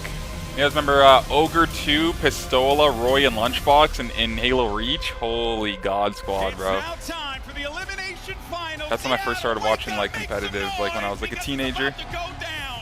And they were like the first God Squad I experienced. You got yourself a clash between two prolific organizations, not just in Halo, but in esports as a whole. Optic Gaming going up against FaZe Clan, and the winner will move on to face SSG in the finals here at the Halo World Championship 2024. Welcome back, everyone. I'm Golden Boy alongside Walshy. We're going to call this action. It's going to be a good time. It seems like we're jumping right into this, dude. I love to hear that. Getting right in the game, looking like we're kicking off with Aquarius CTF. And this is one that both teams are going to welcome to start off with, because they get to test each other over the course of 12 minutes. Aquarius doesn't end as fast. Yeah. You get a chance to really see who's on fire, who they need to back off on, and how well things are going. Let's kick it off with this man who was on fire last game. It's Frosty. Let's see what FaZe can do here, and of course, let's see how Optic tries to right the wrongs from that last winter bracket final game. And FaZe Clan certainly learning how to dig deep in the moments where it matters most in that series against Pure, which you said might have been one of the best series you've ever watched in a while. Undoubtedly, yeah, one of the best series of the year, and you know, just those games, they went down to the wire. When you think about that 50 to 248 on Recharge, when you think about that end on Slayer Streets, but let's focus right now here on Renegade with this overshield. He's trying to get some kills, and it's actually slowed down quite a bit already. Yeah, I expected it to play a little slower pace, but not this slow. You're not seeing that many shots across the map. It seems like Renegade wants to be a little sneaky. He knows that there are going to be a few players that are going to be located around him here. Not able to handle him. He takes out Formal in a massive fight, and he's still going to be playing his life, but Deadzone had to eliminate him instantly. I've seen so many nade charges this event compared to many others in the past, where players are not afraid to just sprint past an exploding frag or plasma grenade to get that element of surprise. You saw also that Halo 5 movement expertise out of Renegade. He went towards the left, thrusted straight towards Formal just to finish off that kill. It was so impressive. Yeah, his understanding of, you know, his Spartan's movement capabilities, certainly something that we've constantly praised him. All these players, to be completely honest with you, have just been unbelievable. Especially considering those H5 days, you know, the spring jumps and all the wild stuff that you could do back then. These guys were certainly at the forefront there, but now it's an attempted flag pull here for Optic Gaming, but he's not going to get that far, Deadzone. But flag has been stopped and slowed down, and that's exactly what FaZe wanted or needed. Now you're seeing Optic slow down as well. They realized if flag did not continue to move, they have to get one more round of kills before they can carefully move that across the map. But there's going to be Snakebite with kill on the board and the recovery. And Optic's just going to have to accept this one. Formal, though, weak in the back of the FaZe base as he tries to make a play, maybe throw that flag down. throw a distraction, and he does so, but he's picked off instantly there. You can see that top mid control, and Overshield's actually going to get grabbed by Optic. Let's see what they can do with this. Yeah, this is going to be OS now in hands of Optic. Also looking at the kills, you'd almost think that Optic got both OSs, but as we saw that first one go in the hands of Renegade, however, most of these members on FaZe, specifically Royal 2 and Frosty, get shut down early on here. When you're in a position like this for FaZe, they just need to get some kills, slow down. They're not in a spot right now where FaZe is worried about getting capped. Right now, FaZe, in this state of the game, want to avoid getting capped on. Yeah, because yeah, I don't think Gunny made finals, unfortunately. When I saw the finals list, I was like, where the hell is Gunny? I didn't know they had to qualify for it. I thought he already qualified for it. The early parts of this game here. But he has been contributing shots where deems necessary, but it seems like Optic have a really good setup here to try and pressure FaZe, put them in the back of the base, get these slays, and then start to make this pull happen. Look for Trippy. He's going to be the one that kind of opens things up here as Dead Zone goes in for the support. And look at how tight FaZe are right now. They are just crouching in the back of their base. They realize all this pressure's coming in, and their goal is to kill this 1 or 2 players on the flag. They're about to get this flag. I like that route from Dead Zone. Fakes like he's running towards bottom util. Potentially drawn out a grenade, and then goes back towards the bridge. Is anyone there in the vicinity to be able to stop him? Dead Zone's taking shots from behind. He made his way over to Yellow Utility. He's right there. He sees it in his sights. This could be the first one, but he's going to have to bail on it for the time being. Frosty gets his first kill, and what a first kill to get as he manages to stop the flag carrier from being able to lock in that first one. Lucid's got eyes on him, and he's going to go down low, and look at this flare here. That's going to be my gosh. looking for another one. Can they get the recov? No, instead they're going to get the flag, and Optic Gaming are going to put the first one on the board here, but they can't return their flag first. Yeah, okay. Optic put one Damn, here we go. It's going to be a sweaty series. He bought enough time by backing down Renegade into the utility. After that, just repositioning towards bottom center, knowing that somebody, anyone from FaZe, they're going to fly over and try to be a factor on this flag cap. The only option they have is bottom car, bottom pink, or bottom center. Well, now we'll see what Renegade can do with this Overshield now as he's gained possession of it. Formal, though, wise to it. Great nade placement's going to just eliminate the presence of the Overshield here toward Yellow Utility. Watch out, though, for those players pushing toward the right side of the map, though, looking to assist Renegade. And he's waiting for these openings here. Now that he has a teammate to work with, and Frosty gets that pick, this could very well be the opportunity they need. And Renegade has 2 options here. One is clear out these players in the back of the base, get the kills. Second option is if he can sneak a flag grab out, it looks like they go for option B. You see Frosty just toss that flag out. Now those players in the back of the base of Optic's base are no factor. They actually want to push out towards Util or Fridge, and look at this. They can't do much. They have to go towards Plat, and they're just getting killed one by one. There goes the 3rd player, and that's going to be 3 down. Trippy, the only one alive. Yeah, and he might not be long for this world here as Snakebite manages to get him, and that is going to let that flag continue to move on forward here. Snakebite's got eyes on the players that are spawning toward the Fridge. They want to get that first flag on the board. It would be massive for them. A Formal with the double kill stops FaZe right in their tracks. And I'm actually surprised this flag was not moving a bit quicker. You saw so much control on the map. You saw that FaZe had the flag out. They knew the players from back of the base, and it felt like they opted just to secure those kills rather than moving that flag a little bit faster. But still, flag moving all the way across. Renegade gonna put this first one in, and that's gonna be a cap here for FaZe Clan. Good insta to try and just make sure no one pressures over toward that blue util. FaZe put one on the board. We're all tied up here 1-1. I expect nothing different from these 2 teams, man. They've met against each other time and time again. Prolific names in Halo esports. They're vying for an opportunity to have their name etched in history here at the Halo World Championship 2024, but in their ways, one another, and in the horizon, it's going to be SSG. An incredible tournament it has been here for, honestly, all 3 of these teams. They've been playing some excellent Halo. Renegade's been great so far. He's trying to Loco. get in the face here of Optic, and they only have 1 alive right now, Dan. And Renegade already did his job. Just getting that 1 kill and staying alive. He's doing above and beyond here, pushing all the way to Util and getting this recovery. Now it's going to be Renegade and Royal 2 pushing in from Util to the flag. But it's going to be the same problem as before.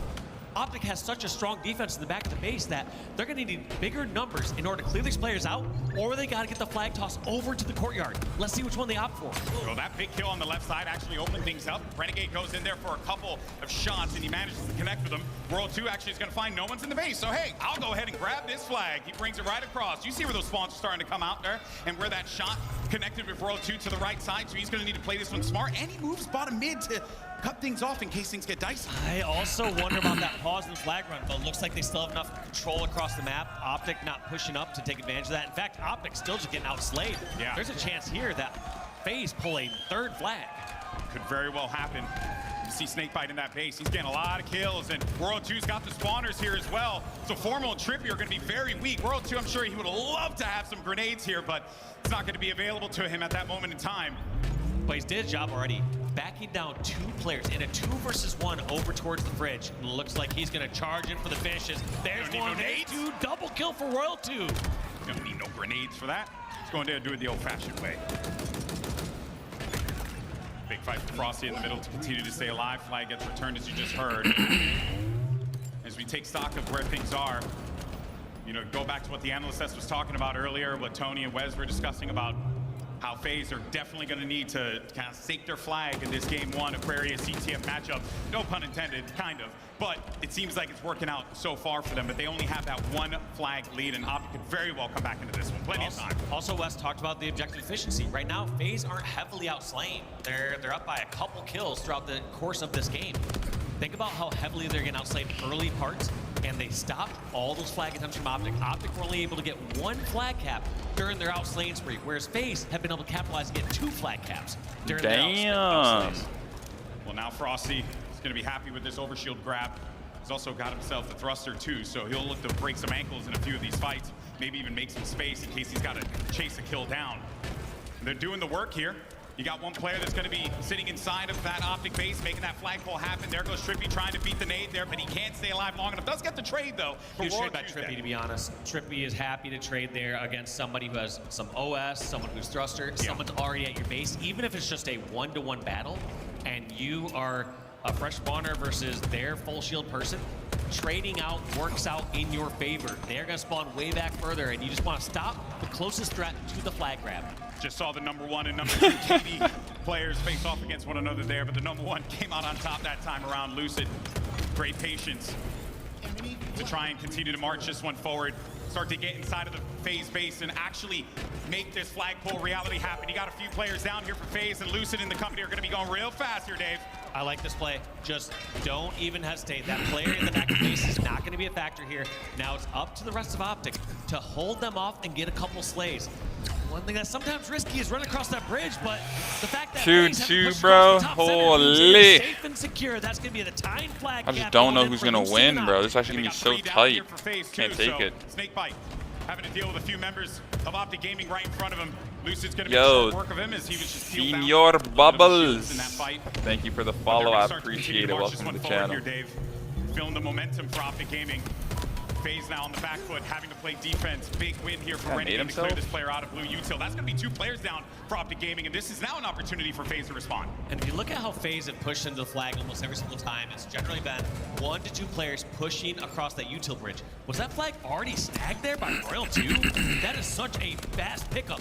And right here, you have the biggest distraction in the world, a Renegade with OS. Even though he got melted there, he was buying so much time and so much attention. You would have hoped and expected to see that flag move a little bit further, but we did not see what was going on the util side at that same time. I tell you what, with the amount of shots that Renegade was taking there, I thought your boy was renting for like Reinhardt Overwatch. Like that.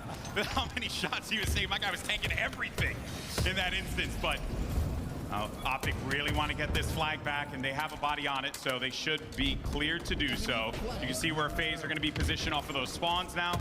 Lucid and the rest of Optic looking to take this map control, but a trade in the battle, and that is going to lead to 1 down on each side. Things slow down for a second. Yeah, what play does Frosty make here? He's able to spot out 1 at the bottom of the bank. His teammate Renegade didn't get that pick off, but still seems like overloading util side has been the play. He must have heard those steps from underneath as Trippy pushes on in and somehow gets a double kill, doesn't get picked off. No Trippy way. has to decide between waiting for his shields back or tossing his flag bomb center, and Renegade comes back to take out the threat in his base, but now FaZe stuck at their flag for a short bit, but Renegade just killing everyone and everything around him. He ended up running into a hiding player. But if I can for a minute, I do want to give some love to Trippy because his defense has been unreal. He's had some great moments. He's had some good stops, and he's led, actually contributed to Optic being able to get this flagpole right here, Dan. And also look at the death screens you saw. Royal 2 and Frosty were dead as that flag was pulled. So this is up to Renegade and Snakebite to get a stop here. You see Renegade over towards Bomb Center. You see Snakebite not close enough here. He's going to try to get some shots from Fridge side, but it's not going to be enough. 15 seconds left. FaZe not only need to get kills, they need to get a flagpole and start to move it across the map. This is where you start to see where that objective efficiency comes into play here. But Snakebite's going to grab the flag, and he brings it across. You only got a couple seconds to work with here. We're going to go into overtime because the flag is going to be away. Snakebite, he's right there, and he ties this one up, and we're going to go to that last flag being the one to determine it all. Snakebite brings it with his teammate, with the Renegade, and that is going to be in overtime, bro. FaZe. All tied up, going into OT. Next cap wins. They're both spawning at their bases. Let's see who's able to kick it off here just right. Last time, when we start off here in Aquarius CTF, you saw Renegade get that very first overshield. Who's going to come out ahead of that is going to be very telling about who's going to get this first flag cap and only flag cap. Well, Renegade got it again. So maybe he can do what they did last time. They found a lot of success with this overshield play here, but he's going to get right into the business of Optic Gaming. Trippy, he's been great on the defense. He backs away. He's got some help there. Manages to find one. That's going to be a perfect. Looking for the next one, a double kill. Renegade having to back away, but he still manages to get the trade out. The damage has been done. He's setting up FaZe perfectly to get in position to get that flagpole. Crazy. One thing I love that was so beautiful about someone said he was at the back choke tip, choke to just back down choke and fight a new full shield tick. person. He also didn't commit and just round the corner and go trade with a one-shot person. He realized that as long as he still had full shields a little bit more. Say that, bro. I literally can't say that. Can you guys say that word? Someone said choke tip. Micro decisions from Okay, I guess it's not that bad. Frosty can't win the battle against Dead Zone, but he's got some coverage there, courtesy of World 2. See across the field. A lot of players just falling here off the respawn screen. Some things slow down again. Like that play, Lucid tries to reposition towards bottom card. In a situation like that towards util, he would have stayed util if he had grenades to punish anyone coming across from bridge, but the fact that he didn't have grenades meant that he had to back down and regroup with his teammates. Draws a couple players towards car, and there go 3 down for FaZe. Snakebite on the defense, trying to guard his flag. Playing this one out. Dead Zone's on the prowl. You also have Trippy right behind. The calls are starting to come in. Shades of what Optic had been doing to FaZe this entire time, turtling inside of the base, just waiting it out. And look at this target switching here. You see Snakebite, even though he's aware that they're about to push him towards his flag, any moment he's looking in and zooming towards top center. That way he can lay down shots and get that suppression fire out of the way. But here it is, just back of the flag, 1v1 fight. This could determine if his flag goes out of his base or if his team is safe.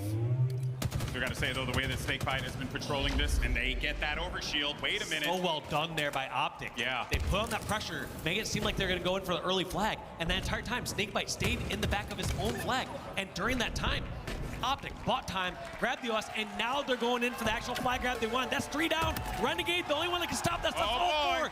And then Optic respawn, bro. Snakebite is gonna have to throw some Hail Mary grenades and say some prayers to get a stop on this one. It was all part of the plan for Optic Gaming. They lock it in, and that is gonna be the capture. Optic take game 1 here in the elimination final. What a insane back and forth there between those 2 teams. Watching that beautiful game of chess, especially. Wow, yo, let's go, Chili. What do you got, bro? There's also that, just that pressure in this series. Trippy still would dip in over towards that util bridge, lay a couple shots. I was gonna say Optic at first, and then FaZe tied it up, and then Optic ended up winning it. For the flag. But that I don't know, bro, because FaZe is so good, bro. Delay. Buy that 15 seconds, get the OS, and then go in for the flag. Who do you guys think is gonna win? Very, very well done. Optic? Gonna get caught looking on that one. Go back and check the VOD, see how that one played out. But Optic Gaming brilliantly played. Yeah, they probably will, bro. You're right. They've been getting second place every single time, right? Yeah, that's true. Yeah, that's true. Start things off, Dave. Then for these 2 teams, world champions in their own right, who are here trying to, run it back, get another world championship under their belt, and we go into an overtime in game 1. I think we're going to be here for a while if it keeps going like this, bro. Yeah, with how evenly matched these teams are. I mean, also with how strategic and slow-paced that first one was. We will see that from time to time, but when we get to game 3, Solitude Strongholds, it's just going to be zooming across the map. Yo. But, to reflect on what the desk was talking about earlier, right? They were discussing what are going to be those win conditions for FaZe Clan. Where do they find that success?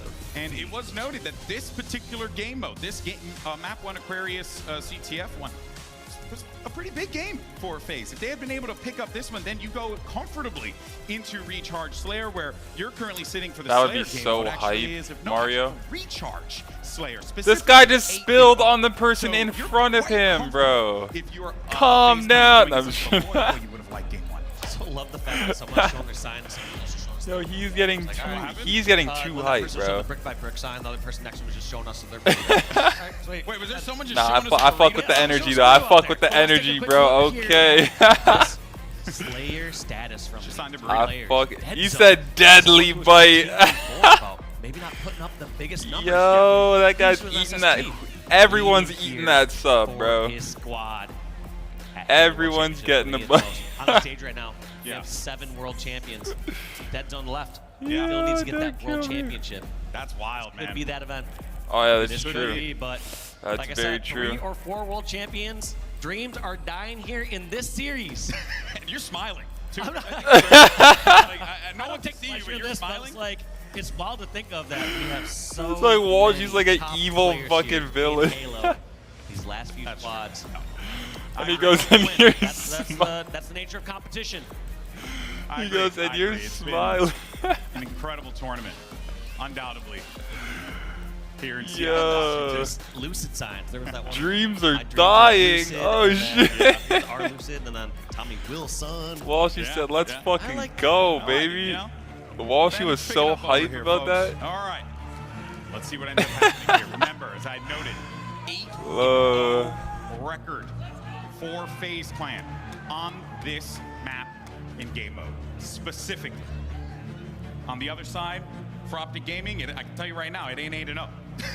So it's good. Don't get me wrong, it's good, but it ain't 8-0, and that just goes to show that whatever's working for FaZe Clan on this map, it has been cooking here in Seattle. All right, let's see what teams are doing off the start here. Nobody diving in instantly for camo. Sometimes you see a quick rush for it. There's going to be a trade of melees, but that's just going to be Renegade walking away with a sliver of health. Red bar, bro. That's crazy. Frosty walking with camo. Like, how does that now work, he's got bro? Did he hit the pretty button much quicker? one big That happens push to me. with That's this. all As my we've seen, melee the game trades slows down online. enough that you don't get multiple pushes with camo at this point. And he backs out. He knows there's a player one shot in there, but he does not want to go 1-for-1 with his camo. He's got to be careful. Oh, look at that, pre-firing the ledge with green gun. And if you're getting shot with plasma, What the heck? That was crazy. Feels like no the camo should be an advantage, but these players are getting hunted down here in Seattle with this camo. Both Seattle and Salt Lake City. Camos So smart too. have been a danger, an endangered species out here on the Halo map to recharge. I was going to say, though, it's really smart for him to grab the plasma pistol on that one. High rate of fire. You can just continuously throw shots out. And on top of that, it does a decent amount of damage to the shields because it's plasma. So that was all overall just a really smart way to shut down that camo play. But here's the thing, though, Dave. While all that's been going on, FaZe still continue to maintain this lead. They have 3 up presently. And hey, if you're Optic Gaming, where are those gaps going to be present? Because look at how FaZe are spread across the map. Based on this timing, we're going to see this one go to the time limit, the way these teams are playing it. Also, only 3 shots left here. Renegade shock rifle. Let's see how he decides to play this one. Looks like he just wants to reposition. He hears the push come in over towards elevator side and wants to have nothing to do with that. Did Drake show up? He doesn't want to put himself in a position, even though these players are skilled enough that they can hit those no-scopes, they can hit those close What do you shots. mean? They do that when necessary. They do that when they feel like they have to take up more ground, when they have a higher risk versus reward benefit. But they're not just doing that So good. just for the sake of getting a random kill. That was so good. Well played there by Renegade. He saw that player dip down from Whirlpool. He had the help, and now they got this camouflage again. I gotta say, the way that they play for the utility, the power items, very impressive. Seems like they took a page out of Optic's book from that first game there, if you know what I mean. Renegade going on a killing spree, make that a double kill to close that one out. 3-kill lead here when they had shock rifle on their side. Now, who is going to get control of pipes and this next shock rifle is going to be the real question. I'm looking at all these polls now, bro. Formal kind of sandwiched here. I expect Formal dying the kill feed there. Yes, he does. He falls in a trade. Frantic voice chat, grapple, FaZe are going to have control of flag pipes grab, free and fire. more likely to get this next shock rifle here coming up. Thing is, I think I see Frosty. I think he might have grabbed it. It couldn't have popped up that quick, right? I think he did because I just saw him on the ledge, but I might be wrong on that one. Dead. Over to his screen a little, but you're probably right on that one, Dave. Yeah. And in case he's in that position, he's in a perfect spot to be able to grab it. Yeah, we will find out here shortly, but just knowing that player's nearby, heard those loud footsteps. Lucid somehow going to turn that around with a commando.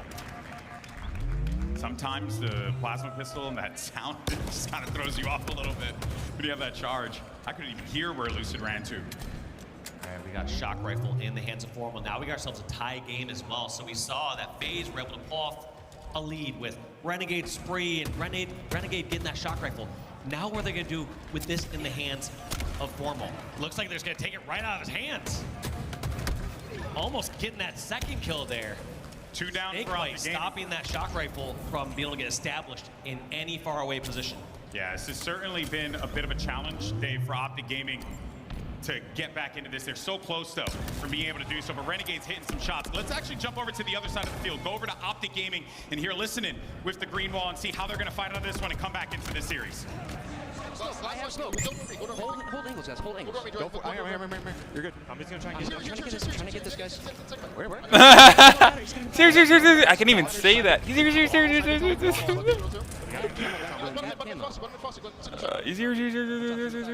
I'll kill this guy. I'll find this guy. Beta key. Oh my gosh, you have to get that kill. See, sneaky with shock. Sneaky with shock. They're wearing gold too. They were in gold. Yo, Zane is in a great spot. Zane is in a great spot. You guys in gold. I'm trying to help you, man. I'm trying to help you. I got nice. Above you, Joey. Yo, Zane, let's fight long all here. There's a guy bat ledge. Top at me. Have a couple on Joey. All you, Joey. We should hit gold. We should hit gold right now, Zane. We should hit gold right now. Shut top at me. We're hitting it, guys. One here. Nice. 2, 3. There's a grapple down top A. There's grapple down. I'm back in long all. I think he's in bat ledge or something. I think they might. Yo, spawn turbine, guys. Spawn turbine. He has shock and blast. He's big guard. Where's he going? Caution. He's just sitting caution in the corner. He's going long all now. He's still going long with shock. Yeah, there's watching me. Sneaky right now. Check the shrouds. Nice spot him, man. Nice. I'm pushing A, bro. Wait. Okay. I'm coming. Yes, we can. I'm coming. I'm going bottom A, guys. All the way out. Watch out, half ball. Here, Joey. Top tower, royal 2. Top tower, royal 2. That's the turbine. Bottom A, kill me. Yeah, he killed me. Nice, get out, top of me. Get out. I think bottom. Top cat on me. Yeah, not facts, Joey. That is actually facts. Just like the How many more kill games movie, of say, this "Get out!" poo-poo? Elevator. But This you guy also wants to see me get on that Halo 3. want to hit gold. Trust me, bro. That I'm gonna be grinding that. Distraction over towards elevator Probably tomorrow, though. Turbine side. Let's hit long or gold right now. Yeah. And those are some of those coordinated Actually, pushes that for sure, all players day are either tomorrow. going to say, I'm going to help and cross map to try to help my teammates that are over on the opposite fight, or we're just going to roll through and start a brand new fight that the other team is not expecting. Yeah, and also another thing that I noticed too, every single time Optic wanted to set up a trap play or Hope you're having a something good that maybe weekend, get though, them 2 pimp. kills and then they could build some momentum off of No, that. we're Some of our FaZe vibing guys and sniffed enjoying it out. some In that instance, it was World Dead Zone parked Championships, inside bro. of the corner, actually right where Lucid is right now, and then Snakebite just peppering him with shots. Had that player who pushed long haul actually committed to that push, actually could have looked way different. That being said, though, you still have FaZe with this advantage that they've held on the entire time, Dave, but this camo could be the difference. Look at this, just being a quick scout. They know Camo's got to be on the outskirts here, but Pipes can be a difficult spot to push in. One nade can change the fight in Pipes, and 3 members of FaZe all stuck in the corner there. What do they do to get out of this? It looks like they just hold the angle together and fight, and nobody from Optic wants to overextend into that battle. The fact that FaZe in that instance, every player just weak, blinking, and nothing had connected there. You know they're going to be kicking themselves when they go back and watch that VOD later on here. Massive nade's going to stop them. It's tough, but also the game didn't slow down enough prior to that, so you didn't have all these members of Optic with extra grenades. You'll see when the game slows down more, you'll see all these players from Optic and FaZe. Good point. Not gonna lie, bro. Plasma grenades, grab a pistol, grab a commando, they'll have all that different Oh, man. Yeah, That's more crazy. inventory for sure to work with here, but we didn't make mention before of FaZe's success on this game mode, this map and game mode specifically, so this isn't all that shocking to see from FaZe, but it is impressive how they just continue to keep ahead from Optic Gaming from start to practically finish where we are toward the late game here.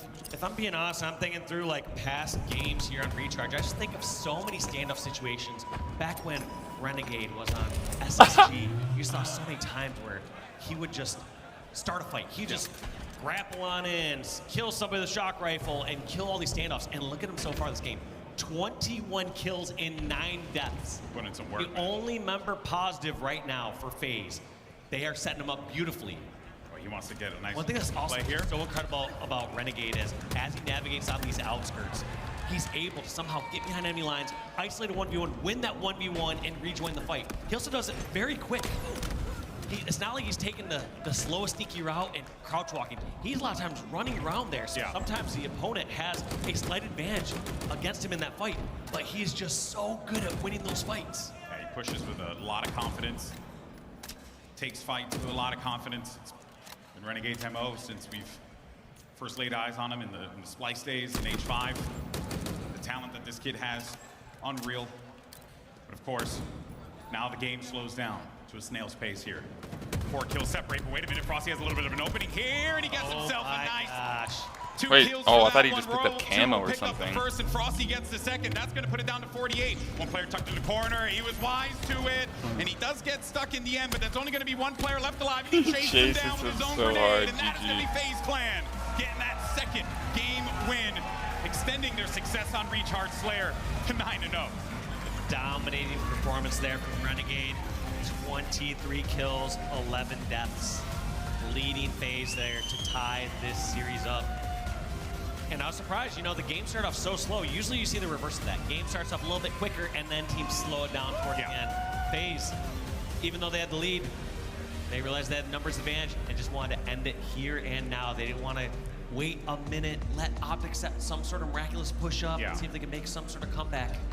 I'm also impressed with how Frosty was able to just kind of weasel his way behind enemy lines there.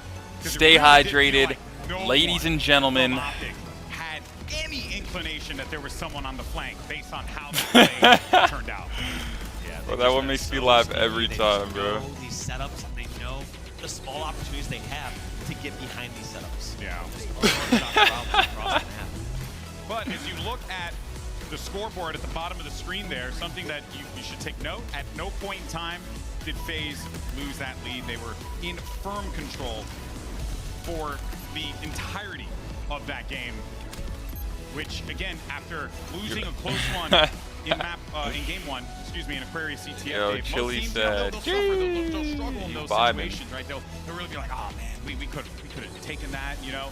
Heck, I even think FaZe Clan would have beaten themselves up at a certain point in time a few events back. But now, dig deep, find where those Chili, that you the fucking homie, bro. Just that tied up 1-1. This is going to be a long series here, man. It is. We are in for a great one. However, this next game not going to be a long one. Like I said, it's going to be strongholds on interference. I believe I incorrectly said solitude before, but strongholds on interference. Freaking Walshy messing it up. Honestly, it's a debatable map amongst the top pro teams. They kind of say, hey, it feels like it's a little too snowball. And we are going to see these teams both get their opportunities at getting full setups. And it's very difficult to break out those times when you spawn over at Bunker, or you spawn over at Carbine, and the team gets a triple cap. So expect this one to be probably the most snowballing mode that we'll see here in this event and in the series. And there you just saw what they're fighting for. The coveted Halo World Championship trophy. Has been with us since, well, I mean, since the inception of this thing. Damn, chilly night, okay. Been talking to a lot of folks here in the venue, doing some podcasts and stuff. 10 years Yeah, of this it's thing. hella late for you then. It's already like almost 1 a.m. probably. What time is it right now? Like it was yesterday. Because for me, it's still incredible to see how evening. far It's this has all 6:45. How far these players have come. You and I were commentating. Toronto, As a matter Toronto. of fact, you know, winning in 2016. I want to say. Why do I look back at the chat and the first thing I see is a highlighted message that just says "Mom's spaghetti"? She's like, oh hey, we're gonna force. Like for what, bro? Come on, man. You know. Mom spaghetti, me's weak arms. Oh, it's only 11:45. Okay. Well, not only. That's still pretty late, bro. The break here. I thought it was like 1 a.m. type shit. Getting behind enemy lines instantly. Getting that pick on Trippy, and he wants to just hold this tower. He didn't realize his players right next to him. Knees are shaky. Lucid gonna get that first slay. All right, here we go. Let's lock in. Favor of Optic. And that's gonna be 2 down apiece. Who's gonna be able to get this OS? Dead Zone trying to set up for it, but wants to get this first pick before. It's 00:45 here in Germany. Oh, 00:45. That's how I would say it. Hey, Hey, yo, meet me at like 0015. Clip of Frosty's Bandit. You know, I don't know if it works out so Meet well me at 0015 on the block. I spell a game 5? Oh, for sure. I think Mario predicted that earlier. Lucid able to With the eventually get optic towards when top he tower. said. See how much And I they kind of prioritize this completely position. agree. This guy said it's 0045 in Germany, bro. That's really difficult to insane. get some of those finishing angles there. That's why they're prioritizing that spot so hard. I usually just say 12 Optic can go for their first trip cap, yeah, and they know where the 12:45. spawns are going to be. They know it's going to be a I bump. said, that makes sense, because if you said 12:45, that could be But at noon. least FaZe now have You tower. said They're going to break out of 0045, A. bro. They That's have sick. tower for a short bit. I'm going to start saying that. As long as FaZe can get towered, this won't be that bad. Yeah. But the fact that Optic are somehow able to push it towards tower and engine 2, this could be another round of slays going in favor of Optic. And there goes 3 down. They're blocking bunker. That means spawns. Well, they're going to be over at Carbine. And this is the one you want. Big trip cap here for Optic Gaming. They got a good position. It's going to have to force all these players to have to just go after that B stronghold. Then players over at B tower, over at Snipe.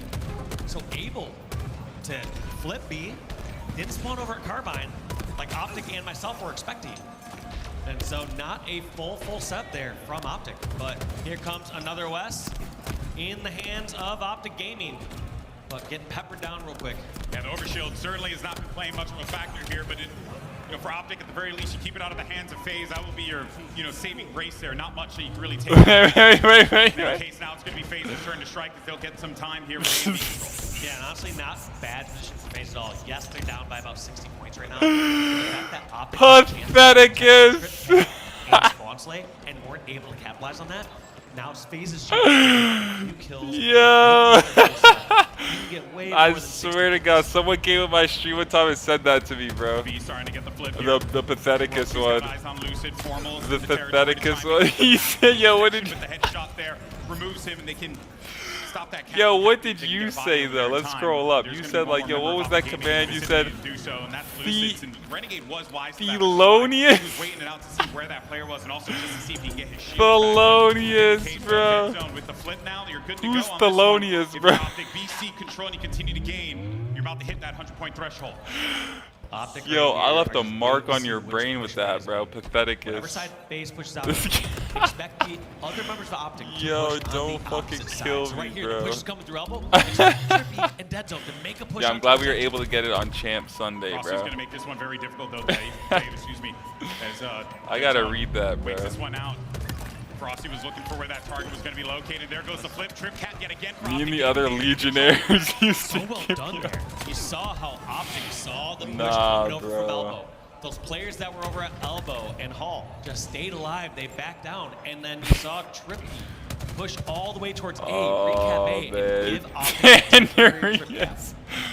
From Managed to get this overshield. Who comes up with this shit, to bro? grab it, or at least they were for a second, but never mind. It's going to be Formal and Optic yet again who get possession Yo, of it. who comes up with It's this gonna spell more shit, doom and bro? destruction I'm gonna cry. For FaZe Clan is Formal just marches forward. Oh, even though he's gonna tank a few Sometimes you have to shots. whip out Get the yourself old a nice double commands, for bro. this one.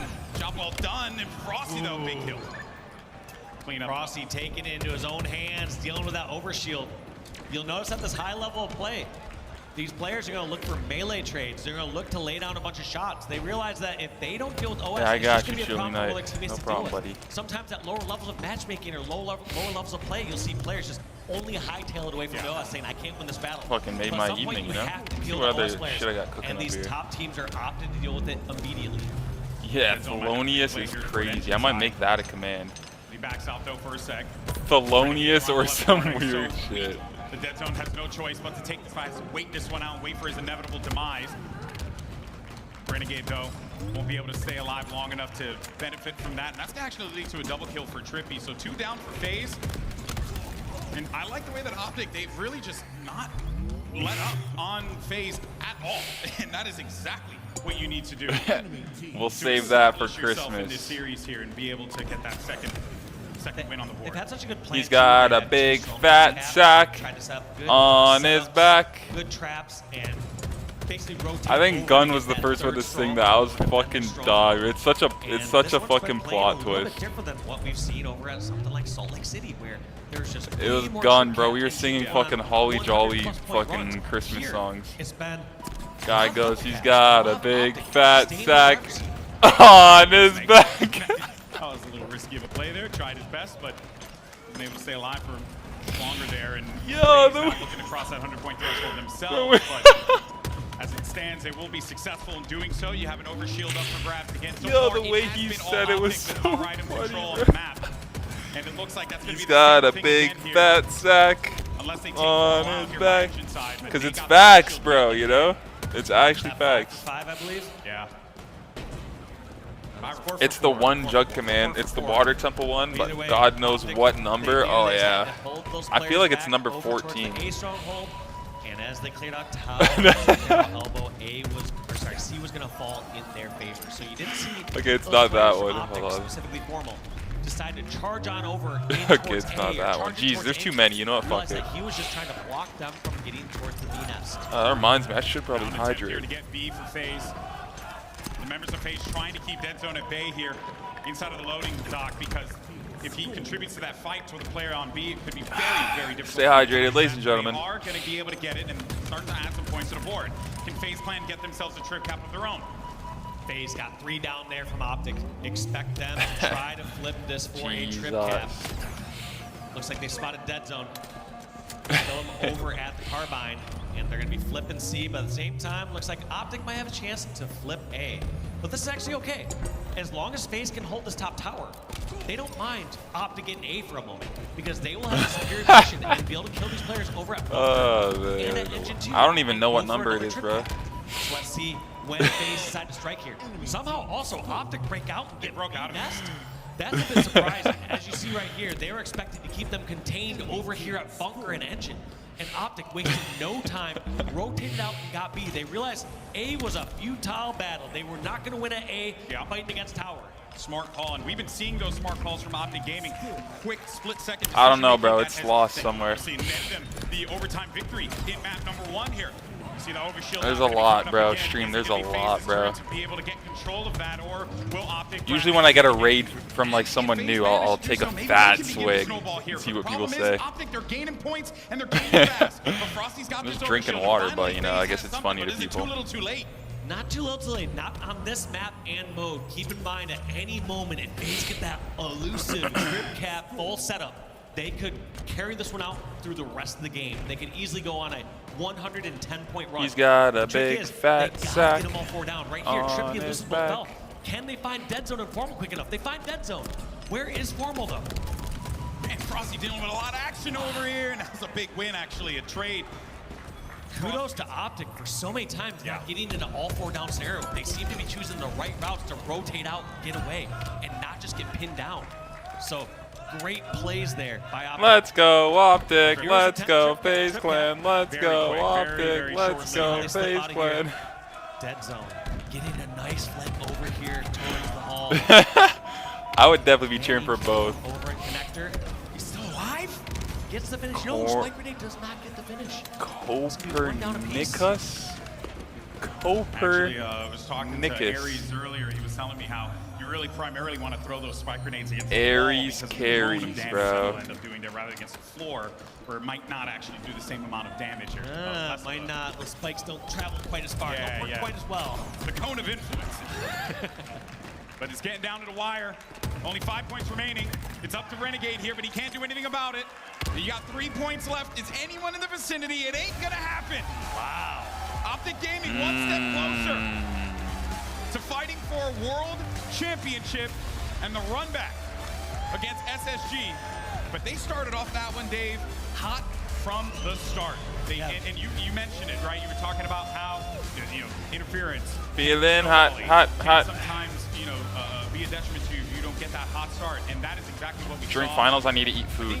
Even though for sure. I want to eat. I just keep like delaying it by watching. What do you mean they didn't play a role? Well, I'm just saying. You didn't see it directly translate into like them getting a cap or that position or that player. What I mean by that is kills. That's a fair point there. Yeah. But those overshields were massive.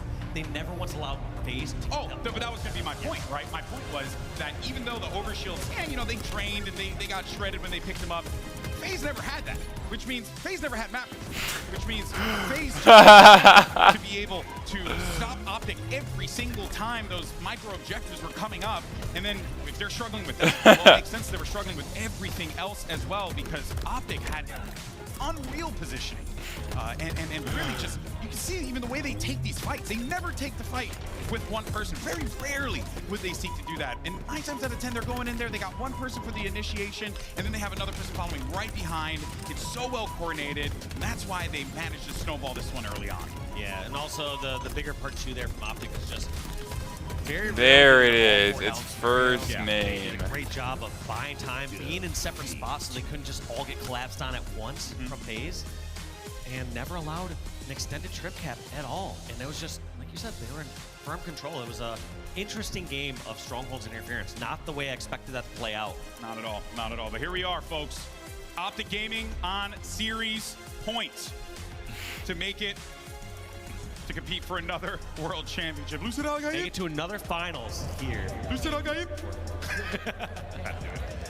You see, he planned to get that OS. He planned to take those shots. Just part of his humble plan. It's the hair. Definitely. Because, you got Timothy Chalamet with his hair, right? So it makes sense that Lucid's got it. Also not wasting water. Lucid Al-Gaib. Very efficient. There he is. Shout out, by the way, to the crew who put this event together. God damn, Lucid, who do you think is the real hero here? Oh, you see that at home? It's him. You're the real hero. You're the real hero? You fans at home are the real heroes. And fans here, of course. Say Lucid isn't the best. Draw 25. That is a crappy game of Uno, I'll tell you that much. Oh, man. I think FaZe are looking to make their own Uno reversal happen here. Try and pick up this oddball streets game. And also, do want to commend myself for that segue. But, that's just me speaking to myself here, entertaining an audience of one. But as for everyone here in the building, entertained profusely by what we've been seeing so far between Optic Gaming and FaZe Clan. What what the fuck is this a command, bro? That guy was feeling it. Oh boy. He's yelling. Fill our bellies with diet soda and. Let's do it. Let's do a little survey with the crowd. Nah, fill our bellies is crazy. What about the FaZe fans? Where the FaZe fans at? Ooh, all right. And no surprise, Optic's got a decent amount of support here. Want to check on the undecided voters? I don't talk to them. Oh, man. The tension.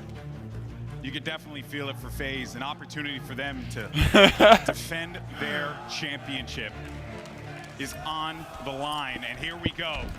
If Optic Gaming win this one, it's done, it's dusted. They're moving on to the grand finals. FaZe need to force this game 5. And we talked about this on the desk earlier. If FaZe can make it to that game 5, that is where this series really gets interesting. But they're gonna need to overcome this one first and foremost in order to be able to compete in that game 5 situation.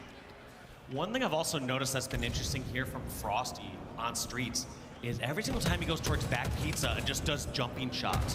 He doesn't want to go up that driveway to put himself in a position to take a few shots and get hit by a finishing grenade. So he's been super successful when we've seen that from first person POV, and then almost turn and burns that fight there with the stalker rifle. That was awesome, by the way. The repulse to throw off the crosshair, the shots, that were doing heavy damage. Everything about that was brilliant, but it is not going to mean all that much as Optic Gaming will get control of the oddball, and they'll get themselves a decent setup over here toward the PD side of the map. I think right now they just have to realize what information they have. They know there's no one on Neon at the moment, so that means the push is coming in from B and Tires. Snakebite did such a great job breaking behind enemy lines and getting inside PD, but all for nothing as everyone is down across the map except for Lucid. Lucid gonna grab a few seconds of time. and see where these players spawn. Right now, Lucid's just most worried about, can they get a close spawn over on B or at Cafe? And since he saw his teammates spawn over at Cafe, he was looking over towards B. Formal now ran right into the loving hands of a member of FaZe Clan there, but Lucid will You guys are up continue to late just for this benefit stream, from bro. Time with the ball. Here comes Frosty real. for a push. And you can see some of those some kills starting to come through here, and Trying to also get play Cam ball. coming up. He's got to throw this one out in the middle. Camouflage up for grabs here in a moment. Formal should be able to get the kill against Renegade in the corner, but instead it's going to be a trade. Now Lucid, one shot, is going to be surrounded by members of FaZe Clan. Can't quite stay alive here, but he does so. He really is the boy who lived. It's incredible. Just doing so much action. He's behind enemy lines here, and he gets 2 different players to one shot. That's Frosty and one other to one shot. So this should buy some openings across the map here for Optic to push out. We got to wonder, do you feel like Trippy's playing a little too passive there? But it looks like the reason for his passivity was he wanted that camo. Snags this power up. Coach Lunchbox and Optic been doing a great job on top of those over shields and camos. Yeah, it really has been the name of the game for Optic, and it's hard to win these closely contested matches between evenly matched teams like this when you're not being able to pick up those power items, when you're not able to get that map control efficiently. And for FaZe, who have been so great on the Slay and have just really made their presence felt that way, kind of shocking to see them really just struggle to be able to get any kind of control when those moments happen. Another great setup here coming out of Optic. They bring the ball back towards A. It seems like they, I wouldn't say favor the side, but it seems like it's been Mellow the side Trip that's is been such a open sick to them. gamer tag. We What have the yet hell? to really see Optic ever be over at Tram side of the map yet. Oddball likes to be over toward the PD side. Might like the safety and security. I don't know. This should be a clean connection there. So you'll remove that player from it, and here comes the tram run. Yep, this is what happens when you spread out across these lanes across the map. You basically have people watching over towards B side and then Neon and Cafe side with ball sitting in the center. And you start to find out, all right, we're not seeing anyone here on B side. Get ready to rotate in this direction. And then as soon as they get a kill, it's go, go, go, because you know that FaZe aren't gonna overload all 4 players in one spot. Instead, they're gonna do a scattered push across the map. And so they can get the 1 kill on B side, charge through if there's anyone else get that kill, and outrun the other members of FaZe, forcing them to either charge across the center of the map into tires or be out-rotated by the ball. And because of that, we have a 72-point lead here for Optic Gaming in round 1. Oh, big win for Snake. That was nasty. Yeah, he needed that win big time, so maybe they could work with this. They only have a few seconds to work with, and now you have to be perfect, and you have to charge. You have no other choice here, or else this round's gonna go to Optic. You know, Snakebyte's hoping another teammate could get in there a little quicker, but they end up getting the stop. All that matters is that they get the stop and get a full setup. So now FaZe putting themselves in a corner, making it do or die. It's really tough to get a proper, play ball here on streets, especially when the other team only is 6 points away. Yes, you can stop them from getting a full setup, but Optic's not in a spot where they need a full setup. They need 6 points. Yeah, that's all, and right now Optic's stuck in the subway. You're gonna have to pay for a Metro card to get out of it. Just jump the rail, man. Get out of there. Wow, look at you, criminal Dave. Didn't expect that. Patheticus would be. Not for real. But think about how much money I've saved over the years. Fair point. There's probably a Patheticus running around somewhere. From Walsh. All the good Halo and illegal life tips you'd like on one broadcast. 442. FaZe has done a great job trying to bring themselves back into this, but they cannot make Yo, a Walsh, single he's so mistake. funny, bro, I If swear. they do, that's it. The round is done. I mean, look, is there an opportunity? Maybe they play ball, as you had mentioned before. Could they maybe Yo, stop what it, is get 1 Walshy second or talking 2 about? For sure, but it is going to be so risky. There are so too many difficult to get Patheticus top. running around. I like this play. I like that shroud. Felt like it came out a little late. But either way, Snakebite gets shrouded. And here comes the defense. They have to get these kills. There's really no other way around it. Somehow gets the triple kill. Formal, only one left in PD. Gonna get flanked by Royal 2. And Formal's desperately trying to finish off that What are you ball guys carrier. gonna eat for Doesn't dinner? get it. All right, Now it's we're fucking actually like within 1 striking a.m. for you distance. guys. Never mind. You guys are probably only in 30 bed. points away from winning this I'm gonna round. have some Chinese They've really food. seen one more round of slays here against Optic. Gotta be careful. That camo's up, and it was. It might go to a grabbed game instantly, 5 but it was here. Oh Snakebite my in the back. gosh. FaZe 1 not million snapping on the this ball just yet. line. They realize this comes down to the kills. I'm probably breaking Shoddy. Or breaking G. That's gonna be 2 down players. Bro. From Optic spawning. Oh, that wait, was a that's different Lucid. POV. Never mind. Okay, actually, That's a different POV. Grab Shoddy. There's a mill on the line, bro. Sorry about that, folks, but we'll make sure we get that sorted out. In any case, that was Lucid who ended up grabbing that camo, but could not really get in there. And I know we were freaking out for a minute. So like, why is it competitive integrity? Is there some inner-team drama we don't know about? I just believe that you got to. Not yet, though. Chinese is good. Facts, there for Optic. Yeah. Facts, my boy. Him and Lucid are going to be a tandem pair here, trying to get the slicks. In fact, they might get some homemade pizza before you make them deep. Hey, yo, okay. Buying time. Can they live here? They somehow clear all these members. This is going to be grabbing these last few seconds. They run in towards PD. Nobody from FaZe in position to get this kill. And Dead Zone going to grab those last 2 points in round 1. Wow, bro. It actually might be, they actually might send, yo, bro. That really did. I actually might see the grand finals right after this. I thought we were going to go to a game 5. Heavily in that one too. They come back. Holy shit. I got to see Scump's chat right now. They're probably going so crazy. Gaming 39-37. So goes to show you FaZe really Scumpy. turning things around. And honestly, even when I look at the scoreboard there, I'm seeing Renegade doing some work on the they're getting assist serious category. now. They're getting serious the, now. you know, the main Slayer, you usually see him doing a lot of stat damage, or sorry, a lot of damage in the stats rather. But this time around, he's putting in a ton of support. Just trying to fish over at the ATMs, get that first pick, second player weak, and all these members at FaZe stuck at Tram again. It felt like that whole last first round, felt like whatever team was spawning Tram was losing. That's actually a really good point. And as we see things flip around this time around, they're going to go for the Tram hold boom, boom, boom. Last time it was that PD hold that they were finding a ton of success with. Now they bring it back over to the opposite side of the map and mix things up a bit. Optic showing their versatility. They're not just going to force one specific setup here. They're going to take what's given to them. And there goes 3 down again. Royal 2, they went alive.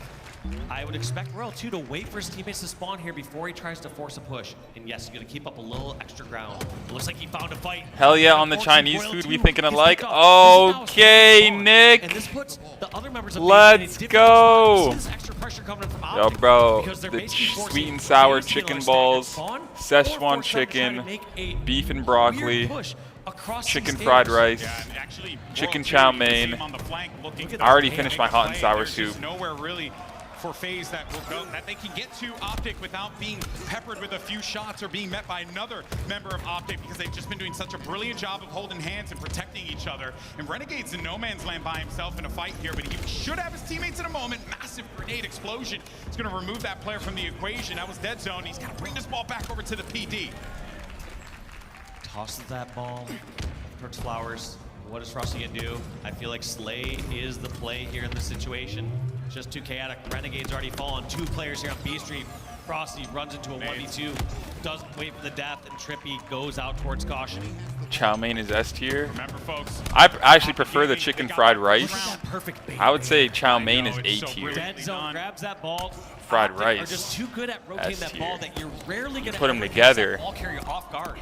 It's like when Goku and Vegeta do that, like, do the, you know, and then somebody else getting that free finger kill, thing. And they're free to slay. Hey, yo, it sounds weird, but you guys know. Across the 50-point line here. Yeah, A tier is pretty good, bro. I'm not saying it's like D tier or anything. A tier. Ain't no goddamn S tier though. Sweet and sour chicken balls are S tier with the bro. You put pineapple in the sweet and sour sauce, like the red sauce. Ask them to put pineapple in it. Oh my gosh, bro. The hot and sour is long gone, bro. There's some pressure from Neon. You got someone going over to the driveway. They're just kind of seesawing back and forth.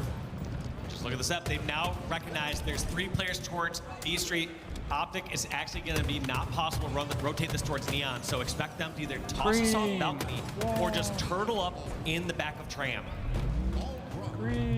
Opportunity now here for FaZe Clan. As Snakebite right behind enemy lines here, might actually be able to get him back. Right, actually will shoot the guy at the top of his head. Knowing he was one shot, they'll hold Tram, but they don't really have an angle to go after that ball. It's right out in the middle of that ATM area. Yeah, make some food, Chili Night. Throughout this time, FaZe had a big numbers yeah, advantage. They got those couple picks. They pushed in towards Tram, but they're not able to get those kills and actually get ball. In fact, ball's basically played over near ATM, so huge win there by Optic during that exchange. Yeah, and Optic are. In fact, ball goes untouched for 30 seconds. Yeah. They're fine with that. Time drains down. You got a sizable lead that you got to come back into, and you know that even though FaZe were able to do it last time, well, kind of last time, almost last time. You want to be able to just use this lead to your advantage and put that pressure onto FaZe and let the, you know, 5th or 6th man, if you, of course, count Coach Lunchbox on the field, the time, the clock, to be a part of the team for a little while. You know, Renegade's got to be frustrated there. Getting spotted out with that camo, trying to be that player gets near the ball. And like you said right now, they are playing that time bit. In fact, all 4 down, they're going to go for the closure here. They're going to first revert back. Renegade, though, got a great spawn, but the position has been given up. He shot with the stock rifle over towards top tram, and it's that driveway. But right now, they have too much ground to cross. They have to fly, and they cannot be cautious here. They're not going to be able to fight Trippy. GG. Well, 5 points away here for Optic. Did ball carrier go down? I believe Because I don't know why they're not holding that. Yeah, ball carrier must have gotten picked off there. Running up that C stairs. So huge stop there by FaZe, but deja vu. It is deja vu. 6 points away for Optic. They just need one mistake here from FaZe. One round of slays, and Optic are going to punch their ticket inside tram. Even though I think you should jump the rails and go all the way to the grand finals. This could very well be it. They got the ball. Optic Gaming's got the ball. 3 seconds remaining, and no one's in the vicinity to stop them, and that's going to do it. Optic Gaming. Wow. To the grand finals. With SSG. They sent home the 2023 World Champions in FaZe Clan, and now we're getting a run back in the grand finals between Optic Gaming and Space Station Gaming. It could only truly end this way, Dave, considering how the season has gone for Optic. But is this it? Is this the time where they can finally just win? Just break through. Break through, bro. Like, I mean, honestly, and not that you get to decide this, but like, if you're in their shoes and you had to say, hey, would you rather win 3 regular season events or win World Finals? Yeah. And I think you take World Finals any day of the week. World Championship right there. Optic are going to stay on that stage, but they'll get a little bit of a break. But boy, oh boy, and of course, commiserations for FaZe Clan. And all right, let me get my food, bro. For them as well, ups and downs. Yeah, same with me, Mario. I'm not going to lie. Let's go, baby. What we have seen about this squad is that even when you think, oh, you know, they're struggling in this area, they're struggling in that area, it really just boils down to the amount of work that Snakebite and the rest of the boys on FaZe Clan put in. It showed in this event, but this time around, Optic had the recipe, they had the solution, and they were able to win 3-1. Yeah, Optic just looking so strong and honestly icing up. There's been a lot of times where we've had some questions around, can Optic win those crucial games, those matches, those coin flips? And I feel like a lot of times, especially against SSG, they're not winning those ones. But can this event be the one? I cannot see. Oh boy, well, you can see everyone now getting ready. They're getting their bathroom, their food, their bathroom break, their food break, all that good stuff. And let me see, is Blaze ready to go up on the stage? I think he is. So folks, that's gonna do it for us here today. I just want to say, freaking love the Halo community. I love you guys. Thank you, Dave, for being and tolerating me. It's been an absolute blast to be back for these last 2 events, so thank you so much. But for now, let's send it over to the icon. It's got Blaze at the stage. Thank you so much, G and Walshy. Seattle, make some noise for Optic Gaming as they make it back to the grand finals and here at Worlds. Talk to me about how it feels to get that win there and get back into the grand finals for them. I mean, I'm really proud that we bounced back that way. It could have been really bad if we didn't, show some resilience. We knew that we lost SSG, but we weren't playing bad. We could have won every game. Went to this series, same mindset, just keep playing the way we're playing, and we won the series. You definitely did, okay? And now you guys have been fighting hard every single grand finals just to get over that hump and come out and be a champion. How special would it be to get your 3rd world championship as a whole here in front of this crowd? I mean, yeah, it'd be amazing. It's going to be, a mountain to climb, but I'm down to do it with my boys and try to do something legendary. There you go, brick by brick, 1 kill at a time. And now, you've had an amazing career, and it's going to keep going. What do you want to say to these fans out here who's been supporting you, supporting Optic Gaming, and every single player on this stage every time you are here? Yeah, guys, we love you, for real. Thank you. Thank you guys so much. Love you guys. Thank you. All right, thank you guys. We got one more match official on the stage. It's our grand finals, and it's coming right after this break.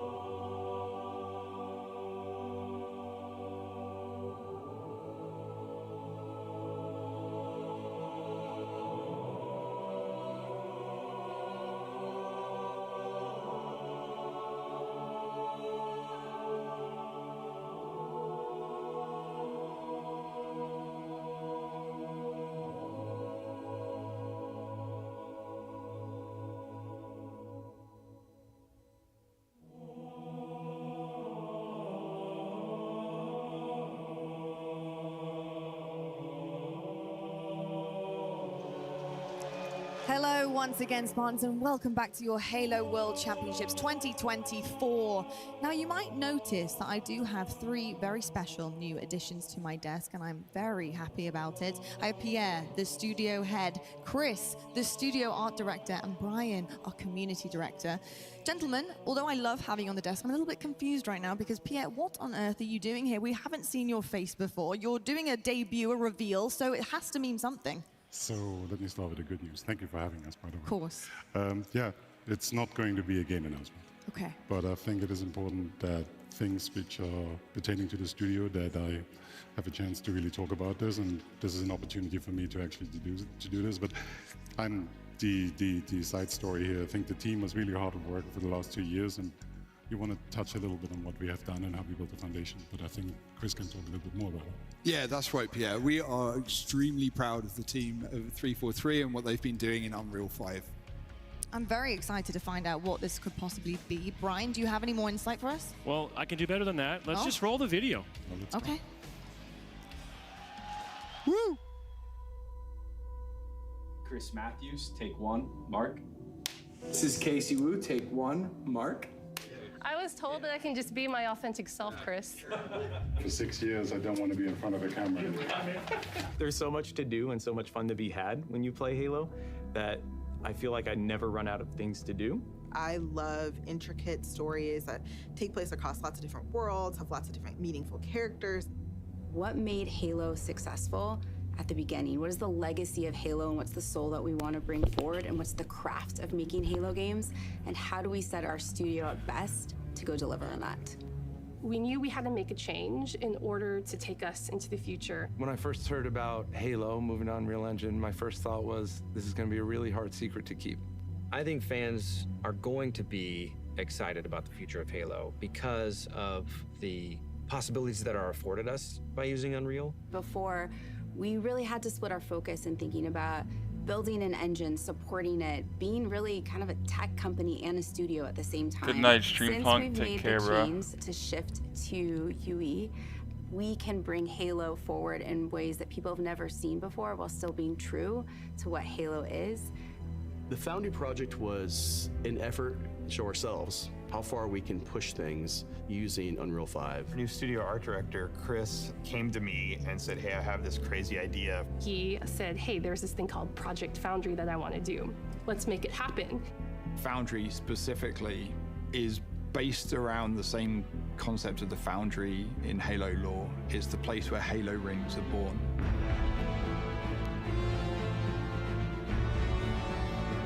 It's not a game, it's a research project for our studio so we can prepare ourselves for the next steps of making Halo games.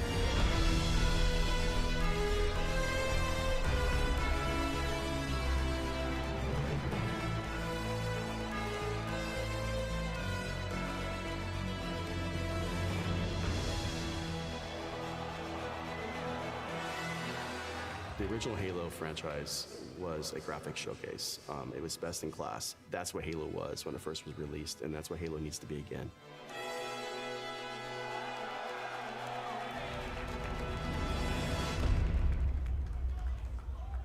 So once Project Foundry had been approved, we took the entire creative team and we ideated on 3 locations, something old, something new, and something really alien. We had the Pacific Northwest, which is sort of traditional Halo biome. Damn, that's pretty sick. As much foliage in there as humanly possible to make it really feel like you're on a hike in the, Cascades. The Cold Lands, which was the second biome that we took on, it was more of a technical showcase where we could play with shaders, we could play with deformable landscapes and terrains. Unreal affords us more opportunity than we've ever had in the past. On the surface, it might just look all like snow, but how many layers of things combine to really give that winter look? And then our third biome was the Blightlands, which is any land that's been completely taken over by the flood. I wanted to give our team the opportunity to really express an alien world, a really alien world, taking something way further than they may have actually done in previous Halo games. What's impressed me about watching the Halo team work in Unreal is how beautiful everything looks, how incredible the environments look. There we go. I don't think we've seen anything quite like it in Unreal Engine before. fortunately, we have a studio that's really passionate about Halo, about the look and the feel, and I think there's a lot of hunger to really collaborate, to move forward together. Foundry was an initiative that touched on every part of the creative process, everything from concept art, VFX, characters, vehicles, and weapons to make the future. Oh, my food. Halo.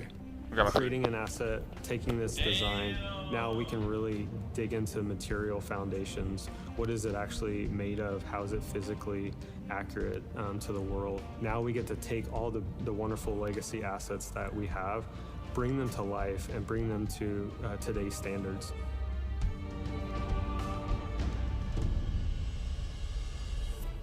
We are really excited to be not just working on multiple projects, but also expanding our studio. As a lifelong Halo player, I think the game's only going to get better when we get those new, unique perspectives and people bring in their expertise and passion for the Halo franchise. We are looking for new talent as the projects that we're working on kind of get further and further into their development cycles. And it is great to be part of a team that's growing because you can kind of see that force multiplied as people come in and take on challenges and you can do more.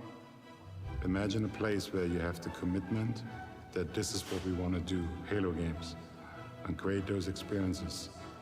And you can express your talent, your creativity, and your professional ambitions in that place. We're looking for designers, we're looking for artists, we're looking for engineers. It feels like a new beginning for the studio in a lot of ways, and I think that's pretty rare. And I think we arrived now at a point where you see the beginnings of people to start to believe in the process. There's so much momentum that we have right now and focus and clarity on not just what we're building, but why we're building and kind of this next phase of Halo. The worlds that we're building, the stories that we're going after. The potential at Halo right now is huge. Halo Infinite was the last remnants of how we made Halo games in the past. That was our recipe. And what we are doing right now, we're changing that recipe.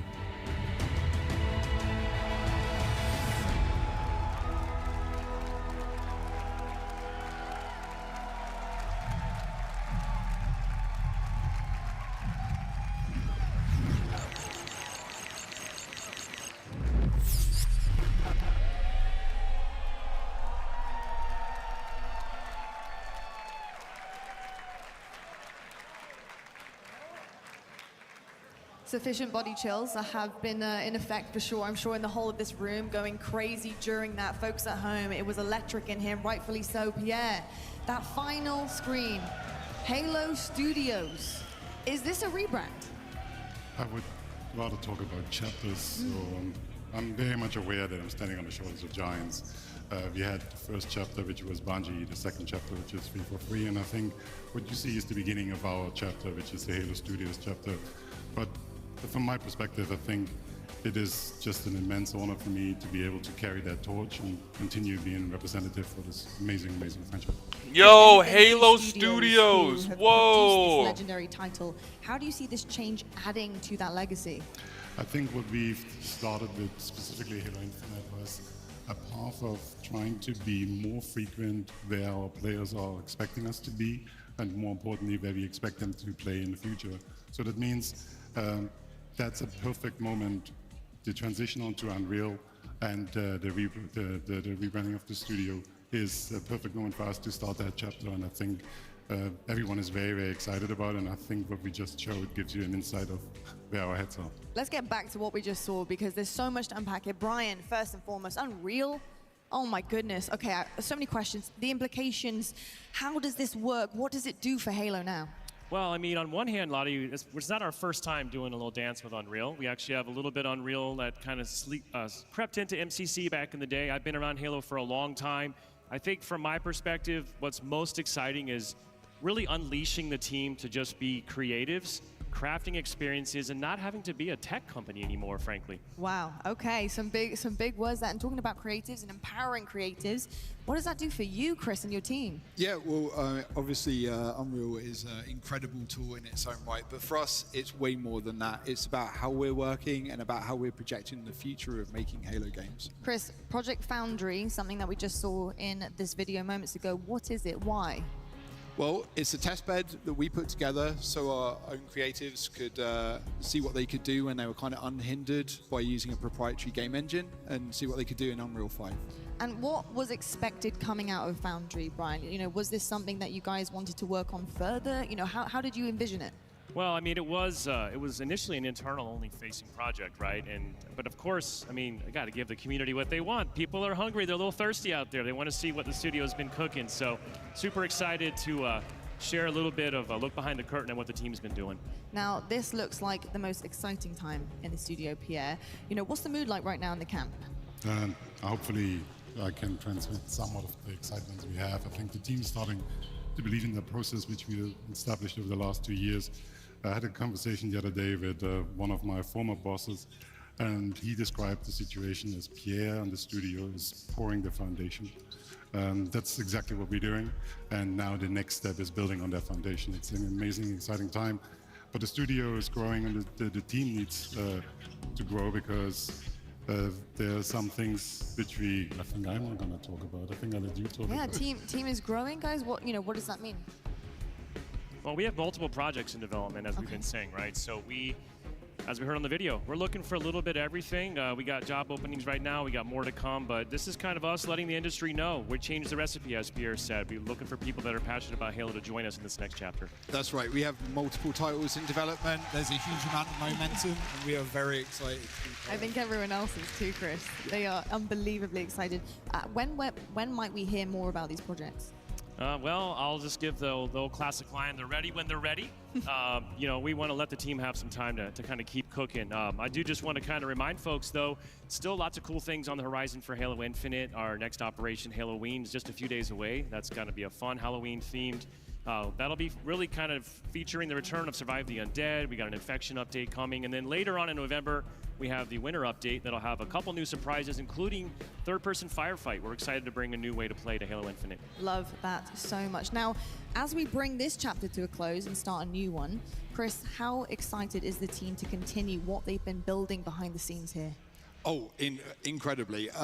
Project Foundry was never actually meant to be public-facing, but like Brian said, we really wanted to give the community a bit of a glance of what we're doing behind the curtains. But it's been a really, really busy time. We're super eager to be growing the studio, and I just want to take a moment actually to thank the team back at Halo for really committing to this work. It's huge for us. Yeah. It certainly is indeed. Pierre, yeah, hard to be negative to Halo Studios if they're like all about Halo, you know, if you really support Halo. For another 3 years. Yeah, I like the 3 years idea, simply because this is not my world, this is their world. No, but I really wanted to point out what an amazing event, how everyone showed up and supports Halo still. This is, for me, every single year humbling for me to see that. I'm amazingly grateful for that. The key really is we hear there's going to be an HGS next year, so again, something to look forward to. But I think the key, which I really wanted to land, was thank you to the fans. Thank you for the people who give us the opportunity to express ourselves. Thank you to the studio. And I'm looking forward to have a great future with everyone here. Thank you.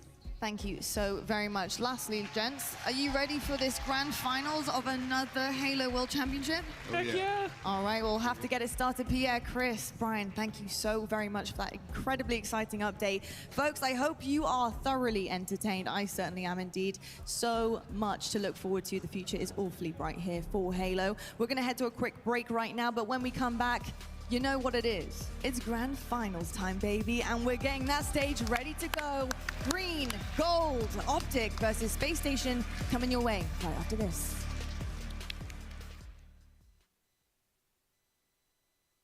I like your simple answers because they're effective. I like That's it. the only thing I can think of. And is that what you're going to do for the rest of the tournament? Yeah, win the tournament, 100%. Of course, I love it.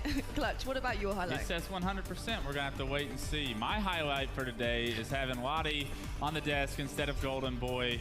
It was so much easier. It was so much better. I know I enjoyed it. I hope you at home enjoyed it. She's going to be here all weekend. Golden Boy, once again, we'll be in the back all weekend. That's my highlight. Thank you. I really appreciate that, Clutch. To show off why Big Team Battle is a kick-ass game mode that everyone should be playing all the freaking time, firstly. Secondly, I wanted to show people that you can frag out on keyboard and mouse with no problem whatsoever. Sorry, Summit, that's for you, baby. That's for you. All right? It's okay, Shroud. We'll get there eventually for you, puppy. That be It just shows sometimes you got to be careful with the trash talk. It looks good if you pick up the kill, but then you get embarrassed a few minutes later. I mean, the years and years of rivalries between these players, it still echoes as Elamite goes up. He tries to get some shots, but Snipedown adds a couple extra as he falls. It's the first anti-gravity shots to the body we've ever seen. Awesome. Well, Ty, always a pleasure. Love you, man. Take it easy, guys. Give it up for Ninja, one and only. This guy right here. No. Don't do the dance. No. It's too damn late, Tyler. Oh, jeez, Lord. I can't. He has way too much energy. Guys, it has been an incredibly long day here, but it has been a blast. You guys had a good time? You guys had a good time? That's what's Optic fan? My Team Renegade, a Cloud9 I gotta say, look at the boys just crowded around. Look at that. The squad is rolling deep. Go. That's what you want to see. Yeah. Bring that back. Where's the pon Ninja? Absolutely amazing. And I honestly can promise you that it has been pretty wild, but tomorrow... Look at C. It's being taken over. Team Walshy are taking over. Goldboy's getting loud, but the most important thing is that he defends B with his life. Golden Boy with a golden play. Oh my Yo, bro, he's the OG, bro. He paved the way. You can't even lie. Finally, he's taken down. That player right into Roy's hands. Roy misses the headshot there, top middle. Flamesword's trying to push in and finish it off. Tusk is in a hard place, and again, Roy, what a finish coming in from him. 17-9 now, in favor. Oh my! No! He's off the map, He doesn't but he care. doesn't care. He Roy does not care. Is back. Oh my word! Has to plug his headset back in. Yo, that shit is just so funny every single time, bro. The 2024 Halo World Championship is presented by AMD. There is a trophy on that stage right now here in Seattle, Washington, waiting for hands eagerly to pick it up and celebrate. Confetti, pyros, you name it, going off with a banner of one of our two teams left, plastered all over this arena. Who will it be? Your grand finals is where we find out. Space Station versus Optic Gaming. Two very different tales so far this weekend. On one side of things, Space Station Gaming have been flawless so far. They have really been Bro, flawless. he sniped him so season hard long. he stood up and walked off the map, our bro. most consistent team that we've also had this year, but they're looking for that gold medal. Silver will not cut it. Clutch. Tony, welcome to the desk. It's grand finals time. How you feeling? This is the moment, right? This is what we've been waiting for all year long. You have the two best teams from this year, Optic and SSG, in the finals. There's a few players on that stage that do not have a world championship under their belt yet, so somebody will be added to that Hall of Champions for the world's record. Who's it gonna be? Those the big question. SSG look unstoppable, and Optic Gaming, after that FaZe series, have got to find some life to start getting some momentum in their favor. Space Station Gaming have been so good so far, but the road bump that comes in the form of Optic Gaming could prove a little difficult. They will have to get it done in two best-of-7s, and Space Station, Tony, they have that cushion. One series is all that's needed, and so far it hasn't been a problem. Space Station Gaming have been the most dominant team all year long. They seem like the perfect team when it comes to the Slayers, when it comes to the objective. They do it all offensively, defensively. SSG have really been the gold standard, and they won a world championship under their belt. Now, you heard Formal on the main stage after that FaZe win say that his boys are ready to bunker down and get it done, and this is exactly how they need to do it. The grand finals, two best-of-7s. Last time, in the last event, they actually didn't have the stamina to get it done on the winner side of things, but now they need to push the limit, Clutch.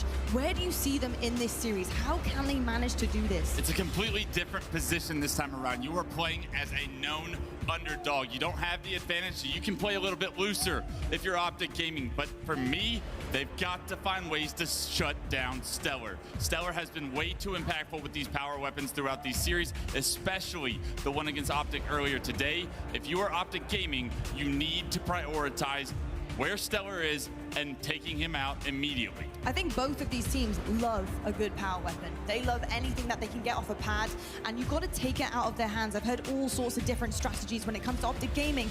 Pick up the weapon off the pad, even if you don't want to use it, take it out of their hands. Honestly, it's the same for Space Station. They're so good at this, but what they're awfully good at is a deep map pool as well. Tony, looking across our records and what we have coming our way here in this first best of 7, how are you feeling about this for either team? I mean, for the most part, fairly even until you get to that Solitude King of the Hill, and obviously SSG a heavy favorites. But as much as I love my stats, as much as I love to try to create the narrative through them, at this point, nothing matters.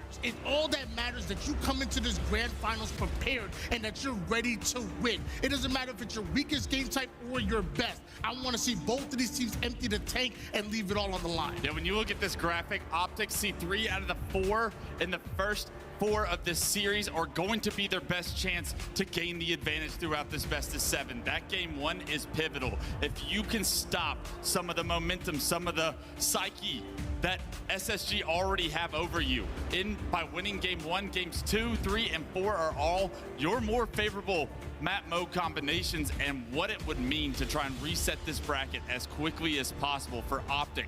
All of a sudden, the underdog all season long, to gain some momentum, to start flipping the script, the SSG start to panic in that moment. That's a big question if Optic can get a lead. It's an awful lot on the line here, isn't there? Oh my goodness me, a big moment, and a big moment for us. Who have you got taking this series? You gotta have SSG. They have looked flawless. They have looked at the best team this year. They have Bound and Legend that are due for that one thing that has eluded them throughout their careers, the World Championship. Optic, I know you have what it takes, but until you show it on that stage in this moment, I've got to take SSG as the favorite. FaZe did it last year through the lower bracket, and you just finished beating them in elimination bracket finals. Optic needs to understand that this is a marathon, not a sprint. They can win this. They can break the curse. I picked them before the tournament. I ain't gonna let go of them now. Of course. Optic game. You switched this morning. Hey, you know what? Mind your business. Mind your business, Clutch. I love that we have 2 sides of the coin here. I'm going to remain impartial because I just want a really good grand finals, and I know you guys do too. You won't have to wait much longer because your grand finals starts right now.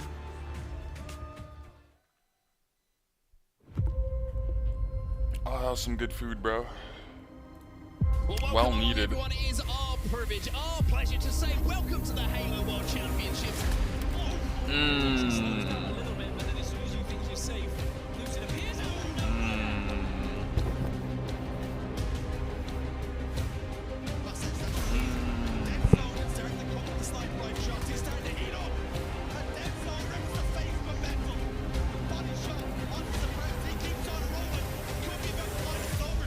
Wow.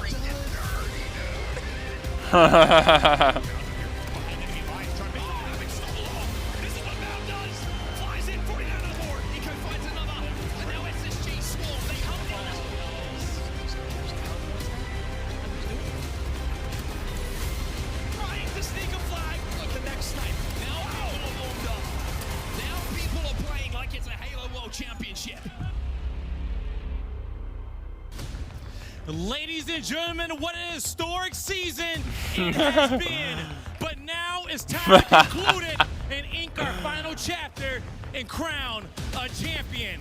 Now with our 2 teams on the stage, one has been soaring to the top, the other has been laying the foundation brick by brick. But Seattle, I know you're ready to get this grand final started. So you ready to get it going? Get ready, because here comes the 3-time champions.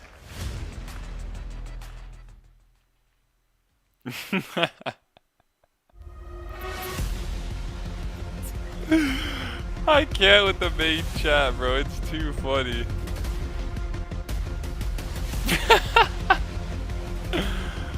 Yeah, alright, we got the prediction going or what? Oh yeah. Wow, 32 minutes ago. God damn. Can a brother get a chance at fucking even fucking guessing over here? Seattle, get loud for Space Station Gaming! We got Eco, Stellar,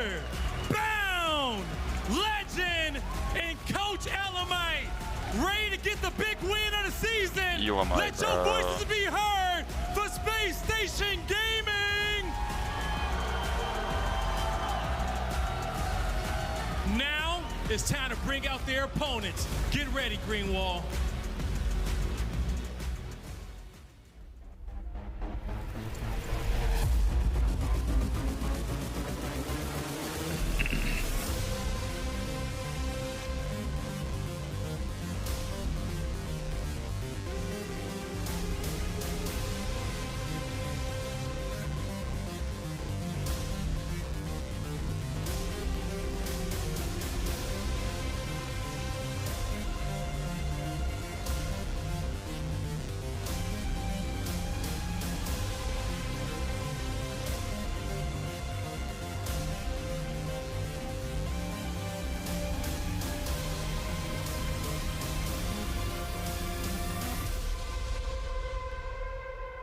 Seattle, show some love to Optic Gaming.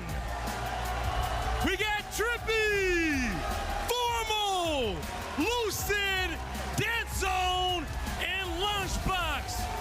Greenwall, stack those chairs and make some noise for Optic Gaming.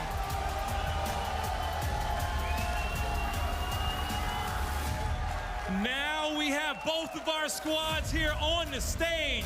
But Seattle, I'm gonna ask you just one time so we can get this started. All in on Optic again? All right. Are you ready to get this grand final started? I like that. OSAP, Rob, let's lock it down. Well, here we are then, everybody. This is what it's all about. All roads have led to this moment right here in Seattle, our grand final of the 2024 season. The Halo World Championships certainly has not disappointed, and these are the two teams we expected to see in this final. We really did. This is your #1 and your #2 overall all year long. It's only fitting that we have these two teams duking it out. Of course, it's a rematch from Salt Lake City, but most importantly, it is your 2024 Halo World Championship Grand Final, and of course, it's a best of 7. It is a best of 7 indeed, and if you're watching Halo for the first time, if you're wondering how this works, if Space Station win this first series, they will be Halo World Champions. However, if Optic Gaming win this series, we go to a bracket reset. We play a second best of 7, where the winner will take it all. A long road, as we said, for Optic Gaming, and they've had some elimination bracket runs before, but this one might be their toughest yet. Going up against a team that, remember, reset the bracket on them only about 4 weeks ago in Salt Lake City at the final major of the year. That will be a very, very fresh and recent memory for them.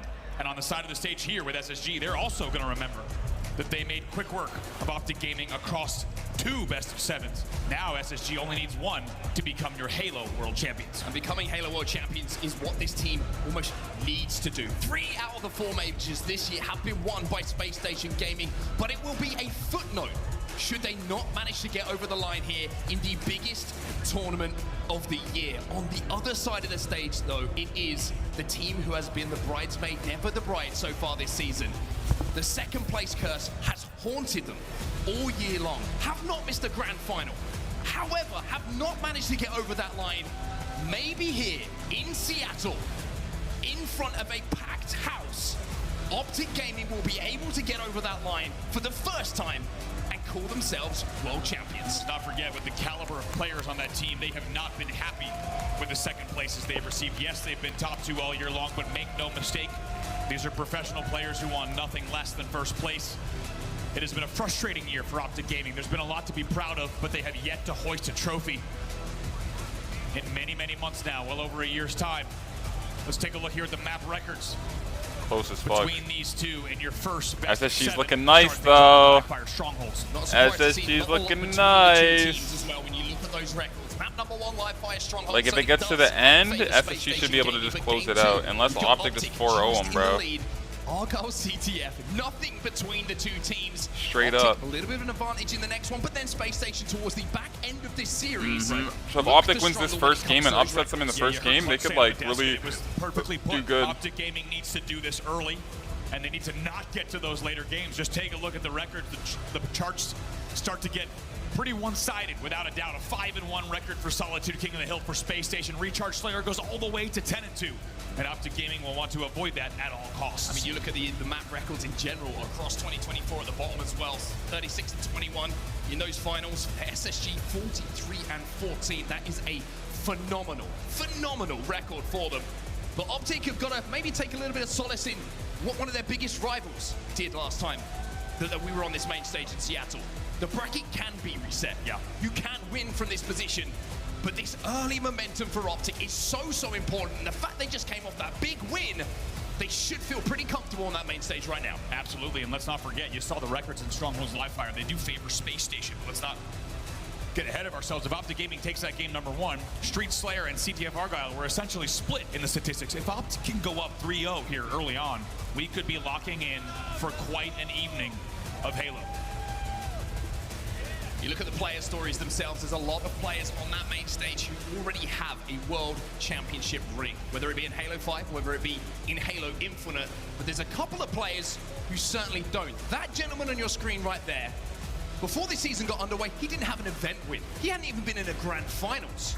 And now Legend finds himself with an opportunity to become a Halo World Champion. Dead Zone, on the Optic side of things, he is thinking the same thing. This is my opportunity. This is my chance to get that ring on my finger. And you heard Legend say it in pre-game interviews as well. Yes, we've won 3 majors this year. Yes, he's been undoubtedly had one of the most historic seasons of any Holy chat. Halo, and it goes without saying, the biggest statement for an international player of all time. However, mark his words, the man on your screen, he said if we don't win the World Championship, it will all be for naught, and you can tell by the look on his face, the demeanor. He's normally a cheery, smiley kid.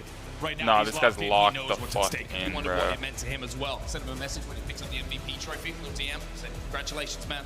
Amazing tournament, amazing season from you. He went, I'll trade 20 of these in for a Halo World Championship. So that's what it means to Legend. You can only imagine that's exactly what it means to everybody else on this main stage. Holy fuck, bro. He wants to win this so bad.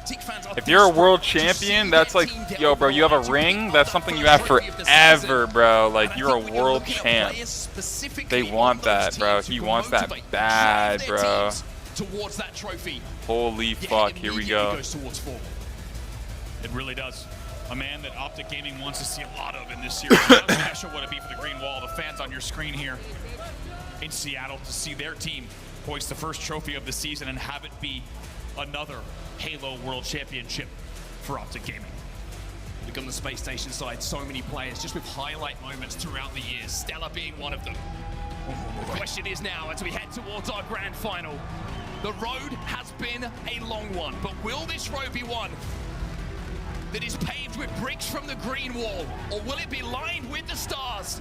As Space Station and Optic Gaming get ready to go here in Seattle, it's the Halo World Championship Grand Final, and it's Strongholds on Live Fire to kick us off. It was always going to be these two teams. We knew it all year long, and it only real, became bro. clearer and clearer, and we are underway in your 2024 Here we go. Grand Final at the Grand Halo Finals. World Championship. It's Optic Gaming versus Space Station. The man who has earned a POV more than anyone so far this season, you have to say, in Stella.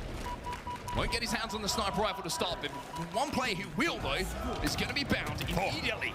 Puts it to use as well by taking down Formal, switches his attention to Lucid, who's flying in from the back of C here, and it is going to be a flip on C by the looks of things here for Optic Gaming. Camo is coming up. Dead Zone is very attentive to that situation and moves towards it early on here. It's going to be BNC, as well as the Camo and Snipe in control of Optic. This is a fantastic start for them. Really is a clean grab. Dead Zone knows he needs to stay alive here, but even decides to challenge, and even with 2 dead, that makes it now 2v2 on the map. Nice control, nice points on the board early on for Optic Gaming. 2 dead still on the side of Space Station, so Optic can just take their time here. Milk these points for all they're worth before they try and think about collapsing in on maybe where those spawns are coming in for Space Station. For now, though, it's going to be SSG who are looking for kills, looking to wrap back through towards A, as they will control A and B for now and go into a slender lead here. Have to also mention early on in the venue this morning, it was one player warming up and one player alone. It was Lucid, getting ready for the day's work. Space Station now into an early lead here with the AB hold. 3 dead though for the side of Space Station, so A is going to be flipped and C will also be flipped by one of the remaining members of Space Station. Recognizing that spawn, Lucid's going to try and beat them in the foot race. towards B. Formal's going to do the heavy lifting when it comes to stepping inside of that stronghold, and that's the first headshot of this series, and expect quite a few more. Dead Zone eventually cleans up the kill on Concrete as well. That was 2 dead for each side. However, Dead Zone's kill makes it 3 dead for Space Station for the moment. The last player was trading. It was Eco. A triple kill for Dead Zone early on. Allows Optic Gaming to secure B. They will start scoring once again. Big finishes coming in there from Dead Zone. Picks up that triple kill. What a tournament he has had. SLC was a tough one for him. We know that he was sick. We know that he was struggling, and still managed to be a part of Optic Gaming making it to that grand final. But now he's fit. Now he's healthy. He has shown us here in Seattle exactly what he can do. 3 dead for SSG, and it's looking like potentially our first triple cap opportunity. He starts to flip as well. How does Dead Zone play this? QT in the back pocket. Don't forget about it. Doesn't even need it. Maybe trades in the end. They will look for that reset. Most importantly, it will be a trip cap for Optic Gaming early on, and still 2 dead for SSG. Bound knows he needs a big play here, big opportunity for him to push things back in their favor. You're wondering why Optic are looking so dominant at the start of this, by the way. Look at the statistics. Dead Zone is the difference maker. He is 10-2 at the moment for Optic Gaming. On the other side, the main man on the Space Station roster, who usually is the kill leader, Stella, is yet to register a kill, and this might be the longest he's ever gone without a kill. Can you imagine? Just the setup right here. Dead Zone is on 11 kills when Stellar's on 0. If you told me in game 1 we'd ever have something like that, I would not have believed you. And speaking of, it's a fantastic run for Optic Gaming. Wow. They retake the lead by a huge margin now, 85-46. Dead Zone's going to flip A as well, so they will continue to score here as Legend finds himself a sniper rifle. Will have to put it to use. 3v3 on the map, and Trippy picks up a double himself to clear a bit of space. Pressure coming in on Legend from bottom middle as well. Dead Zone's going to be that player. Dead Zone finds another. Legend is now left on his own, and Dead Zone finds 2.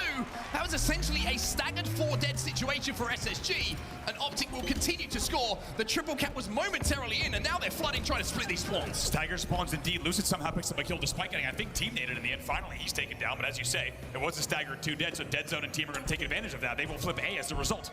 Triple cap back in for Optic Gaming. Dead Zone is going to have to deal with multiple members of Space Station, though, as they will flood in towards A and should be able to flip it. Formal's trying his best to defend C at the moment, but you can see that he's got a lot of attention on him, as Legend is trying to hunt down multiple players. Sniper rifle in his hands. Trade does come in. Leave it to Formal to still trade in that scenario. Not easy to do when you have pressure like that on back tower. He still makes sure to trade in the end. Trippy trying to hold down Nest. It was 3 dead momentarily for the side of SSG. It's an important push here. Legend going to be your last player on dummies. Keep an eye on this push. Legend just come off a spawn here, so Lucid knows he can buy time. He knows he can wait for help because he's on somewhat of an island at the moment, but Legend is making him work so hard for this kill. And Space Station will continue to score here. 81 points on the board for them. They are starting to chomp away at that early advantage that Optic worked for. Nice kill as well. That's going to keep Optic 2 dead. Staggered spawns if they get these 2 kills at back C as well. Oh, great shots coming in from Legend.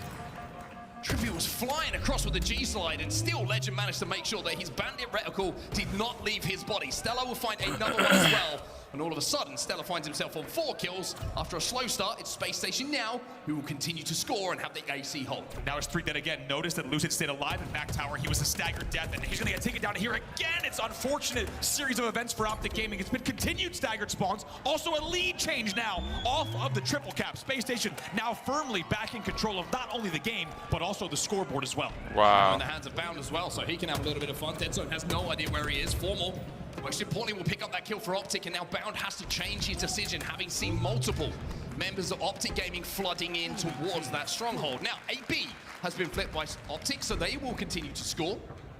And it's up to Bound to try and find some kills to find a little bit of space. Let's see what Bound can do here. Camo dissipates. Wow. Perfectly timed there on the 2 dead. And now with Lucid bottom middle, you look for the 4th. It's going to be Trippy all the way at scoreboard. This will be an easy control of B. Lucid taken down as well. Bounce working alongside his teammate to clean him out from bottom middle. So a staggered 3 dead situation for Optic, which turns, like we can see on our screens, to the B stronghold being flipped, and Space Station continuing to score here. They will go into a lead now, 150 points on the board, but this isn't a game that's getting out of hand either way at the moment. Lucid will be taken down by Bound. That's a killing spree for him. Uses the key QT just to soak up a few bullets as he flies through.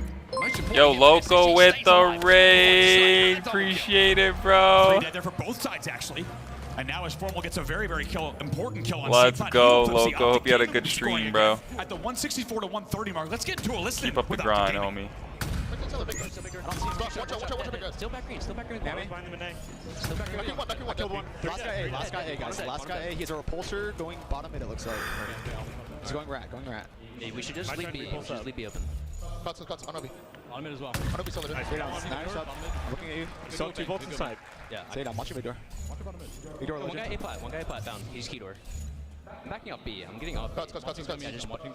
Sandbag. One guy. Eco. Weak. They're trying to go top mid. Watch out, cuts. Big door and A plat, guys. Big door and A plat. I'm looking big door. Big door right now. Stellar. Watch out, big door. Absolute. Watch out. They're gonna push up. Big door bound. Watch out. Big door top mid, I think. Nice. We got 1. 2 there. Top mid. Green. 2. Wait, back B. 2 back B. Really weak. Back B. 2 weak. And it's 1 shot. Camo's at 15, guys. Yeah, we should play A here. We can also go tower though. Go top mid. Yo, in A. Going window. To jump back into the game from the comms, I mean, it's essentially a tied game here, but Space Station have wrestled an element of control away for a few seconds, but Optic answer back with a few kills of their own. This is a really important individual, and it's going to be Legend who wins it. Trippy just, I think it ran out of ammo in the commando clip and had to switch, and that gave Legend just a window to hit the headshot. Eventually A will flip, but just as quickly as we say that, C flipping as well, so Space Station now back in control of BC hold. Formal with Camo, and a big opportunity for him to make a play here. 2 players stacked inside of B as well. So Formal can find targets. He can deal damage, and Lucid will play off of that. He finds a double kill himself. Eco's still alive on the nest, but no shields, and not going to be able to contest this conversion coming in from Optic Gaming over at B. So it's not just B that's being flipped. Look at what Trippy's doing. He's damaged Legend top tower. He's going to have to drop down. They're flanking behind. They get 2 dead from SSG, and now, even though A is flipped, they will continue to score. Really nice staggered 2 dead as well. Finally, all the players on SSG will be popping up, but it was really good timing on the rotation there. That means that Optic Gaming is only 14 points away here, currently outslaying as well. 50-41 in the game so far. Optic now laying the trap. You can see Formal just playing this, waiting for him to play off of. Grenade's going to certainly damage the shields, but Dead Zone's going to find the first kill for Optic, so now they have the number advantage. Now Formal can step forward, now he can strike. Cleaning up Legend will make this a very profitable few moments here for Optic Gaming, and they will go into a lead and continue to hold B and C. Into the lead, that was 3 dead as well, and they pick up another kill. Take a look, Trippy gets a late kill on bound. They have kept SSG on the spawn cycle this entire time. Sniper popping up in just 5 seconds. If Optic can grab this sniper rifle, then it might be their opportunity to close this game out. Formal on a killing spree. Oh my God. Gets the stick as well onto Stella, turning 1 into 2. 3 dead again. Not allowing SSG to get any kind of a foothold on the map. 3 dead yet again. They will also get the sniper rifle as well. What a big double kill from Formal to get that death stick as well. And now Lucid with the sniper rifle. They're already at 230 points on the board. The play from SSG is to go towards B. Oh!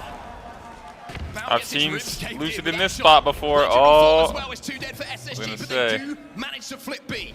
Eco now has a huge amount of responsibility at the back of B to keep himself alive, to buy the time. But Optic look like they're trying to make the play onto A. They want to flip A and play the ends of the map. Trippy starting to play it from the scoreboard side in the window. Looks like he does have the ability to push up here.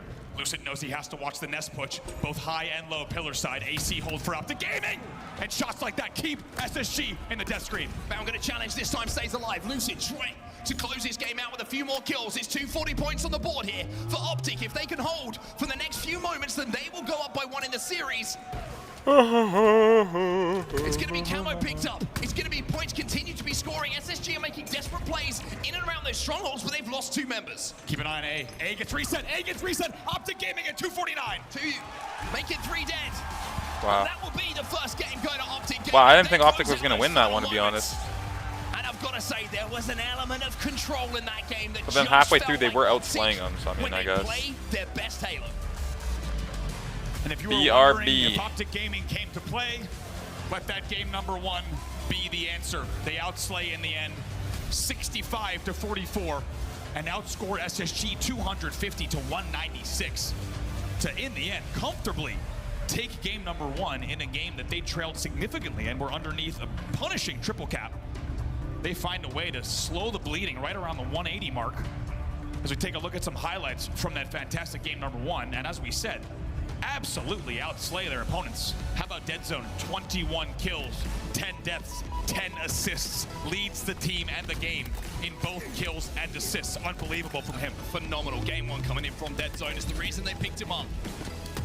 Was to win a Halo World Championship, and even though they've been close to winning titles, major titles this year, they still are waiting for the big one. A performance like that from Dead Zone certainly Going to feel the belief that's here for Optic Gaming fans. On the other side, though, I need to point out a few stats because this is something we don't talk about very often. Stellar, 8 and 17 in that game, shut down by Optic Gaming. And I mean, Eco struggling as well, 9 and 17 for him. Quite simply, like you were saying, outslayed. Truly outslayed, and not the numbers you expect to see from these players. On the other side, though, like we said, Deadzone running away with the game. Come on, he goes more than double positive. Formal making plays like this in the late game. If you're hitting double kills like that, you're going to close out games.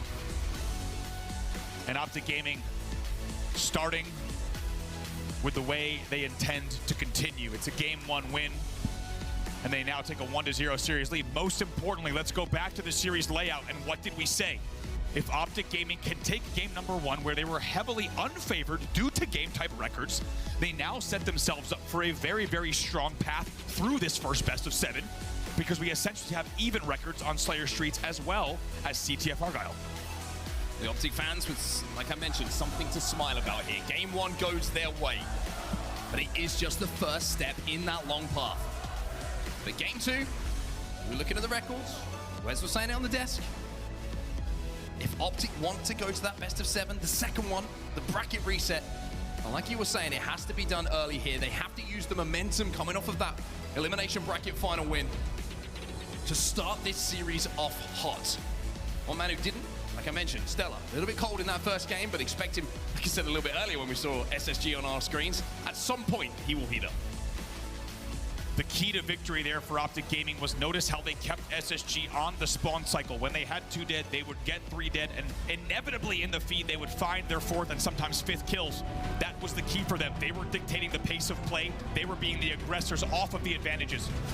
They need to continue that here, not just in game 2, but through the entire series, because if you take your foot off the gas, SSG will come in, and they will come hard, and they will end your tournament. They will steal away the Halo World Championship trophy.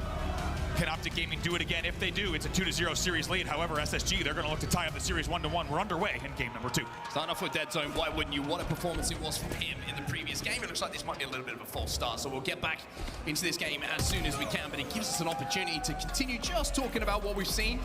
And one thing that I want to talk about is, you know, SSG and Optic Gaming, throughout the season, it's always been SSG who've kind of had the upper hand until SLC. That one series, the winners bracket final, where Optic got over the line, I think would have given them just a little bit of belief, even though they went on to, unfortunately, not make it to that trophy lifting moment. Of course, falling to SG a couple of times in that grand final. Sometimes just believing you can beat a team once shows you that you can do it. And the man on your screen at the top of the KD leaderboards this tournament, Lucid, needs to lead the line for his squad. Absolutely does.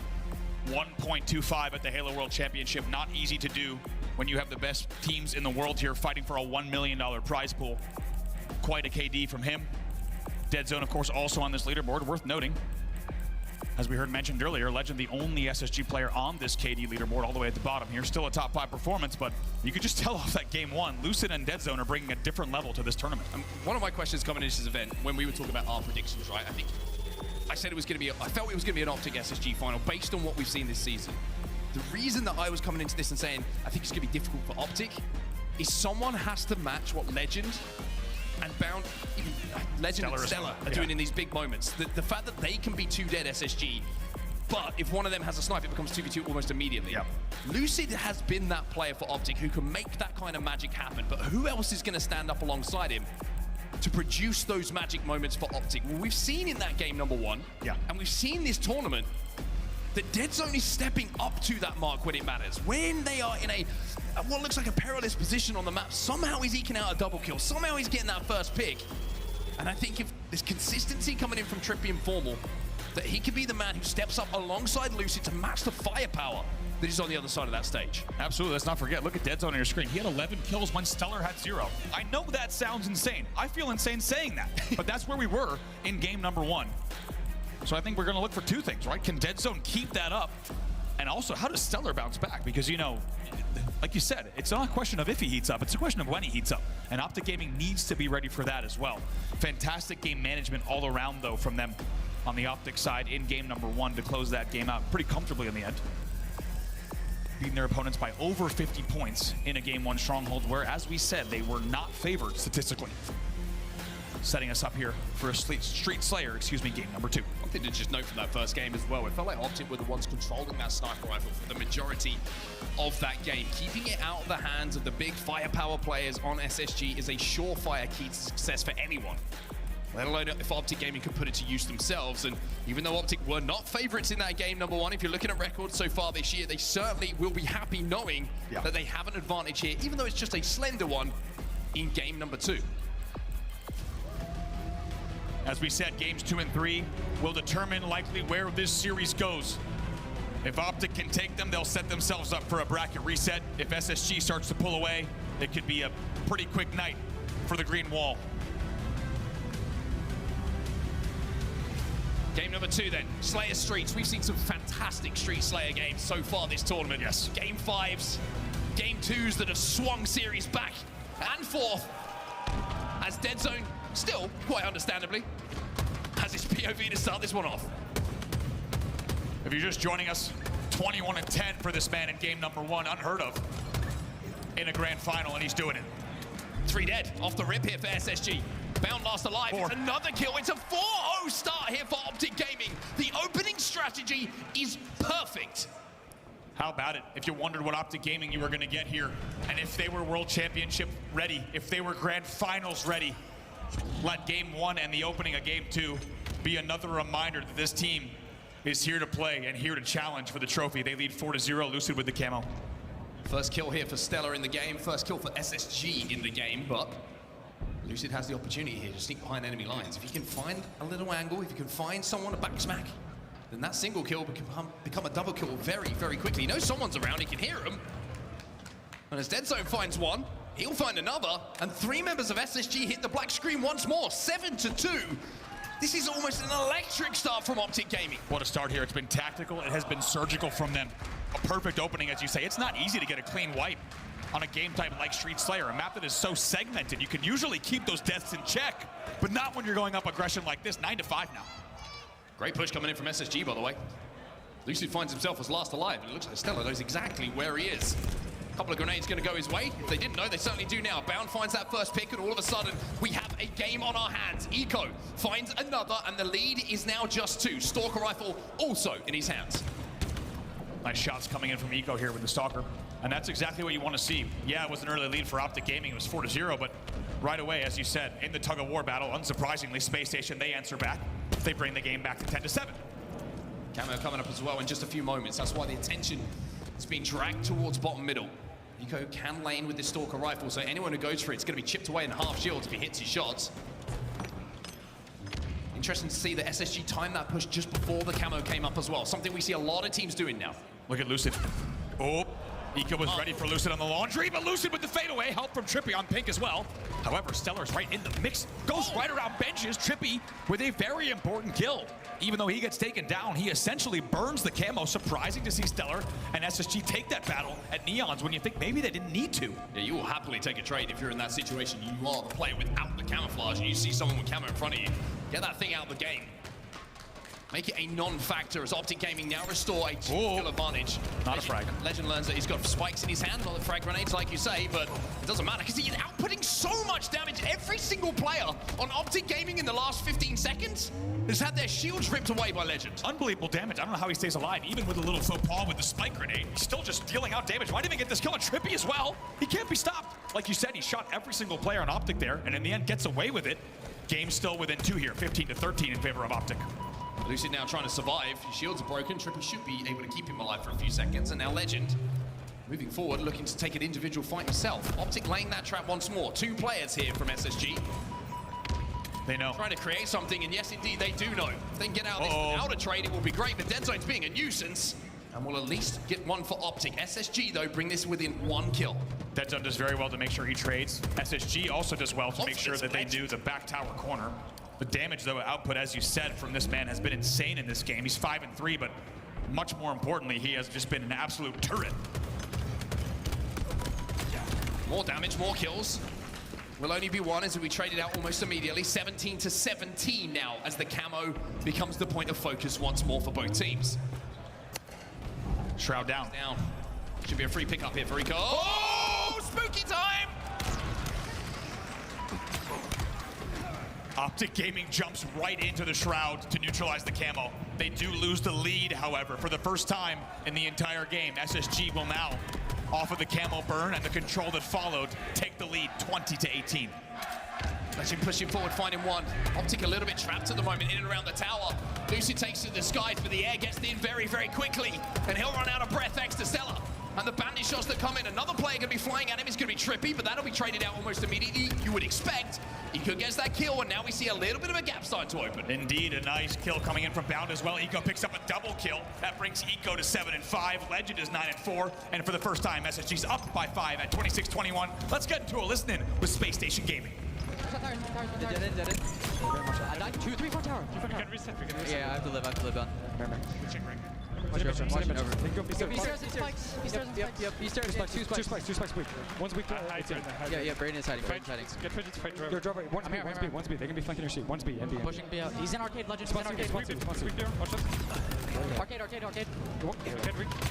that arcade. I flank me. You're low bound. Stalker should be up there. Bottom mid trying to go me for more. From where? ATM watch out. 18 weak. He reposts in this guy. Push driver. Yeah, they might. Nice. They're good behind. Yeah, we're coming. Ice cream, legend, 2 ice cream. Okay. Yeah, we can be. Arcade weak. Yeah, on the wall. B pillars. B pillars one. Nice. PD, should be PD. I'm pushing PD. Yeah, could be PD. You're gonna spend on trading. It's gonna spend cafe or top. One could be PD. Oh shit, I'm getting out of here then. PD good. Breaks. Be real, legend. Be stairs, legend. Be stairs. Let's go, legend. Okay, but what's 7? Look at me, man. I'm here. Well, if you wondered how Legend's feeling, certainly know now. He picks up the triple kill in and around arcade, and it was off the back of him just saying, push driveway with me, do some damage, I will finish the rest, and then the stalker kill, superb. Should be an Optic camo grab, though, if I'm not mistaken, off screen. It is going to be Lucid there. With the camo, he will get it. Dead Zone will also keep him alive. So just like that, we've seen 4 kill leads burned and exchanged now over the course of the past few minutes. Let's not forget, it was just SSG leading by 5 kills. And now off of this camo grab and the following kills, maybe even more, it's a 1-kill game now tied up at 33. Such a good play from Lucid as well. The most important thing for him was to not get traded out, because if he does, he doesn't come back to haunt Eco, and he doesn't come back to potentially haunt Stella as well. It's a double kill and a killing spree for Lucid. This man is hot. As we said, he was the first one in the venue this morning, warming up, keeping that shot hot, and now it's paying off. They are up 35-34, and despite trailing by 6 just minutes ago, they are back in the lead. Stalker rifle goes over to SSG though. Stella has it, I believe. Up on that balcony, Lucid just got hit by those bullets, those projectiles that will give him that information. SSG looking to slide out, maybe looking to formulate something on the pink street here, but Lucid has his eyes trained on it. Trippy's already hiding cafe, so should be able to hold this one off for now. Trippy able to engage. He's getting naded pretty heavily. He decides to advance down. It's a nice push from him. Looks like there's one more player benches. We'll see if they get that kill as well. Now 37-36, 2 dead apiece. 2 dead apiece. Legend still alive, but Trippy will take care of it. And the long-time duo of Trippy and Lucid get the job done on that P Street eventually. Now they're looking to chase down the damage of the remaining members of SSG. Formal will finish it before Lucid can get involved, when we are seeing now a gap in the favor of Optic, as they are up by 3. What a series of movement from Lucid. He goes B stairs because he wants to help with the driveway play. He knows that someone's going to come on caution and plants angle, somehow stays alive, comes all the way through Red Room, then goes driveway to come back and maintain the 3-kill lead. It's beautifully done, beautiful support coming in from Lucid. Camo now, again, going to be something that could swing this game either way. Both teams just to a standstill. Everyone holding their breath. Shroud will go down. Bound is going to be in there to grab it again, but here comes the double push through the smoke, through the fire and the flames, but somehow Bound survives and he gets out with it. You even saw the shards of the spike coming in. Lucid tried to shut it down, and now good damage coming in as well. How does Bound play this camo? They're down by 2. Big opportunity here. He picks up 1. Formal going to chase him down. Bound gets the kill without being traded out, but there is Dead Zone to keep this game close. 2-kill advantage for Optic. As we said, these 2 teams came in with the same exact record in this game type. We knew it was going to be close, and it has indeed been close down to the final stretch. Legend, by the way, is 17-9 in this game, but they still trail by 2. He dropped 19 a little bit earlier today. He's going to have to do something similar to get SSG back into this game. Optic Gaming with control, Optic Gaming with that lead, but it is so slender that one mistake could cost them this game. Trippy gets the kill though with that Stalker rifle. Dead Zone will fly down to trade it out. 4 kills. kills now the advantage for Optic. 3 dead, 4 dead in the end, 47-42. Beautiful work. Look at Lucid taking the trash angle. He opens the path for Dead Zone to come down C stairs to clean up the kill on Neon side as well. That gives Optic Gaming now a 5-kill lead and only 3 kills away from closing out game number 2. And Optic have enough of a lead at this time as well to potentially have a little bit of room to make a mistake. They don't have to trade everything out. They can go, 2 for 4, something like that, and they get closer and closer, and it's just a case now of closing out for Optic Gaming. SSG have to make the play though. Optic is saying, you have to come to us. We know how important Trippy has been historically to Optic Gaming Slayers. He's 14-8 in this game. Unreal numbers in a game that they lead by 5. He's +6. As you said, with the way that Optic Gaming is playing right here, you expect them to be able to trade, but all eyes on Camo now. This might be a slow and delayed Camo grab. Both teams know what's at stake. Trippy looking for some angles with his Stalker as well. Push up a little bit, see if he can be someone who can get some damage. Does get the damage, does get out of dodge as well. A lot of information being gathered, and now with that information, with the push that came in, Lucid can move forward. 2 to go here for Optic Gaming, even though Stella found 1, Formal responded almost immediately. Repulse as well, keep an eye on that in the back pocket. That's gonna be a get out of jail free card if he needs it. He can make a move. The one from SSG is trapped. Legend goes down, it's 1 to go for Optic Gaming. 49 kills on the board, the repulse up. Even though Stella finds 1, the 50th will be Lucid's, and Optic Gaming will be up by 2. Talk about beautiful late game management across the board from Optic Gaming. Every piece of that puzzle, when they were at the 43-41 mark, the team shot to get 4 dead, to get to 47 kills on the board. In the end, also the Camo grab.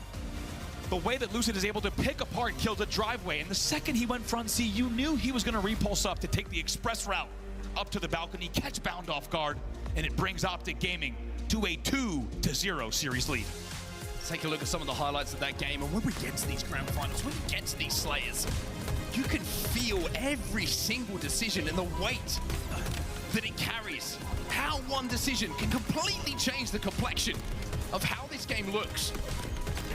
The opening strategy for Optic Gaming, perfect. They get 4 kills without being taken down. They get that lead, but then SSG, they bounce off the back of a big play coming in from Legend, where they flip the lead in their way, but the final moments of the game, I think it's just the control and the patience of Optic that allowed them to pick off 1 or 2 kills that gave them that cushion to feel comfortable. Don't forget, it was 32-26. Big from Lucid. Don't forget, this was 32-27 in favor of SSG. It's a 1-kill game at the 40 mark. But my God, the team shot, the teamwork, and look at Lucid just picking apart the kills that he wanted in the end. Gonna get a 3rd-person angle as well on the balcony play. Look, Bound has no idea that Lucid's gone balcony, and in the end, they close it out 50-44. Mark, you put it perfectly. The thing that really sticks out there is 2 very specific active camo neutralizations coming in from Optic Gaming. There was 2 pieces. First of all, Stellar on benches. He challenges Trippy and he forfeits the camo. It gets traded. The second time, they send 2 players bottom middle straight at camo, and they ape. They forfeit a 1 for 2 in the end, and they're happy to do it. And even though it cost them in the kills category, they shut down another SSG camo. And it's amazing prioritization of the camo, of the map positions they needed to grab the power up or deny it. And they take game 2 as well, leading 2-0 in the series, heading into Argyle CTF. Well, if you're following the story from the desk to right now, the conversation was all about how Optic needed to get the job done early. They needed to win the majority of these early games before we lean towards game types that favor SSG. This one is about as close as it gets. Look at the records of both of these teams on Argyle CTF so far this season. This is the entire season. Neither team has lost this game type, but one of those records will change in a few minutes' time. I mean, perfectly fitting that this will be our game 3 in the series. And as you saw, just the tiniest edge for Optic Gaming in terms of total caps. Overall, averaging 3 caps rather than 2. Is that going to be the difference maker? We'll have to see. But Optic Gaming and the entire Green Wall, both fans in the building, as well as everyone tuning in from around the world, will be very happy to know that they've done the job in the first 2. And now a big opportunity here in Argyle CTF to maybe go up 3-0. As the players step away for a few seconds for a bathroom break, they'll come back in join our main stage, and what a moment this is in the series. I mean, you're looking at map records, you're looking at advantages, you're looking for anything to see if there's going to be a pattern you can expect to see here between these two teams as we head into map number 3. And the fact that we are in this map number 3 with Optic 2-0 up, knowing that Oddball's coming up next as well, which is their best game type in my opinion, and knowing that Formal in CTF has been playing like this, I mean, come on, you feel confident. A 1.58 KD across all CTF games at the Halo World Championship. You get the feeling that Formal hasn't gotten the same spotlight he's gotten in prior years because of the repeated second place finishes this season. But when he's coming into a CTF game with a 1.58 KD, you expect him to be doing big things. By the way, got to give a shout out to everyone here in Seattle. It's been an unforgettable weekend. Of course, we are standing room only, as you'd expect each year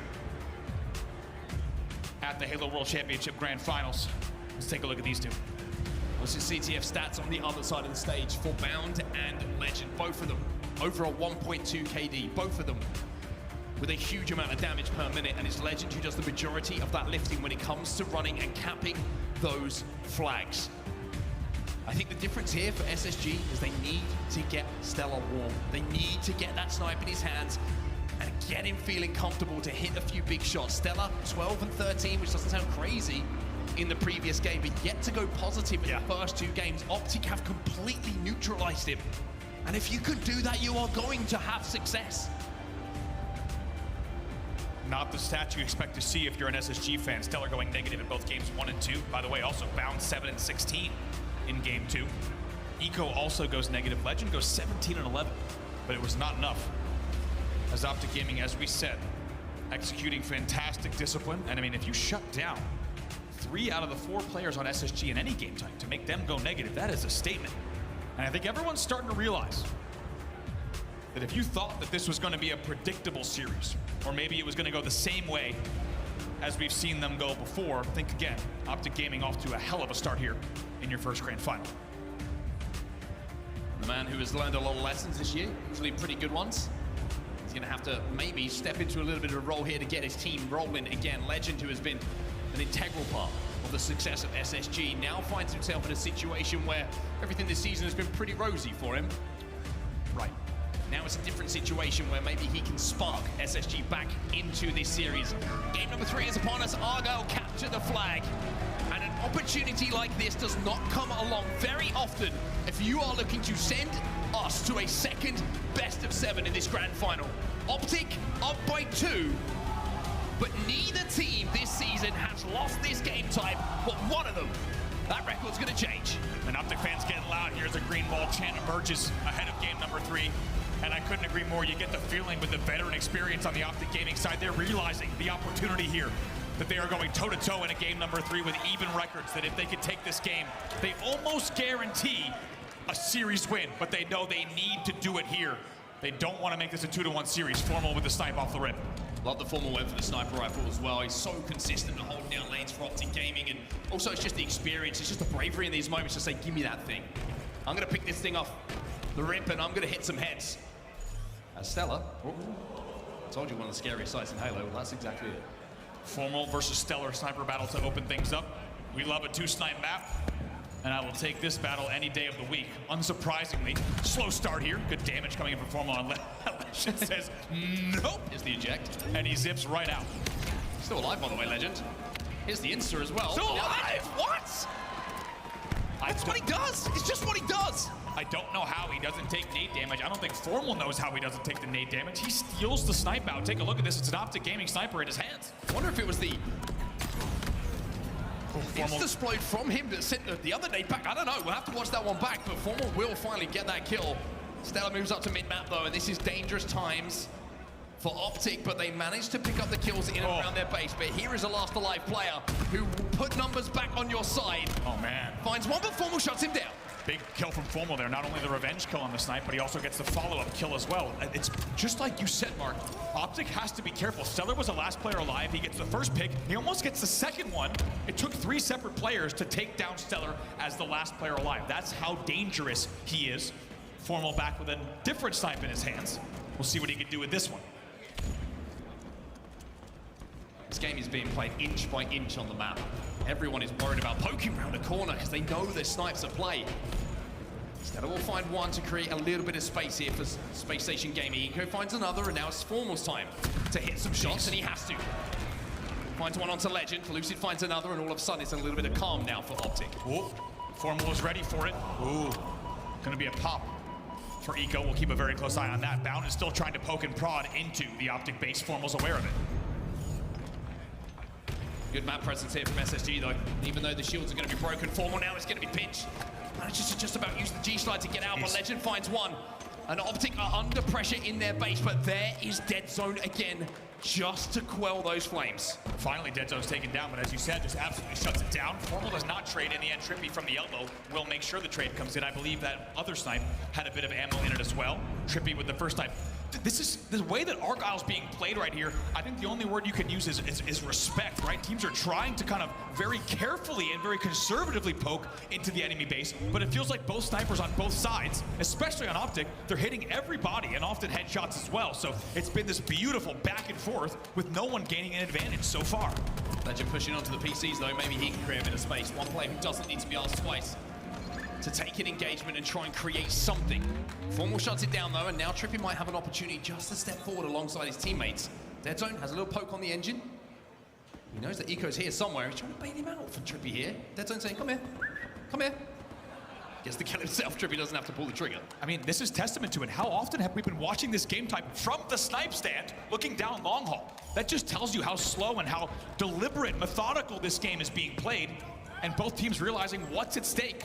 This is a World Championship Argyle CTF being played very slow, very deliberate. Stella's got the sniper rifle back, and he found a couple of kills himself.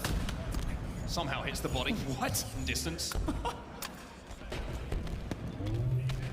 But it was an important defensive play actually for SSG. They lost a couple of players, and Stella managed to, like you say, hit those shots, which is going to be a consistent theme to slow down the push from Optic.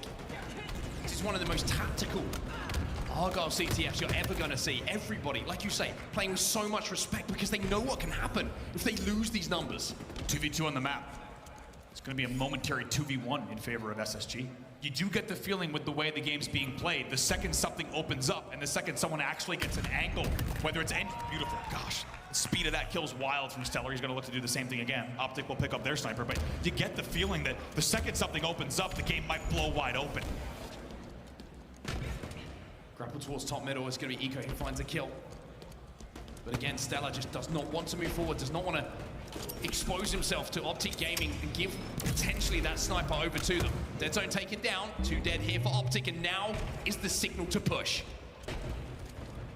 QT is down, so Stellar does have a get out of jail free card if he needs it, but in that case, he certainly does not. Instead, he's going to look for more kills around engine. Still has that QT, just about manages to get out of dodge. But Legend, off the back of the damage, will find 2. Optic in a little bit of a chokehold here. Last 2 alive are on the elbow towards the sniper rifle. Dead Zone will pick up the kill onto Stella, but look at the base. Eco is flooding in the front, trying to get that flag moving. 2 dead for SSG. This is a dead pull. This is not happening here. Beautifully done by Optic Gaming. They push out elbow side, and even though Stellar had a really nice timing on the QT back to top mid, in the end, it's Optic Gaming holding their base, and part of that is Optic's coordination. Part of that is the difficulty of aggression on an Argyle base. So after 5.5 minutes of play, we will stay netted up here at 0-0. QT up in 20 seconds. Maybe that's going to be a whole piece of equipment that can allow you to overextend and take a bit of a risk. Formal finds Legend. Hits that body, but nobody else from Optic is actually in position to clean that one up immediately. So Legend will get those shields back, try to re-engage. As Formal looks on. Eco taken down, but elsewhere, off the back of the kill from Eco before he was traded, Legend is still alive. Gets bodied. Look at the flood now coming in from SSG, and it was all because Legend overextended and took that risk. Beautifully done here by Formal, just holding ground on the vent. Knows exactly what he needs to do in terms of at least damage, and he's doing just that to keep them here. Gonna grapple right in to try to pick up a few more kills as well.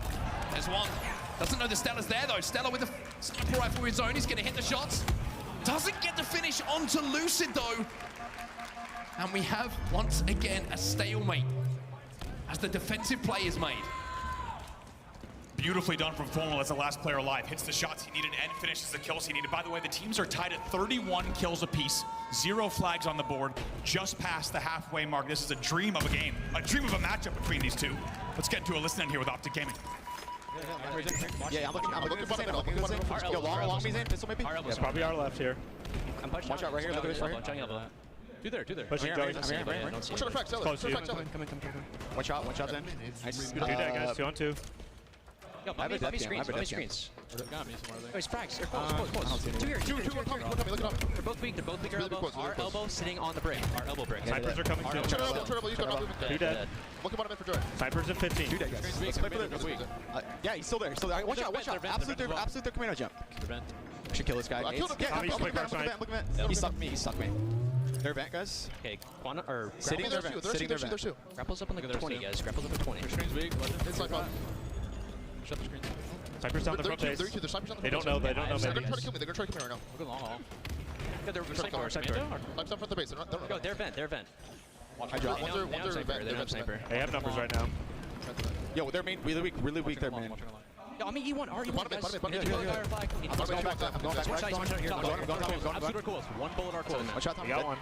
3 on 3, 2 dead. Yo, they're vent. Nice. They're vent and missing one. Bottom is up. SSG 2 dead at the moment. Lucid with the sniper rifle in his hands. The first time we've really seen him with it for quite some time. Can he be the difference maker here for Optic? Got to be careful here. A lot of players on his screen, however, if they decide to turn his way, could be a pretty quick team shot coming in from SSG. Instead, it's Stellar, who hits a beautiful shot with the sniper rifle of his own. He's not done yet. The QT just saves Dead Zone.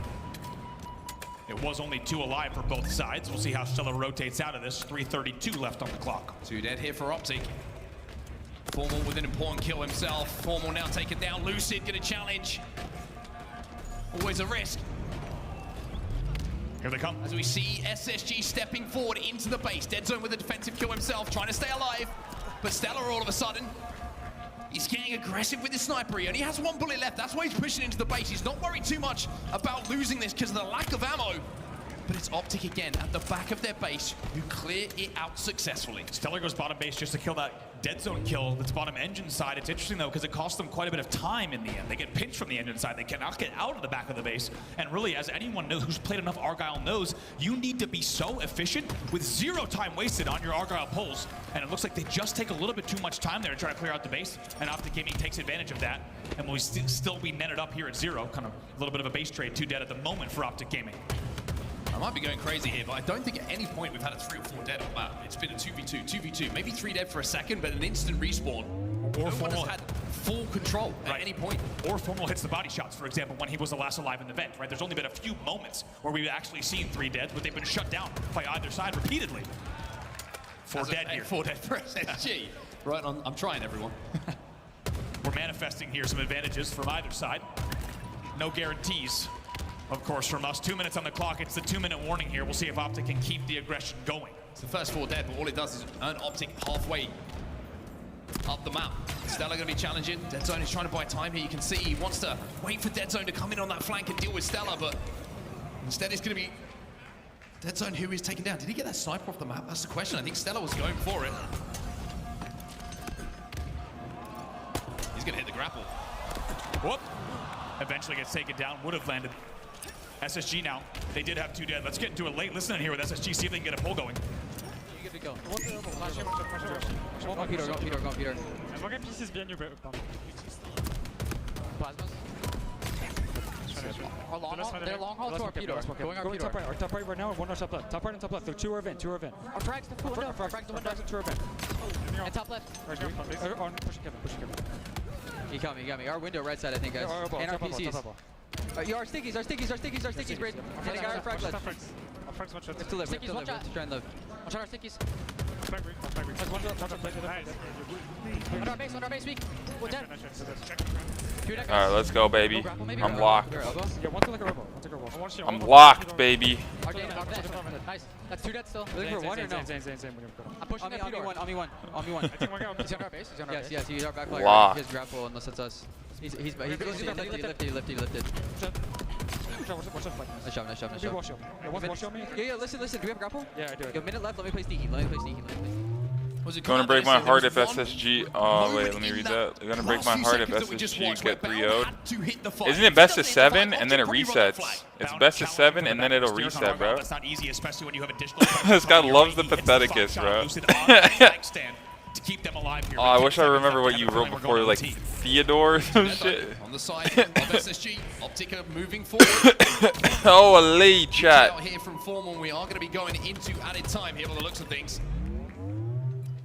No one in position to pull a flag on either side, so we will indeed go into overtime here. That was a grind between both of those teams to even get towards the base. An absolute grueler, and by the way, Optic outslayed in that first regulation round, 63-62. Only one kill separating these two teams. Polonius and Copernicus. We knew this was going to be a closely contested game number 3, but this has delivered even more than I think anyone was ready for. We're into sudden death overtime. The first flag will win. Who's got a little bit of magic in him here? Who's going to be the player to blow something open? Foreman with the snipe, looking for Stella. I kind of like this from him. Does not fear Stella. Does not fear what he can do. Wants to take that fight. He knows how valuable it is. If he can pick Stella and that sniper rifle goes down, SSG lose a huge part of their setup. It's dead zone. He will fall first though. Trippy will answer back. But Foreman is still looking for Stella. That's the most inside joke you'll ever get, bro. Lucy picks up a very important double, which leads to 3 dead for SSG. Is this the first bit of opening? Violent peeking, by the way, here happening from Formal. Just trying to make sure he wins it out like this, but Stellar! That is such a random command, bro. With the first shot, makes quick work of Formal top mid. Legend flies past dead zone. He's a little present behind. Still somehow manages to win a fight himself. That's the most random shit ever, so now Dead Zone's going to worry about where he went. Eco going to be taken down. There's Legend with the repulse. There's a nade. Another one towards Legend. 1v1 turns into a 2v1 though, and it looks like after the scrap that happens in and around the coil, Space Station find themselves on the back foot. Optic trying to push forward, but again, the timing not just there. Dead Zone was ready for it there. Oh my! Also ready for that headshot. If he does this, that would be something else. Great damage still. Doesn't hit the shot with a snipe, but still very, very good peak damage on Eco. By the way, got to take note of all the homies, bro. All the Legion homies. Apiece, as Formal registers his 25th here. 3 minutes left in overtime. 2 dead hit for SSG. Like Ed, and Eddie. SSG Stella is last alive, and Optic are inside of the base, and Trippy is moving that flag. Now, keep your eyes on the kill feed. Legend will fall. In front of the base is Stella. If Dead Zone can trade here or stay alive, this is a charge for Optic to put the flag home. Doesn't even trade here. Trippy already moving the flag as well. Bound is the only threat on the plasmas. Can he get there? He's flying in screen side. Bound needs to make this play. He needs to be a hero, but the trades will come in. It's a 2v2 on the map. Formal with the snipe. Yo, bro, I gotta see Scump's chat, bro. Yeah, Scump has more viewers than the Halo event, bro. Oh my gosh, bro. In the first series of the Grand. Oh my gosh, bro. It took about 16 minutes of Argyle CTF for one single flag to be registered. Holy shit. And in the end, who has the face? Who has the Formal face, bro? Formal goes 27-16. Wow, there's some true Optic fans in there, bro. Overtime flag. Some true Optic fans came to fucking play today. Yo, Crimson Reaper with the follow and Max with the follow. Thank you guys. And they now lead That's amazing. 7-3-0. 1 game away from resetting your Halo World Nah, that Championship face bracket. is too funny, bro. Absolutely incredible. It's a game that you can Dude, see. Scump has more viewers than Halo. Doing a watch party with fucking Optic. I swear that energy is so fucking crazy, bro. Formal's like, yo, I need this, bro. Then again, I put money on it. Not money, but like sweepstake on SSG, bro. Come on. It seemed like such a safe bet. And then 4 dead and respawners as they had that flag moving. They do not. Yeah, I know. Scump is a goat, bro. In that moment. So many teams may have felt the pressure in that moment. But Optic get the 3 dead, they get the flag moving, and with the one opportunity they create, they win the game. SSG comeback now, 4-0, or maybe in the new series, bro. Maybe in the new series. You never know. might make the Because argument this is kind of crazy. that at the World Championship, as Dead Zone brings that last flag in, Wow, that brought out bro. the best we've ever seen out of either of these teams. Holy in this game shit, type. bro. 1-0 OT CTF Argyle win puts Optic Gaming up 3-0, and we also have to highlight one more important stat line from that game. Dead Zone goes 20-16. He's the only other player on Optic to go positive, but most importantly, on top of that, leads the entire game in assists with 15. A huge performance from Dead Zone and Formal, and perfectly fitting. These are the two men on your screen. Incredible stuff coming in from these two. They really have stepped up for Optic Gaming in this grand final. Huge amount of damage coming out of both, and it's the KDs from those secondary slayers on the team that really is contributing to the success and the space that they seem to have on the map. I mentioned that someone has to match some of the impacts that the likes of Stellar, Legend, and Bound has on the other side of the stage. Eco's kind of the pivot for SSG. Well, these two gentlemen on your screen right now are providing the firepower that Optic so desperately needed. We're going to continue talking about just how Optic is shutting down the SSG players. This is not easy to do. They keep Legend negative in that game at 16-22. They keep Eco negative at 9-19. Stellar barely goes positive with a +2. And they outslay in the end 79-70 on the side of Optic Gaming. So if you tuned in and you thought, maybe Optic Gaming's just got kind of gas early on in the series. Okay, maybe they did it in the game too as well. I think a lot of non-believers might be starting to believe that this is a different Optic Gaming. Bracket reset, though. A lot of COD kids don't know about bracket reset because they don't have that in COD. So I want to go to Stump's chat and see what they say when that happens. Optic cannot afford to drop this ball game. If they do, we get deep into SSG's best game types in the series. So even though they're up 3-0, we have to remember they need to do it early. They need to make sure they close it out right here and right now. Both figuratively and literally, Optic cannot drop the ball here. This is their chance. They have a huge advantage when it comes to their record compared to SSG in this next game type. Oddball Recharge has been good to Optic. Oddball in general has been very good to Optic so far this season. And if it continues to be good, we will be going to a second best of 7. And we're just hearing as well, Optic Gaming on a 4-game losing streak in ball, SSG on a 7-game win streak in ball. So if you were hoping that this series might go a little bit longer, that's going to be music to your ears. It's 3 dead for Optic Gaming, 4 dead for Optic Gaming, triple kill for Eco, ball grab, camo in hand as well. They've got all the goodies to play with, and it's a great start for SSG. Maybe Eco can just get the troops moving a bit here. Trippy gonna challenge. Eco gonna hit the shots. Formal now. He might be Damn, they ain't giving up now. They ain't giving up yet. It's a killing spree off the rip. Eco looking to take over here. Taking over indeed. Beautifully done. He dodges that grenade on glass that came from Formal on the stacks. He pokes back out to get the second kill as well. Even gets more damage on Trippy. A little bit of deja vu. Trippy's still on the A ledge and gets taken down yet again in the same spot. 25 early points on the board here for Space Station in round number 1. Finally, Optic managed to break through. Formal, he's going to be the aggressor here as he picks up that ball on SSG. Will find themselves 2 or 3 dead and a couple of players coming off the respawn. So Formal's going to bring this one back. Or is he? Gets absolutely cut down at the path. Interesting there. I think Formal, you might have seen it in his player kit, but I think he was doing a little bit of teammate screen watching to see where the push was coming from. Doesn't move the ball fast at bottom goal. Typically, you'd see a toss there, but he actually gets cut down. And Legend, by the way, just scoops the ball out. So a little bit of a breakdown there on the Optic Gaming side.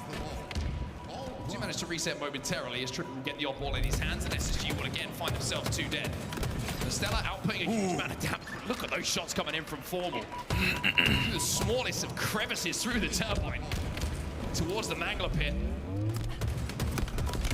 But now it's going to be Optic with 3 deaths. SSG have broken. Where's that oddball fallen? Straight back into their hands. The grapple will help. Nice little grapple there as Camo's popping. Let's see how they play this one. Stellar is in a great position, so is Bound to neutralize this camo. This is going to be a very important, keep an eye on the kill feed, very important series of exchanges. Formal goes in with the Shroud, and he sneaks the camo out despite SSG's angles. Has to play this one carefully, though. It's always risky to jump into the pipes. Look at the camo wires coming in, though. Stellar, it's Bound. They're going to challenge, and they take the camo out of play. Optic 2 dead, and Legend continues to hold that ball. Beautifully done there. Talk about neutralizing a camo play. Formal thought he had all the time on bats. He gets absolutely mowed down. And as a result, Space Station will go now into a 40-point lead at the 60 mark. Always getting the first pick at the moment, it looks like SSG.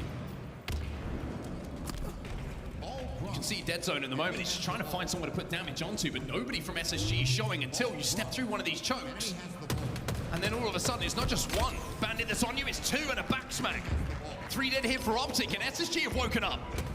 SSG triple stacked on Elevator, by the way. They should get this last kill as well, you'd imagine, on Formal. They do. That was 4 dead. A staggered 4 dead, but it will be very good control of Elevator coming in from SSG. And even though they tried to get away off the game, tried to fly into Elevator, they did not know they were going to run into a triple stacked SSG there. Here comes the second push. He can actually try and get out of Elevator here. He's not going to be able to. Trippy forces his way through the turbine and finds a double kill, and that will be Lucid now picking the ball up as Bound and Co have to retreat back to the tower and wait for the rest of the team to spawn. Trippy with a good trade inside the tower just to make sure Bound's left on his own, and Optic Gaming now have to set up themselves. Big signs of life here from SSG, you might say, for the first time in this fashion. Dead Zone, by the way, from the dumpster. A beautiful little peek against Bound. He'll win that battle, maybe give a chance for Optic to push out of it, but overall SSG looking very good. They're outslaying 26-19. Shroud going down in around Turbine as well. I'm not sure if that was Optic or SSG, but whatever it was, it just Scarpers, whoever wants to challenge for that ball. Beat down lands. Oh man. Barely any damage. I was going to say, Legend picks up another kill without taking any damage and turns it into 2.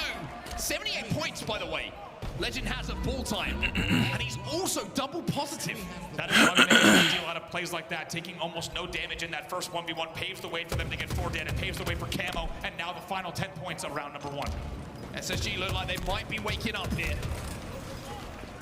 Teammates going to help. Lucid goes down as well. It's 2 dead for Optic Gaming. It's 100 points on the board for SSG. They get that first round here in Opal. Eco, by the way, in that first round. This guy's always sweating, bro. Bounce back performance from him. So see if he hard. can continue it here in round number 2. As we said, the win streak for SSG indicating that they have the upper hand here. The losing streak for Optic Gaming indicating that they need to find something and dig deep to get back into this game involved. Well, Legends is starting to take over this game a little bit, and SSG have woken up. Let's jump into the comms now and see how they're reacting after that first round win. Red kill me. I don't remember. Top red. He's weak. He's weak. Hey, top red again. Last week in front. You're good. One shot bats. L1 going R1. Trippy, you going bottom mid. 3 bats. Shady. Go up in bottom beer. Maybe play this. Bottom mid. Bottom mid. Weak. Bottom tower as well. Bottom tower. Enemy has the ball. Alright, 2 on ball. Grind tower, Trippy. Rocking bottom mid. He's 2 in it. Trippy's back. Trippy's going. 2C, 1 in. I went half ball. Just 2 in it. Yeah,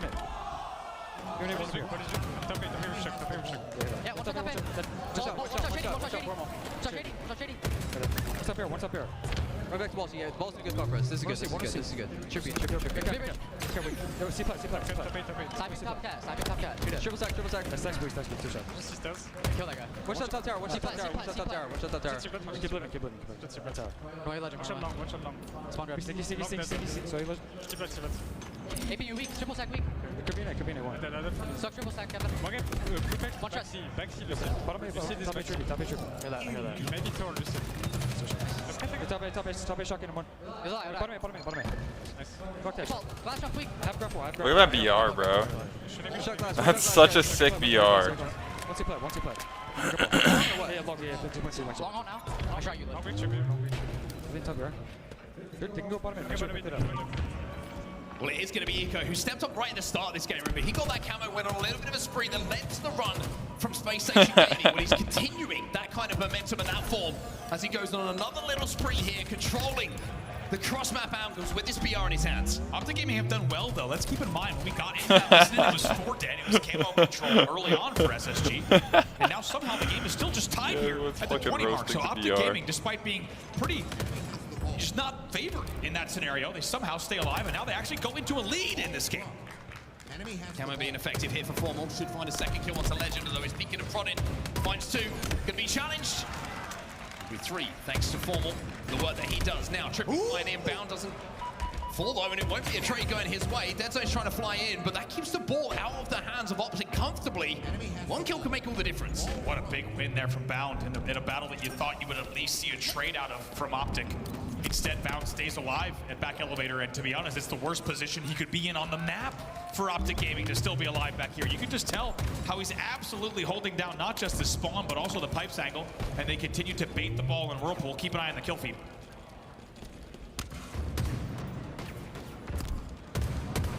This might potentially have a little bit of an issue in the game as Trippy finds two. It is unfortunately going to be one player falling out of the game, but essentially a tie game, a tied round here in round number 2, as it was, of course, the first round. Damn, pull the plug. Pull the plug. Right? I mean, huge. If that goes the way of Optic Gaming, I think we're moving into as soon as someone loses like a BR fight or something, not just signs of life, but signs of fucking pull the fucking Xbox It was controller. a dominant round 1 win. Gotta say though, during the listening, you and I were commenting to one another, very low-scoring second round. Despite clear advantages for SSG, Optic Gaming not just kept that one close, but actually took the lead at the 21-point mark in round number 2. So when we get back in, you have to think it will, of course, be 1 round to SSG, but we probably will see just maybe a few point lead, a very small margin maybe, in the second round lead for Optic Gaming, but pretty fresh start in the second round. As soon as we know the results of the restart and how we're going to start off, we'll let you know, of course, at home and in the arena. This guy loves the tannery, bro. Something started to click a little bit in that round, you felt. A couple of shots started to be hit, a little bit of teamwork started to come in. Eco was the player who really did lead the line for them as well, and I think when you're looking at the SSG lineup, you're looking at the experience of these big moments, these Halo World Championship moments. He's probably the player on this team right now who has that experience and also kind of that calming presence, just to say, hey, we've got a lot more Halo in front of us here. We haven't lost anything yet. Let's fight our way back into the series. We know the back end favors us, where we got some more favorable game types that we've had success on. Let's win this up ball, and let's see what happens. Also worth noting, at the time of the reset, SSG outslaying 52-43. 2 players that were really popping off were going to be Stellar and Eco, both 16 kills apiece, clearly leading not just the team, but the entire game. Stellar was 16, 12, and 12. Eco had been 16, 11, and 7. So both of them positive 4 and 5 respectively. And of course, a big factor in their lead so far in the game. It's beautiful artwork by Formal and Lucid. It was. More talent than I have. I would not want to draw a picture of them to show anyone, because I don't think it would do either of them justice. No. SSG unplugged that they have put up in this series so far, even though we just saw a pretty one-sided round of oddball. Let's not forget, it's Optic Gaming, as you see on your screen, leading 3-0 in this grand final. And I tell you what, I think everyone here in Seattle and anyone joining us online as well is thinking, we've already gotten pretty good series out of this one. You might have thought, based on how SLC went, that this could be SSG making quick work of Optic Gaming. It has been anything but so far. We'll hear from the other Halo Studios first L. The restart is going to be 1 round, of course, on the board for SSG, and it will be 26-21 lead on the side. By the way, by the way, while she is my homeboy shirt is a relic. You're not kidding. That shirt is about 15 years old. So big shout out to our man in row number 4 here for holding it down with a "While She Is My Homeboy" shirt. That thing is a classic. Oh, it's ruined. Look at all GB's written on that. Look at that. Walshy signature himself as well. That thing is an absolute relic, as you say. This guy's keeping tally, bro. This guy's keeping tally. That was, we didn't need that just now. Look at this beautiful room, a beautiful stage here at the Halo World Championship, a packed house, as we said. And bro's keeping tally, bro. I'm gonna chug some juice. Hold on. That's Sunday. And as you could tell, based on the scoreline, we're only just getting started. It's been all green wall, and as Blaze said on the main stage, they wanted to lay it down brick by brick. Well, there's 3 bricks on the series layout so far, and they're looking for their 4th. Really should get to the gym. Don't let that. Don't dwell on that, man. He didn't know. He didn't know. I think it was targeted personally. But you are completely right. If Optic Gaming want to send this to second best of 7, you don't get many better chances than this. The first 3 games, although they were so hotly contested, Optic managed to close out the big moments. Now they find themselves probably for the first time in the series, you would say on the back foot. Down one round, down a couple of points, excuse me, up a couple of points in the second round, but essentially a tie game. Yeah. Keeping it's track, interesting that I can't with that. How Oddball has been a pretty good game type for Optic Gaming. Well, that's not came in, it's like about their recent record. That was so funny, bro. What it might be, a lot of sometimes you see a team who remember Quadrant when they went on that crazy run on strongholds, and everyone started studying what Quadrant would do. I'm sure that Optic are finding something similar now with their Oddball. Everyone is focusing in on it, and speaking of focusing in, that's what it's about, right? That's about why these players put in this time. Why they really do commit to the hours and hours of practice, the scrims, the travel, whatever it might be. The relocation of home for a lot of these players as well. Yeah. To lift that Halo World Championship trophy on the lion's share of $1 million. Well, thank you for bearing with us, everybody. It looks like we're ready to get back underway here in Seattle with a little bit of recharge, Oddball. 3-0, the series score for Optic Gaming, but down by 1 round here. After the restart, they do have a very slender lead in this second round, but that could all change in the blink of an eye. It really could, and we'll see if they can extend that lead, maybe tie this game up with a round apiece, send us to a sudden death round number 3. That's the question as we're back underway here, and it's worth noting that it has been 399 days since Optic Gaming hoisted a trophy in the Halo Championship Series. And they're looking to change that here tonight. 4 dead though off the opening. Space Station picking up exactly where they left off, and they're already back in the lead. And Eco not only picking up where they left off, but picking up the camo for the second time in a row as well off the rip here. Trades are going to be good at this point, as they can keep that oddball away. It's Legend again who goes in to collect that oddball. Eco just trying not to show presence at the moment. He's not too worried about making a big play at this point because he knows that at some point Optic have to be baited in by that ball. Legend may be playing the ball here. You would imagine so. He does play the ball. You can just tell by the speed at which he was G-sliding that he had one thing in mind. He gets backwhack though at mid-bridge though. Formal with a very important backwhack and a very important double. Maybe a triple. Triple! Triple for Formal, and all of a sudden the great start that SSG had has been ripped apart thanks to Formal. They get the oddball back in their hands. And they try and move towards Pipe to clear the path for him. Love this from Formal as well. He just grapples out of Whirlpool just to play that safe. Does not want to go on the long haul cross just in case Legend drop down from glass. And they pick up the 5th kill as well. This is big. They're paving the way for continued control. Oh my. Killing spree for Formal, but gets taken down alongside 2 of his teammates thanks to the stick coming in from the heavens. 31-47. Legend will collect that ball as Optic now have to regroup. What a big stick from Eco on the way down an elevator. That's not easy to do. But as a result of it, they now have control of elevator once again, and they're going to try to funnel him through pipes and Whirlpool. There's Formal, gets that first pick again, and now the flood's going to come in. They've got that space to move into. Legend trying to rotate away and find a position to play that ball out, but it's going to be 4 dead. Bounce has come off free spawn, and Optic keep that ball inside of tower as well. So now they can wrap this back away from the spawn of SSG towards blue, and we might be pretty close to a tie game here. That is not easy to do. They had to fly out of pipes, and they had to make a 2-man push on Whirlpool immediately. However, that push not only leads to ball control and essentially a tied game here at 50, more importantly, it's also Formal with the camo as the ball gets played. 3 dead hit for Optic, Formal last alive. Legend with the alley-oop, throws that ball up to Bound, but Formal still has that camo! Let me rephrase that, had that camo, and now is searching for every area above his neck. How many times have we seen iconic moments relating to the shock and the camo the and shock just creates recharge. so many freaking Bound with an unbelievable play plays. as the ball carrier drops and shoots and burns the camo. Now they're scoring here at the 74-point mark. Now they have quite the considerable lead.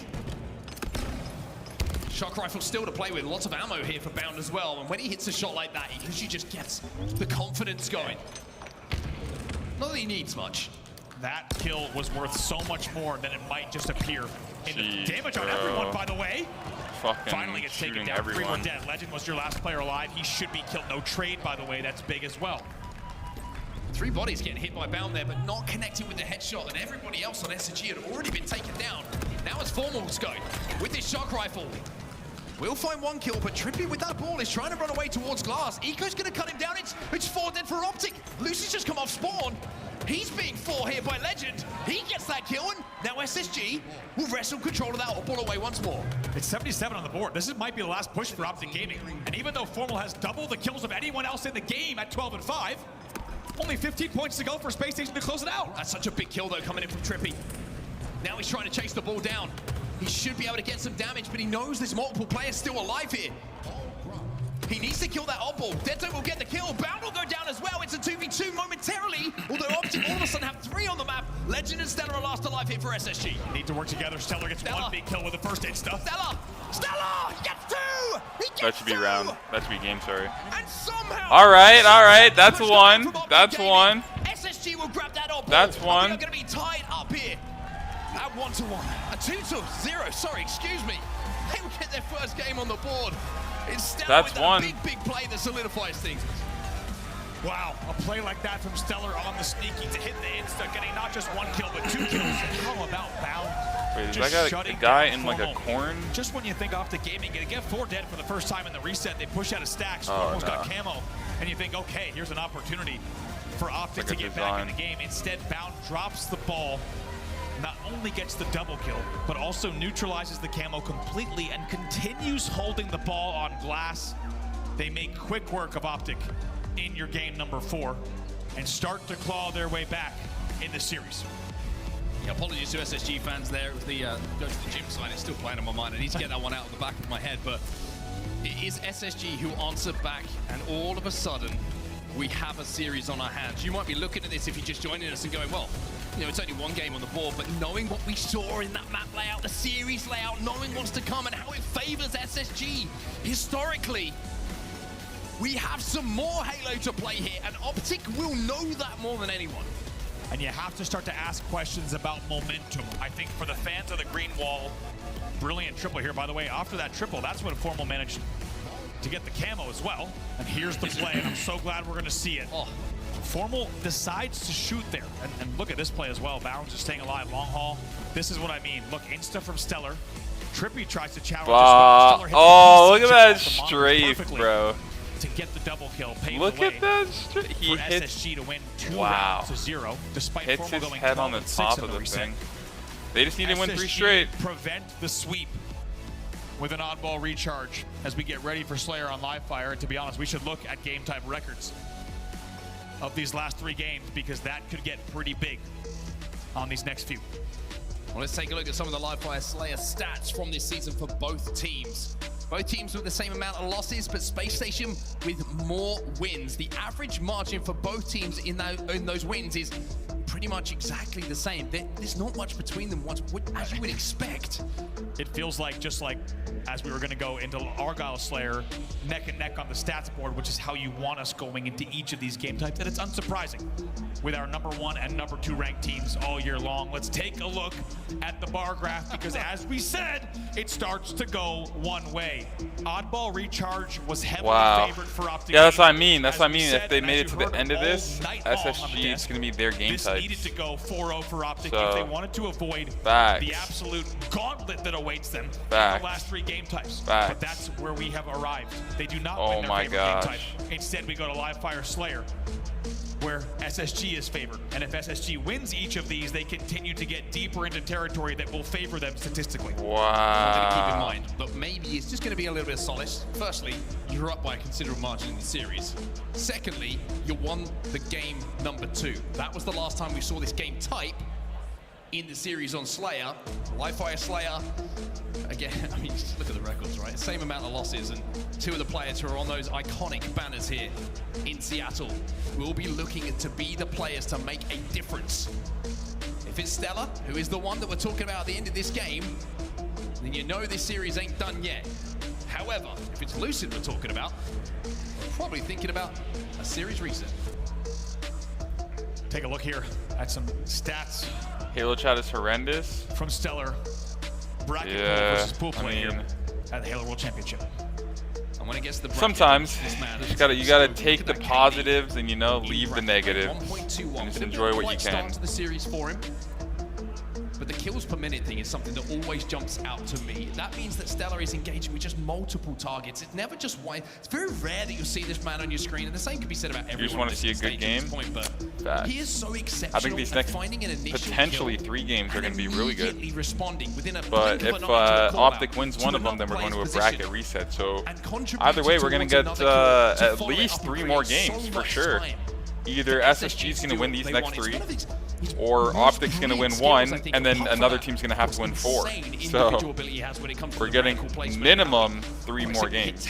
So Stellar just has this ability to take in so much information and make those decisions so quickly. And he's going to have to do that right now for SSG if they want Everyone to who keep wants this drops series is probably going so happy. and prevent the bracket reset. I haven't seen anyone talk about drops in so in this long. game, once again, will Maybe everyone got be the pace setters. You cannot allow SSG to start to gain momentum, not just in the series, but in the games themselves. And Optic Gaming needs to remember how they got to this point in the series, right? Winning the first 3 in dominant fashion across them. And fantastic overall game management, and also just being the aggressor in so many of the situations. And the second they start to take the foot off the gas and let SSG dictate how the games are going to play, they will find themselves in more and more trouble. The question is, what kind of momentum does SSG have after that game number 4? One thing we can take away from that game number 4, though, is SSG pretty dominant in it. And when you were looking at the records, like you say, Optic Gaming were the favorites when it comes to performance so far this season.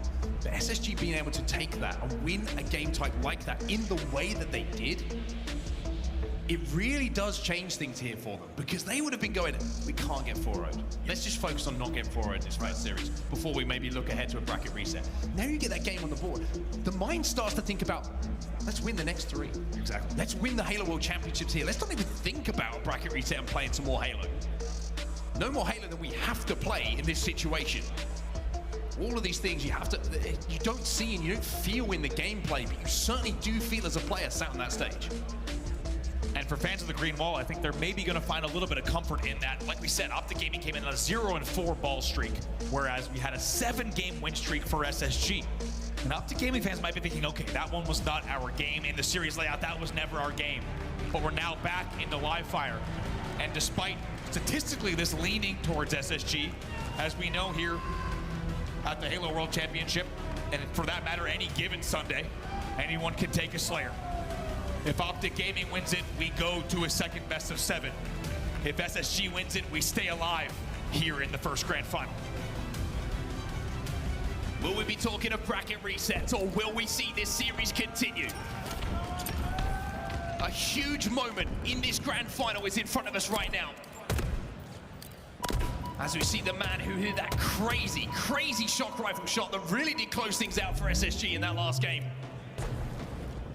But what a trepidatious start this is. Nobody wants to be the first death. No kills recorded at all until Camo pops. It's almost unheard of. Finally, a few kills will go the way of Optic Gaming. And Bound is pushed all the way back. As Legend and Stellar get taken down, this should be a camo for Optic. Where did the sniper go? That's the question. Are they going to be able to grab this and put it into the hands of the player who has the sniper rifle? Dead zone. He's going to be the player who gets the power up. And it's a slender lead with Formal with the sniper. Memories of Argyle here. Very, very slow, and once again, very deliberate opening start here. Nobody wanting to give one another an inch. Look at Dead Zone even. It has to be said, he's been popping off in this game, but just slow playing this camo at 3-2. Formal's hitting some good shots with that sniper rifle a minute ago as well. He's only 1-0, but hit a few bodies. Camo's going to disappear. Stellar's going to be challenging. Dead Zone does a good job to output damage without taking too much himself. Trippy is there to clean that up, and we are seeing a 4-3 lead now for Optic. Beautiful baiting and switching. Somehow Dead Zone stays alive through it as well. Trippy now trying to make something happen back tower. It was a very nice bait and switch on the pillar door. We'll see if they can continue the push. Here's Legend looking for that trade. Not going to get it this time around. 2 dead on either side at the moment. Make it 3 dead.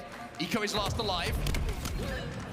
Trade will come in almost immediately. So Space Station stuck on the respawn! Oh! To go up against Formal and Killtacular in a grand finals! What a time to do it! Formal killing 5 players in a 4v4 matchup for the Killtacular. Well, if Optic fans maybe were a little bit disheartened about what they saw in that previous game, Formal has just given them something to feel good about. What a moment that is, and what a moment that could be in the context of our grand final. Absolutely. A Killtacular. Absolutely unbelievable. Unsurprisingly, the Green Wall with a big let's go Optic chant here as they lead by 5. I think it's not just 5 kills on the board, that is momentum for Optic. Absolutely incredible. Trippy now. We'll find another. Eco trades it out though. 2 dead here for Optic Gaming, and Space Station have got a camo. Oh, had a camo. So pops him on top of the head. How good has Optic Gaming been at shutting down, on Streets as well, at shutting down the power-ups? Just when you think SSG is about to pull away and use the power-up to secure maybe a comeback, somehow Optic finds a way to neutralize that power-up. Huge credit has to be given to Lunchbox and the entire team for making sure they're always on top of where those power-up players might be going. SSG probably a little bit shell-shocked and rattled after what they just experienced thanks to Formal, but now they're starting to find their way back into this game. It's a one-kill difference. Fucking no. And it might be more in just a few seconds, or should I say even less. I can't believe the observer missed that. Shields, Legend gets the kill, and that should secure the sniper rifle going to them as well. Quite a bit of buddy system here. 2 players on top mid. That will allow Bound to grab the sniper rifle. Legend will go concrete in the end, but it was also a buddy system being used at tower. SSG really staying in packs of 2. They still trail by 1 here. Make it 2. That was 3 dead. Bound was your last player alive, but he's got the snipe in hand. He's also got a lot of pressure about to hit him. Oh my god. What in the reaction time? Absolutely insane shot coming in from Bound to keep the weapon in his hands and keep SSG close. Regardless of how this game goes, we are going to have to see that one back. An unreal shot in the cuts. It's 22-21. Tie game. A tie game here once again. Nothing separating these 2 teams. It has been so close every single match, every single game, and every single fight. Lucid will be the player to give Optic a slender 1-kill advantage. And as we said, these will be some of the most intentional and at times slow-paced matches you will maybe see the entire year, just because you've got the lion's share of $1 million on the line, as well as the World Championship trophy. As we said, things will slow down as Bound tries to find the first pick. Lucid learns where the snipe is. Bound going to be under pressure here. SSG a little bit trapped at the moment. Trades come in, but they're not going to favor SSG here. Optic are flooding through. Formal finds 2 again, and he will find himself a snipe. It's 4 dead again for Space Station, and the biggest lead we have seen at any point in this game. Huge swing. Good pressure though on Sandbags. Formal does body 1. Lucid's gonna have to bait and switch to see if he can help on the bags, and he does. It's a very, very nice, once again, bait and switch from Optic Gaming. Not the first time we've seen it in this game, however, they will lose 2 in the exchange. Formal does escape though, and Denso got the camo. So they've got the snipe still, even though they lost the fight, even though they lost the battle. They got the power up, they got out of there with a sniper rifle, and even though Formal has gone down, we have a little bit of a dummy dance going on. And it's gonna be Legend who wins it. So SSG, even though they didn't get maybe the kills they wanted or the players they wanted, will neutralize both the sniper rifle of Formal and the camo that was picked up. It was a 4-kill lead. Optic, as you say, had snipe and they had camo. Somehow SSG keeps the game within 2. Let's see if they can get right back in this. It's a listen-in with Space Station Gaming. Top A and green. White box, top A and green. We have a stick for this? Heading up. Watch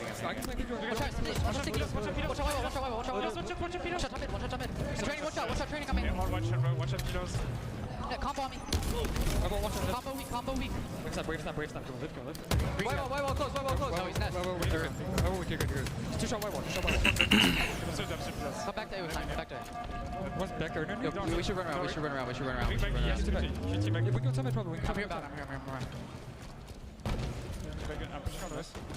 In A. Let's go. Killed me. He's two shot. Sniper down key door, guys. Guy, he's picking it up. Go pick it up. Nice. Small. Yeah, he's stuck. Watch out, fall. Body grace. Could be on it. No. Hiding right on me. Weak rat.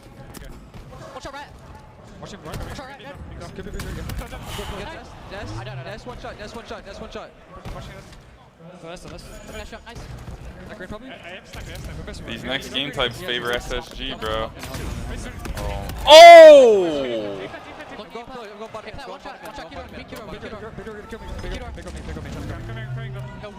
What is Legend doing? He picks up this sniper and completely takes the Check him, PC. 37-32 and SSG back in this. I think he's surprised even himself there. I love how he already hit a bunch of brainers, and minutes later he tells his team, by the way, I have snipe.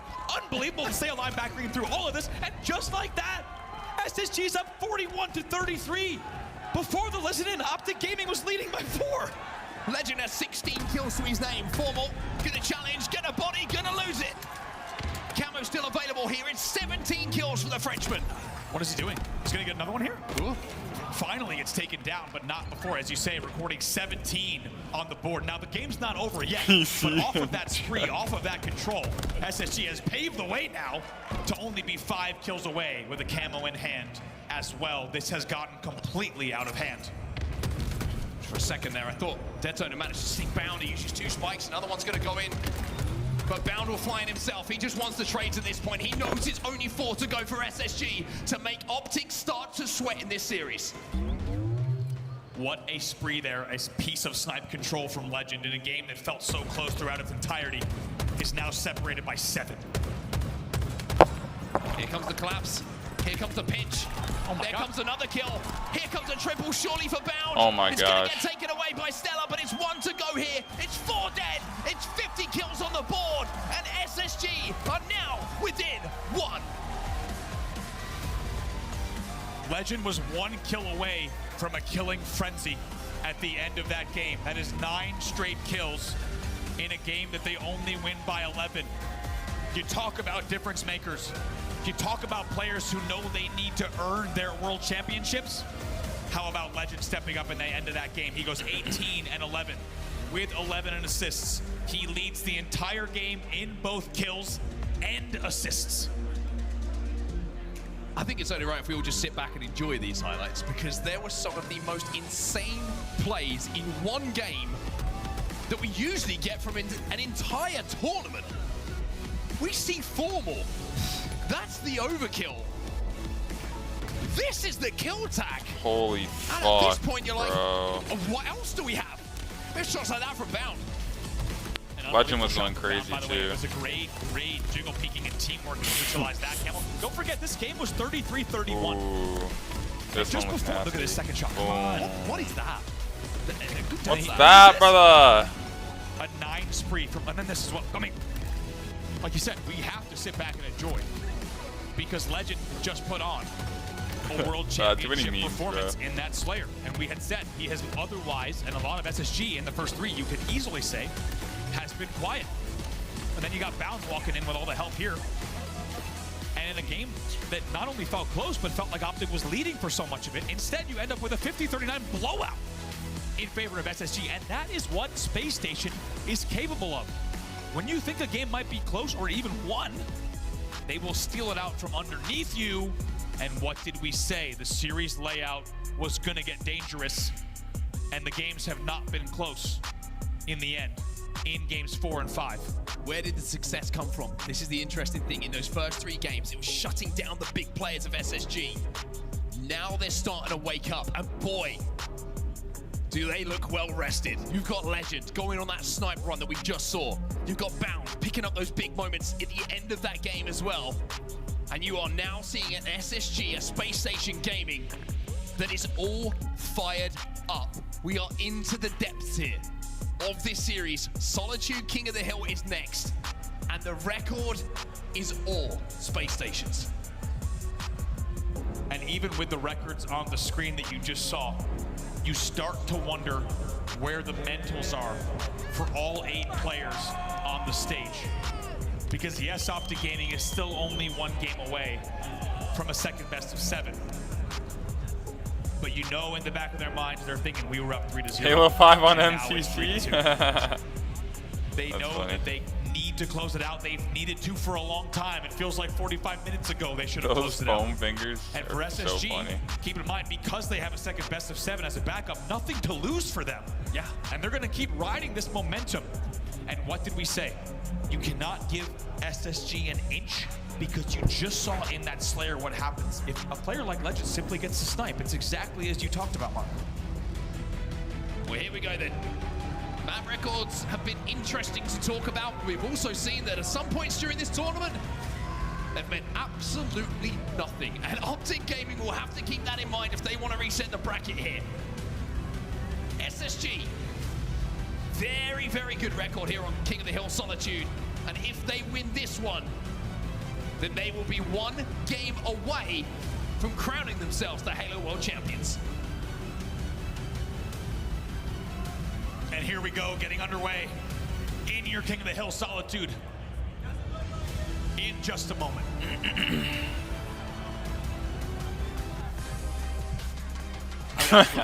It's almost like it's crazy. I'm sat here like trying to focus on what we have ahead of us now in this King of the Hill game.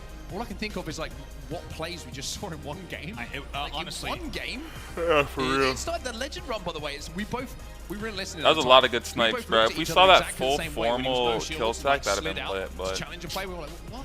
And he hits the body, and then from there, it just goes in this crazy spree. It was Keydor. Whoa, this is crazy. That's what Legend brings, is when he's no shields flashing on Keydor, and he has help at window, he will still fly out and hit the body on someone who's sitting back window to help his teammate get the kill even faster, to guarantee that, to clear out the area, let his shields recharge, rotate, and do some more damage. And look at this exact team shot down the line. 1 hour ago, you felt very different about this SSG roster. We all did. I think questions being asked. Yeah. Questions being asked about this team and how they're playing, and all of a sudden how quickly things can change in just 2 games of play. And questions you might have had about SSG. When did they switch up the score, Ashton? I don't remember that. For the green wall. It's a really interesting moment, actually. I think it was after game 2. I really don't remember that. It looked like he just went. He didn't say anything, obviously, but the player camera just looked. He went, okay. It was like, okay, I see how it is. Like, it's time for us to try and find our way back into the series. Optic are here to play. Now you look at his player cam there, and it's like, looks comfortable. Right, exactly. Looks like they're in control. Very different. And again, I always talk about it because the emotion of these games, the emotion of these series is something you don't see when you're in game. It's what happens between games, between kills, when you have that time to think. And that's where the difference could be made. Solitude King of the Hill up next. Will the series be tied up, or will Optic reset the bracket? Man, this game feels massive. Massive. And you start to ask questions about ice now. Which team can find the ice? Optic Gaming still only 1 game away from resetting the bracket, but Stay Station continues to chip away, and they want to send us to a game 7. First kill's going to go the way of SSG. Bound will find it immediately. Going to be traded out as formal, and Dead Zone will respond in kind. Reminder that the winning record is certainly on the side of SSG here, but off the rip, it's going to be SSG who find themselves on the back foot. Formal on the flank. Legend takes him down. Legend takes him down. Formal thought that'd be an easy flush out of loop.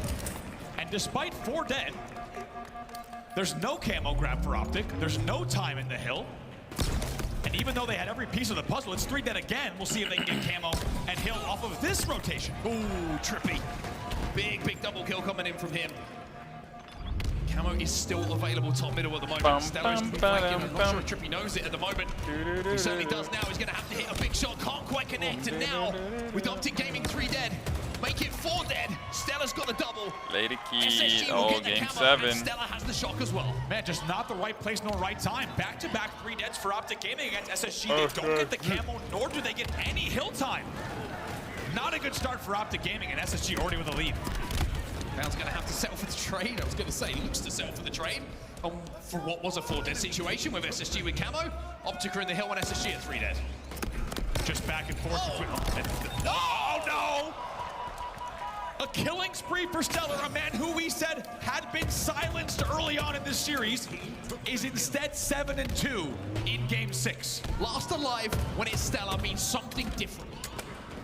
We talked about it so many times throughout this tournament, so many times throughout this year. He's last alive. There's 4 members of Optic Gaming alive, and he turns it into a 1v2 with 2 pulls of the trigger. Stellar just drop sliding not only from BR into Yard, but also Yard into Cafe to get that kill very, very quickly. Nice movement from him, and he's not done yet. Progress on this hill is heavily in the favor of Space Station now. Optic struggling to get all players alive on the map to really contest not only map presence, but secondary, that hill as well. Optic 2 dead once more, and it's 2/3 of the way, maybe even 3/4 of the way to being capped. Big moment here.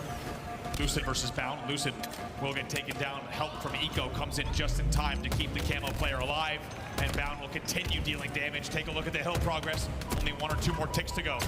Dead Zone will fall as well. It's another kill for Bound. 5-3 at the start of this game. SSG still inside of this hill, but the challenge is going to come in from Formal, but it's not going to be there in time. And Space Station will strike first. First hill, bottom middle will go to SSG. Bound also does so well to pick up those extra kills from top mid as well. They keep Optic 2 dead, and they maintain the rotation as well into yard. By the way, taking a look at the stats, Stellar's 10-3 in this game. We talked about it was not a matter of if, but when he would heat up. He's doing just that. SSG have full control of the map as well. They've won the rotation to this next hill, and they already have a third of it in their hands. One player who's struggling a little bit at the start of this game at the Optic side is what you would say would be Stellar's counterpart. It's Lucid, 1 and 6, barely able to get off the map at the moment. And despite all this momentum, still only a 1-0 game and very far from over, but somehow Stellar picks up a kill on Dead Zone. He should not have gotten it. Was 3 dead. Formal is the only player who can push here on Eco. And Formal's going to turn his attention from getting kills to staying alive. Legend will take him down, and again, Optic just can't get near this hill. All of them trapped in blue, all of them trying to flush and contest not just this hill, but they've got to worry about the camo as well. And SSG might be moments away from being 2 up here. By the way, after that killing spree from Stellar, Legends also joined the party, tied with Stellar at 11 kills apiece. 4 dead for SSG. Finally, Optic will not only break, but get some sort of seconds or so to just catch their breath. I think it's been a little bit of a whirlwind for them to experience this first few moments. Yeah, also the past few games have been a whirlwind where they have not been able to catch their breath. But to be honest, the concerns might have come in when Formal was not able to get that kill in loop on Legend. It feels like it has been downhill or uphill, depending on how you look at it since then. Can they get the stop here? This would be incredible. Very important kills coming in right now. 2 dead on either side at the moment. Optic have turned this one around a little bit, but look what's happening in and around that hill. It's Legend who will find 2. Alongside Bound, they get the break at the last second, and SSG will secure the second hill. Optic Gaming could not afford to lose yard there. They at least needed to hold the BR, at least get the spawns around the BR or driveway to try to hold that. And even though they still had numbers up, SSG is able to get into the yard with 2 players, and they get the second hill with only 2:22 left on the clock. Only 2:22 as well. Quite right that you say that, because with a 2-0 lead, you don't have to force anything if you are Space Station Gaming. You can play for the kills, you can burn some time. And every single kill that you pick up denies Optic Gaming getting closer to potentially turning this. Next game in front of us around. Bound finds 1 onto Formal. Stellar is in the death screen on the SSG side. Legend will find another one though, and all of a sudden Optic starting to worry a little bit here because SSG are just finding kill after kill. Look at the movement from Bound as well. He hits the drop side perfectly on LR to let his shield recharge so he can chase Dead Zone all the way around yard and on BR. He's not done yet. Amazing aggression coming out of him. Lucid last alive. He'll get flushed out as well. A killing spree and 4 dead for Optic Gaming, and they are trapped. Shock rifle coming up. One little bit of a fortunate spawn by the looks of things coming in from Trippy, or maybe he tried to loop round. Will turn it into 2. Space Station now have to be a little bit careful. Legend last alive. Really good peek shotting still coming in from Legend. He's going to try to keep an eye on camo, at least get the info of where it's going. Doesn't really take much damage here. Finally, he's taken down, but not before a lot of... Bound shuts down the camo again! Just when you thought Optic maybe had an opportunity to create a break. 2v2 on the map.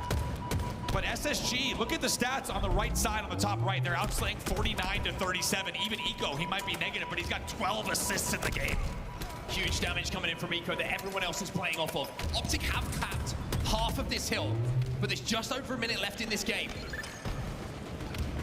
The transition to the next hill is the important thing as well. If Optic, and it's a big if, can secure this hill, then they have to win the rotate to the next one as well, but they're not going to be able to do that with every single member in the death screen.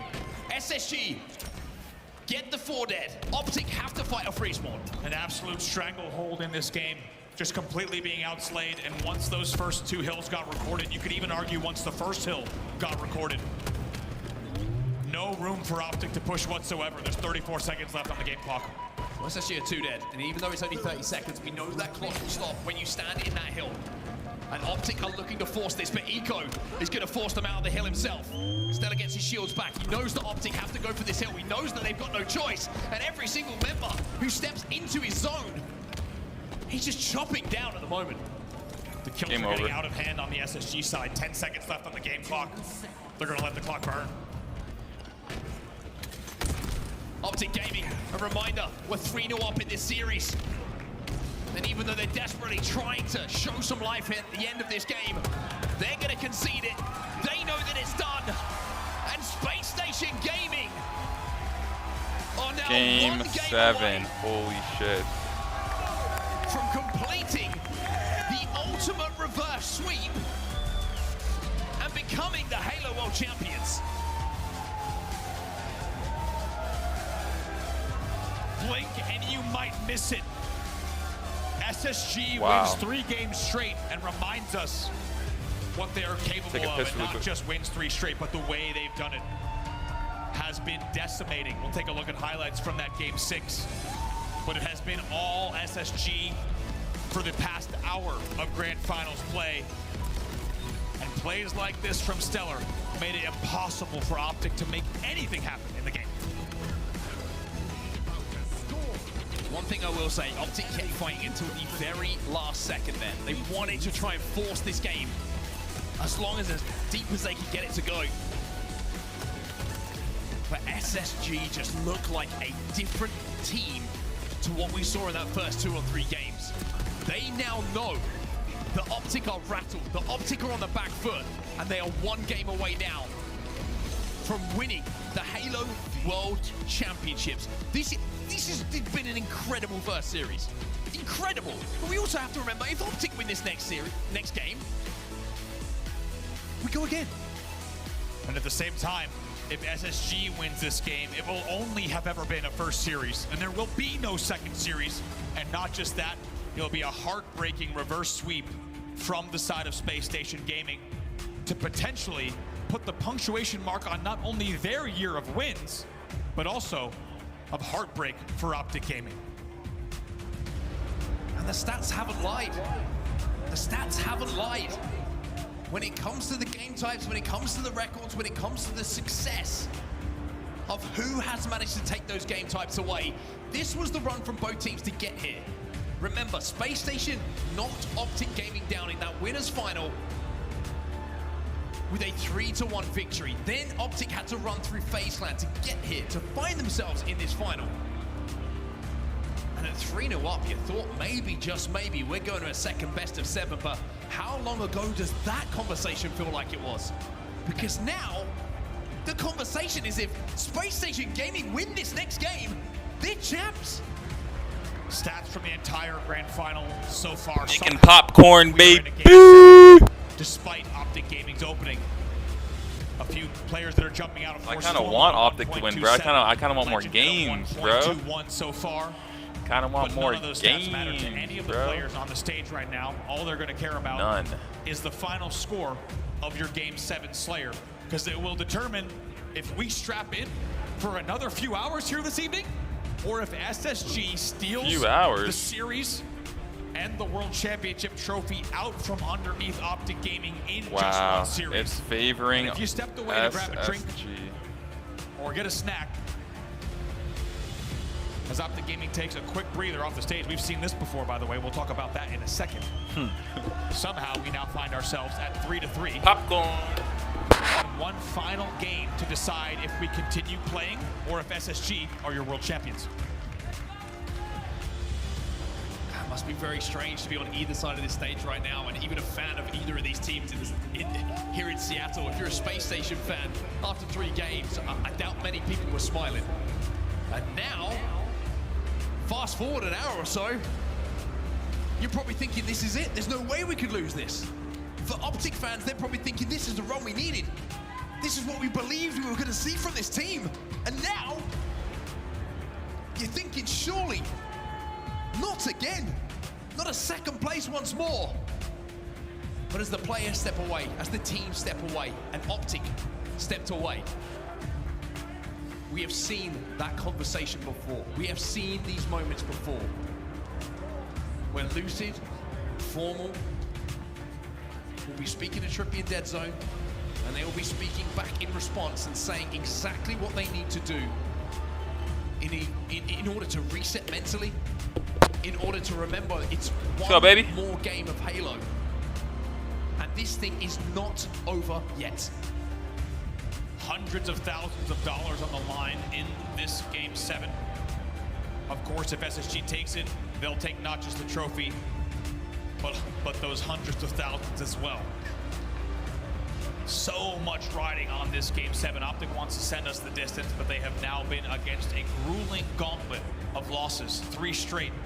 And not just that, but up against unbelievable aggression and playmaking coming in from so many players on the SSG side as we load in. And man, it is wild to think that we somehow ended up here in a Game 7. And the question is, can Optic Gaming dig deep? Can they find the resilience, the strength, and the heart to still take this series that they once led 3-0?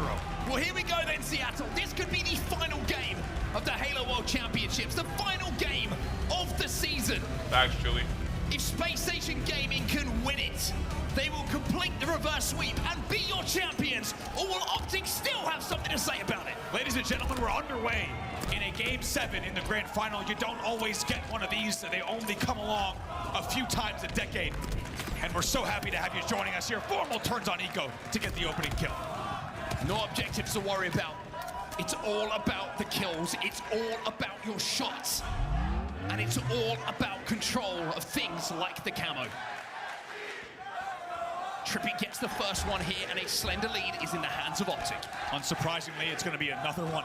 A slow-paced, methodical slayer here between these teams. When it blows open, it'll get a little wild. 3 dead for Optic Gaming, tied 4-4 off the opening.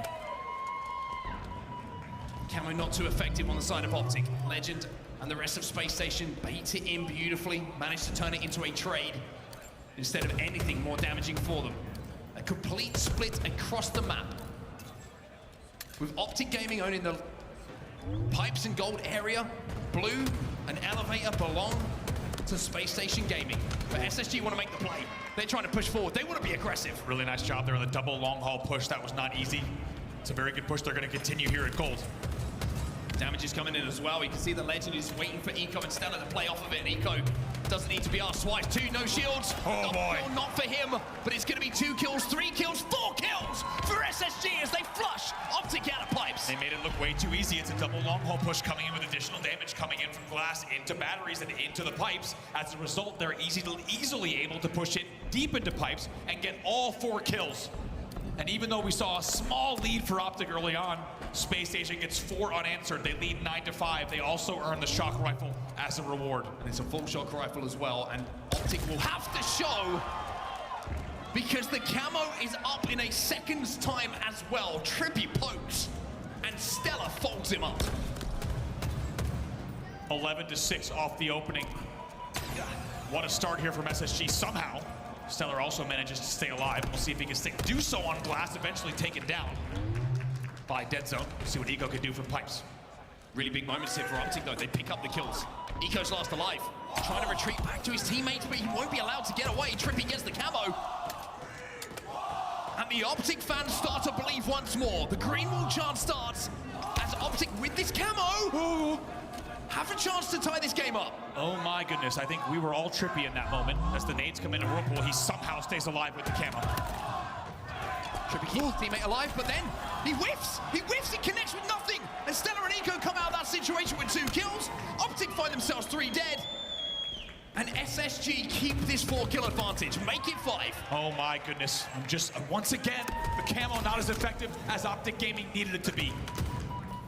SSG now leading here by 5 once again off a great shot from Stellar. Let's get into a listening here with SSG. Get out of there, Bound. You want to get out of there? You want to get out of there? Now's a good time. Now's a good time.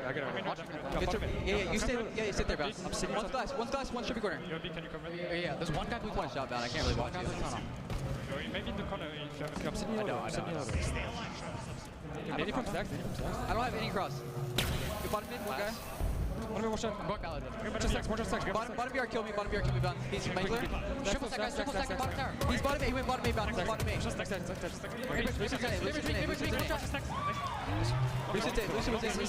half wall, Kevin. Weak brain. Keep loading, Brandon. I have a shot, guys. I have a shot. He's gonna be long, probably. Camo, yep. I have a shock. What could be? You guys might probably hit out it. Yo, one bottom main, lift legend. Yeah. I'm watching C plat, right? Okay, come on. We got it. I just got it. We should pull it in, maybe. You push less bit. Try to equalize this. I'm down in a second. I'm watching bats. Okay, top cuts. I have grapple. Camo's not bad. He could be long out of glass or some shit, or front red. I think pipe. At some point during this series, we felt like Stellar was going to have an influence. He's 5-1 in this game 7. Ooh, and it looks like out of nowhere, we do see a game end there. Have to see exactly what might have happened for lost an Optic member. An issue on the stage. So we'll have to see exactly where the score was as well. But as you said, Stellar off to a 5-1 lead in that game, which also just trying to eagle eye Camo, and you had a feeling from his POV that he was about to eagle eye him going trippy spot. We'll of course get word on exactly what's going to happen here on the main stage, but SSG with an unbelievable start in the game. The strange part of me is thinking, hey, maybe if Optic win this one, will there be some conversation about game restarts after what we have in this? I wonder. You never know. No, we'll have to wait and see. All fun and games, of course. 21-16 is where the game ended. We'll have to, of course, get confirmation on where that technical issue did come in the game. We will update you as soon as possible. But I'm hearing it's 20-16 in the favor of SSG. 8 minutes left in the game, so a 4-kill advantage for them. Still so much to play for here in this game 7. As you said, only a 4-kill difference, which at this point is just not only one round of slays, but specifically how early it is in the game. Very, very important. And it goes without saying, but anyone's game here. One opening strategy. If Optic win it, we're going to tie a game. And off the back of that, they might be able to just move around the map, get that shot, get that camo, and make this series a little bit more interesting. I don't know about you, I just got a feeling we might have some more Halo to play. Hey, sign me up. I am ready for a long evening of more Halo on our screens. SSG has something else in mind, as they would love to end it here, hoist a trophy, and maybe get to dinner before these restaurants in downtown Seattle close. But hey, for me, I'm just fine with an Uber Eats play much later on, because I would love to see a few more hours and a second best of 7. I'm going to do both, but I'm going to restaurant and Uber. I got to get our gym. Remember that sign again. And just as if this series didn't need a little bit more waiting for its conclusion, we now have to be patient here as we get back into our game number 7. It's already been one for the history books, not just today, but this entire weekend of Halo World Championship Halo. The Green Wall in strength, in numbers. It feels like wherever we go in the world, there are fans of the Green Wall. And of course, as you see, also more and more SSG fans in the building as well. Certainly is indeed, and it's been an amazing season so far. Some of the best series of Halo we've seen in what feels like, you know, every single season, every event seems to just evolve, and we're like, there's no way that could happen again. Like, that was the best series we're going to see in quite some time. That was one of the best moments we're going to see in quite some time. And then we get to the next stop, and it just seems like the level just keeps being raised and raised to the point where it's like, how can we get any better? Like, how can these players get any better? But we'll have to wait and see next season. Of course, with the announcement that we will be back next season, the Halo Championship Series will keep going. If that bar continues to be raised. Some incredible announcements, of course, before the grand final. I say, yeah. Just in case you missed it, make sure you head to the Halo Twitter, to the HS Twitter. You're not going to want to miss it, but we'll talk about those later, because there's one more thing to talk about, at least in this first best of 7. We are going to resume here game number 7, Recharge Slayer, to determine how the rest of the night will go. 399 days until Optic's last victory. Can they send us to a second best of 7 here? Or will SSG call themselves world champions? SSG get the shroud down early, get the camo, but Bound has no shields. Can he escape from here? Somehow he doesn't. Shroud slippery. Somehow, and also baits out the kill on Trippy. Stellar has his back. And even though those kills will be traded, more importantly for SSG, at the 21 mark, they get away with the camo. Stellar finds another one as well, and Bound now can go hunting. Does get spotted momentarily. A little bit of a tap on the shoulder thanks to the bandit bullet. Ooh. Well, he's just collecting information. Look at this, they're setting up a big push coming in here. Deadzone has no idea of Bound's position, even though he puts great damage in. Bound stays alive, but Formal now comes to life. He finds two. Eco will exchange those kills, and we are back to a situation where it's a 4-kill advantage still for SSG. Completely even here, as you say, off of the kills that followed from the restart. Now 24-20 in favor of SSG. They're going to be happy with that so far, but you know they want to make sure they can pull away even further here. Deadzone just holding the angle on pipes. Big moments here. SSG, they do not have the shot. Deadzone, who we've been talking about as being one of the standout players for Optic Gaming so far this tournament, has a chance to make a play that we'll be talking about for quite some time. This time, can only clip the wall, does not clip the wings. And what a grand final it's been from Deadzone. You saw the numbers he was putting up. Let's not forget, in some of those games, he was going 21-10. We'll get some chain damage there. But unsurprisingly, the SSG members will retreat. And even though there's 6:15 left on the clock, they're going to be very happy to play this advantage and bait out the shock ammo. Camo coming up in 10, of course. PlayStation more than happy to play this, as you say, bait out the shock ammo. Wait for that camo to come up and then make their play off the back of it. Deadzone might have an opportunity to hit a shot, but Stellar is going to make this a little bit more awkward. He makes the push, he gets the kill, but nice kill by Stellar there. He pushed bottom middle to sneaking 1v1 Lucid and got the kill. Enough space for SSG to grab this camo, and yes, indeed, it's Eco who has it. He was also trying to eagle eye that. Ooh, boy, I was keeping my eye on that play the whole time. 1v1 here, Trippy versus Eco. Oh, Trippy survives! It doesn't trade! And he shuts down camo. How important has that been all series long? With how closely as these teams are matched, it comes down to camo denials, and it's another kill that comes in, 2 dead. And somehow, some way, it's a 2-kill game, 27-25. What a massive moment that is, and now Lucid gets another. Optic Gaming, off the back of the Trippy player, 1 kill away from tying this up, and Lucid has done exactly that. He's 27-27.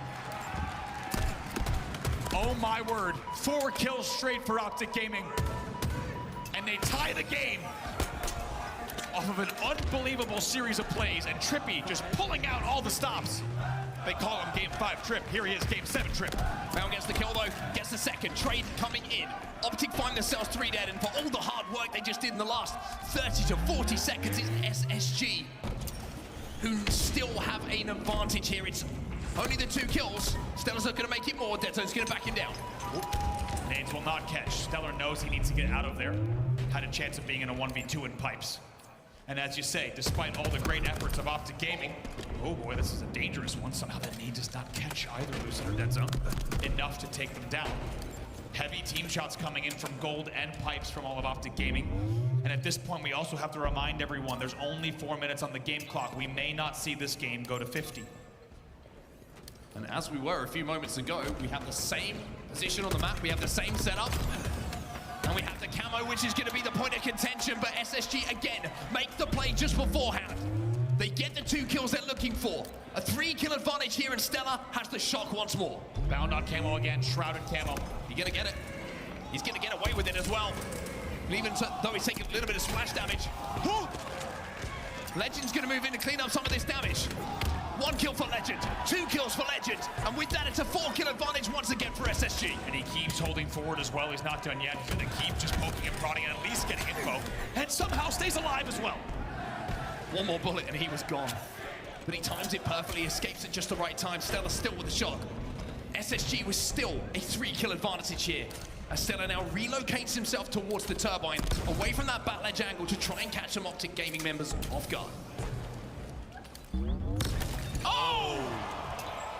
And it's shots like that that are going to continue to increase the gap. 37-33. Once again, it's a 4-kill lead for SSG in the home stretch. Only 3 minutes left now. 3 minutes left. Optic need to up the pace at some point, but they can't afford to trade kills. Someone can't see in the crowd. Legend will find one as well. Lucid trades it out. Trippy is trying to poke, trying to prod, trying to be the aggressor for his team. But time is the factor. Stellar takes 1 to the grave. Gonna slide in to try and finish off Trippy as well, and maybe if he gets this kill, he might be thinking about finishing off Optic as well. Doesn't get the kill on Trippy though. However, a lot of kills come in the feed. Legend and Bound also teaming up for additional kills. That brings them now to a 6-kill lead once again. 7 kills.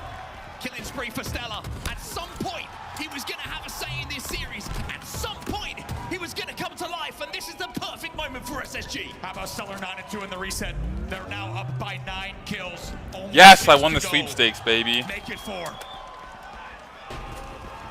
My question coming into this grand finals was, how will the road look at the end of it? Will it be paved with bricks from the green wall? Or will it be lined with the stars of SSG? Well, we're starting to get closer and closer to getting our answer. Stella gets taken down, but Bound Reverse sweep. will complete the ultimate turnaround. World legend. Legend's a world champion. Will become your Halo Legend's a World Champions. Bound's a world champ too. Wow. Damn it, man. And of all the ways to do it, a full reverse sweep. Wow. In the most dominant fashion, 4 games straight, unanswered. To take down Optic Gaming and secure your 2024 Halo World Championship title. An incredible display. Those glasses are skill, sick, heart, but determination, and of course, incredible. Wow. No more going back to your station. You won. Seattle, give it up for your Halo World Champions. Wow. Space Station Gaming.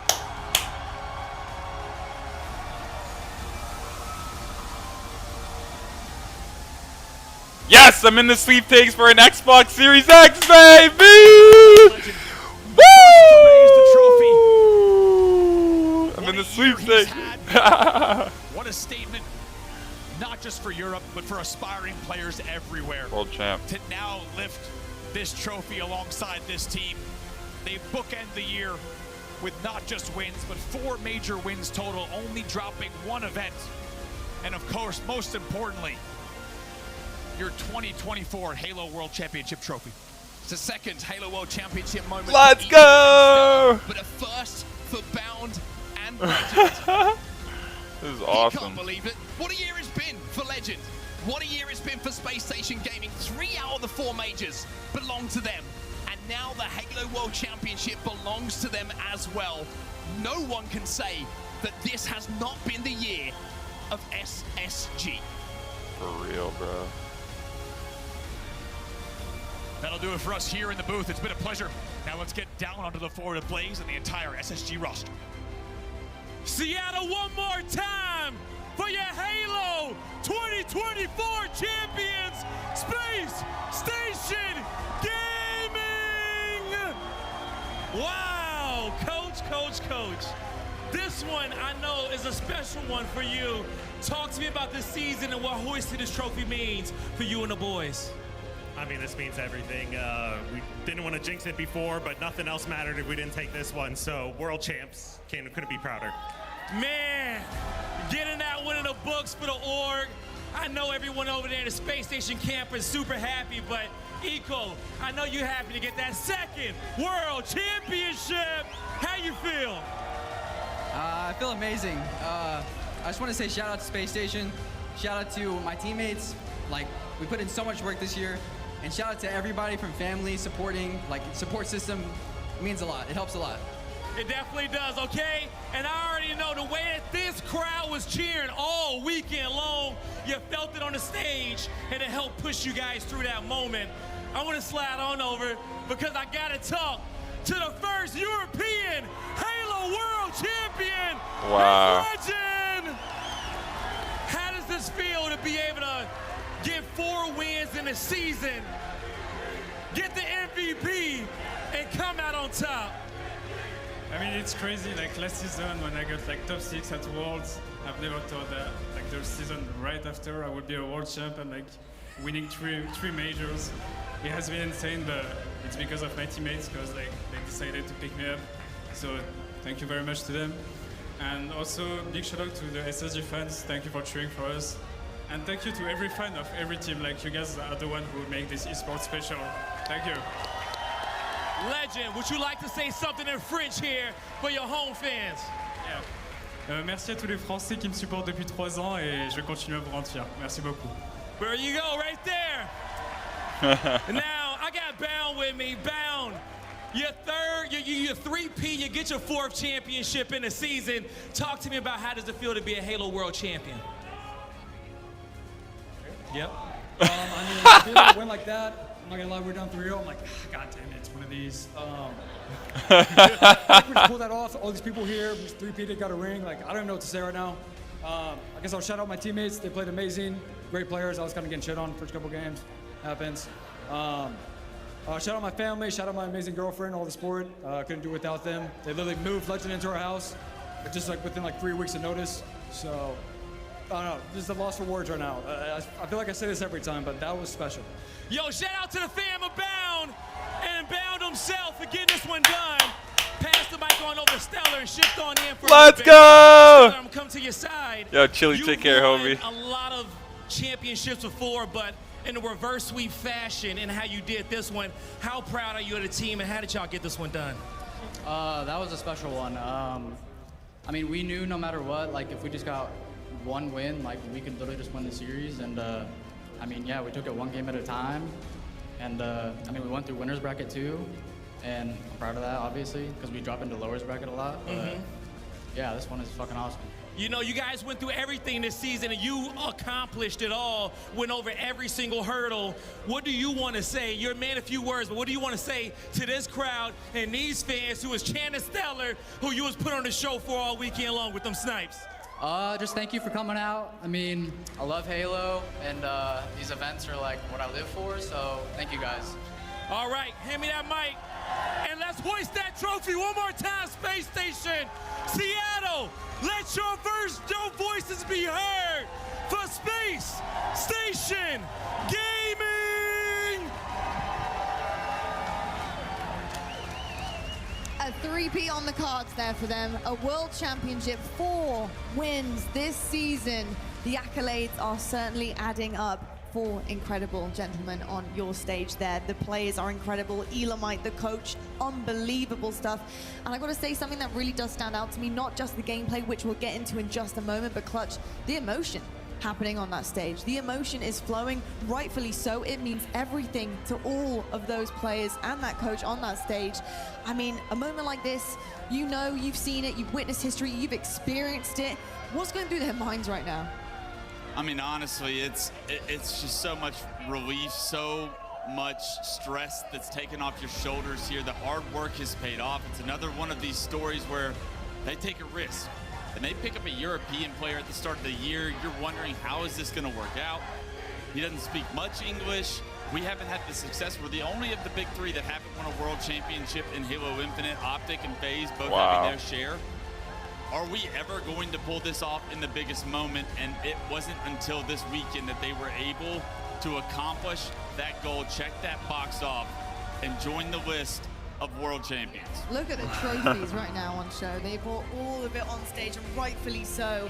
Literally just the most dominant performance from this team this season. Tony, you know, something that Clutch mentioned is European, right? A European player. The history that is being made right now is crazy to think about. Legend, MVP coming into this season. He's also a rookie in his own right. He comes forward into North America, lives with Bound, gets picked up by one of the best rosters you could ask for, and then takes the whole damn thing, including 3 major wins. I mean, this young man probably has to take some time to process, because there isn't enough time. Yo, Bound is a fucking beast, all of the achievements he's been going through. How proud are you of Legend? Crazy. I mean, extremely proud. You know, in my young career in commentating, you know, he's been a large part of that. I've been watching him grow into the young man that we see before us right here, right now. This young man is not just the MVP of the regular season. He was the MVP here in Champs, and he has a bright future ahead of him. I think just the fact that he was so emotional, wearing your emotion on your sleeves, we all connect with them because of that. This meant so much for him. I know it meant a lot for his teammates. They obviously love and respect each other so much because they want to win for each other.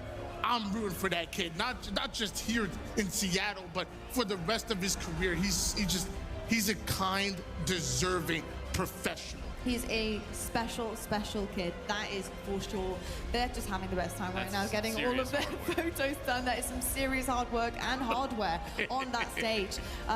Well deserved, quite frankly, all season long. Let's just quickly talk about what we witnessed, though, in that grand finals, because it wasn't easy for them. They had to dig deep, and it's really the first time this tournament we've had to see them pull something special out the bag to get it done without that the grand finals, excuse me, reset happening for them. Optic Gaming on the verge of making that happen, and that run going for them. So, what did you make of the game plan in order to turn it around after that third map? Yeah, I think we talked about it all year, honestly. They would fall down 0-2 in series, like the one against Sentinels at London. And then time after time, it felt like they would lose the first game or whatnot. But the second that they win one game, you heard it from Bound, the second they win one game in a best of 7, they knew that they could pull off the entire sweep, and so did I. And I think it came down to Optic having some favorable matches of Matt-Mo combinations earlier in the best of 7.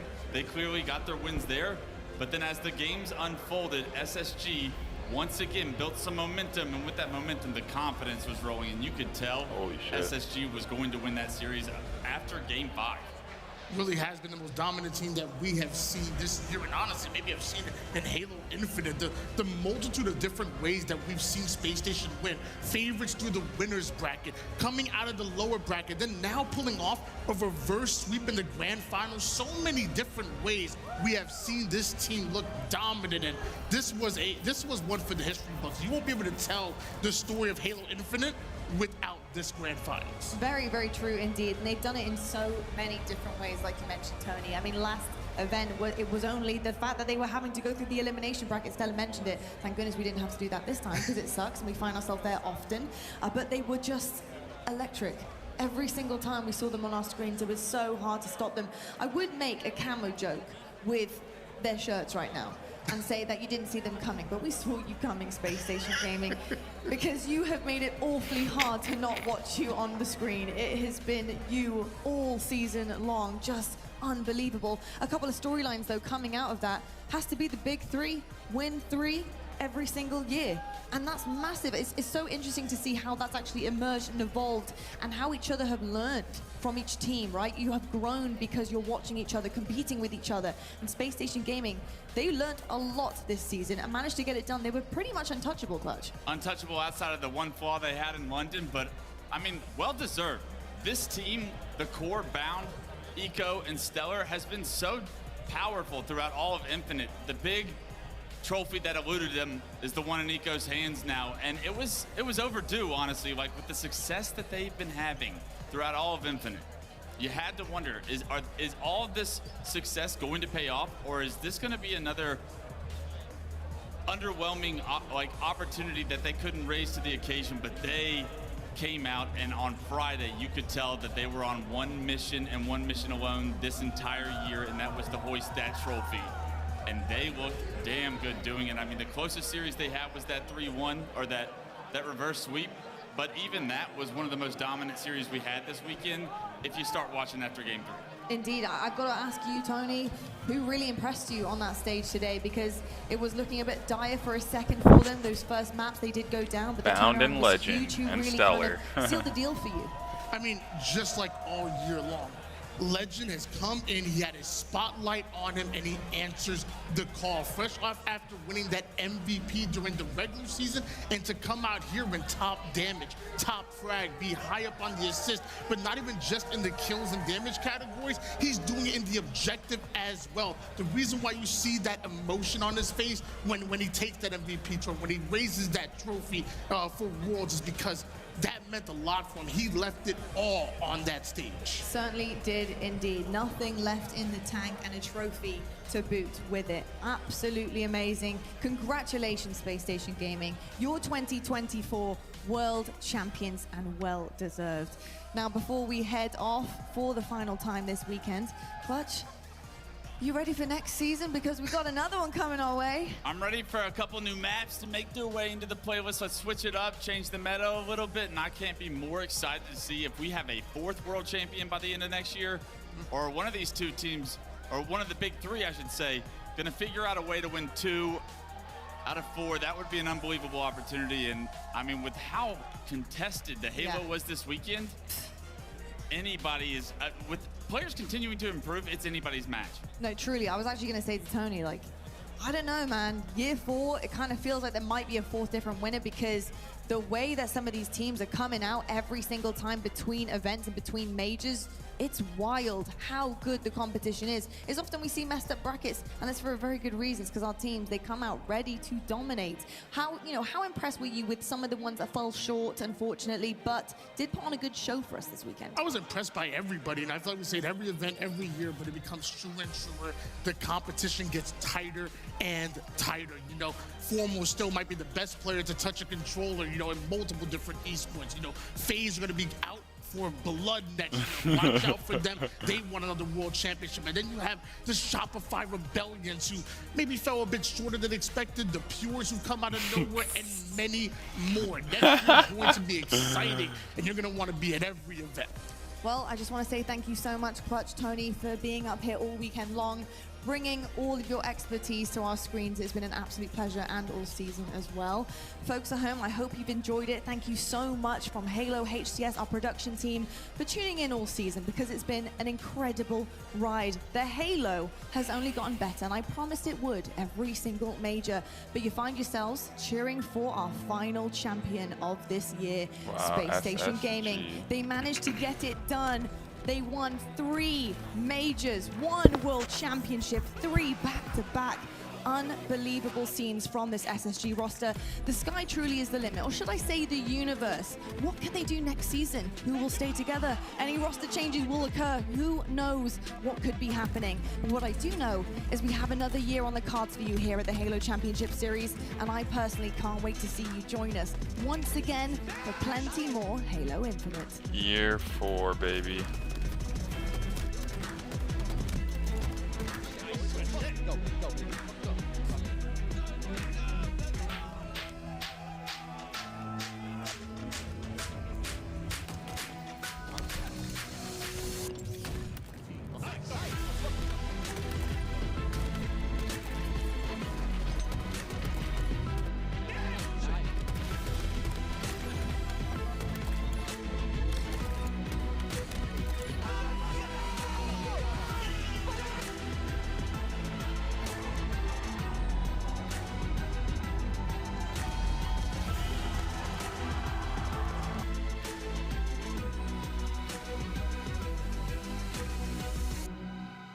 Amazing, bro.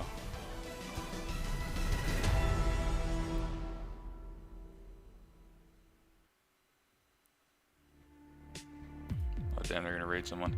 Hey, so that means they're turning on drops, I think, for co-streamers. Hey, let's go. GG's.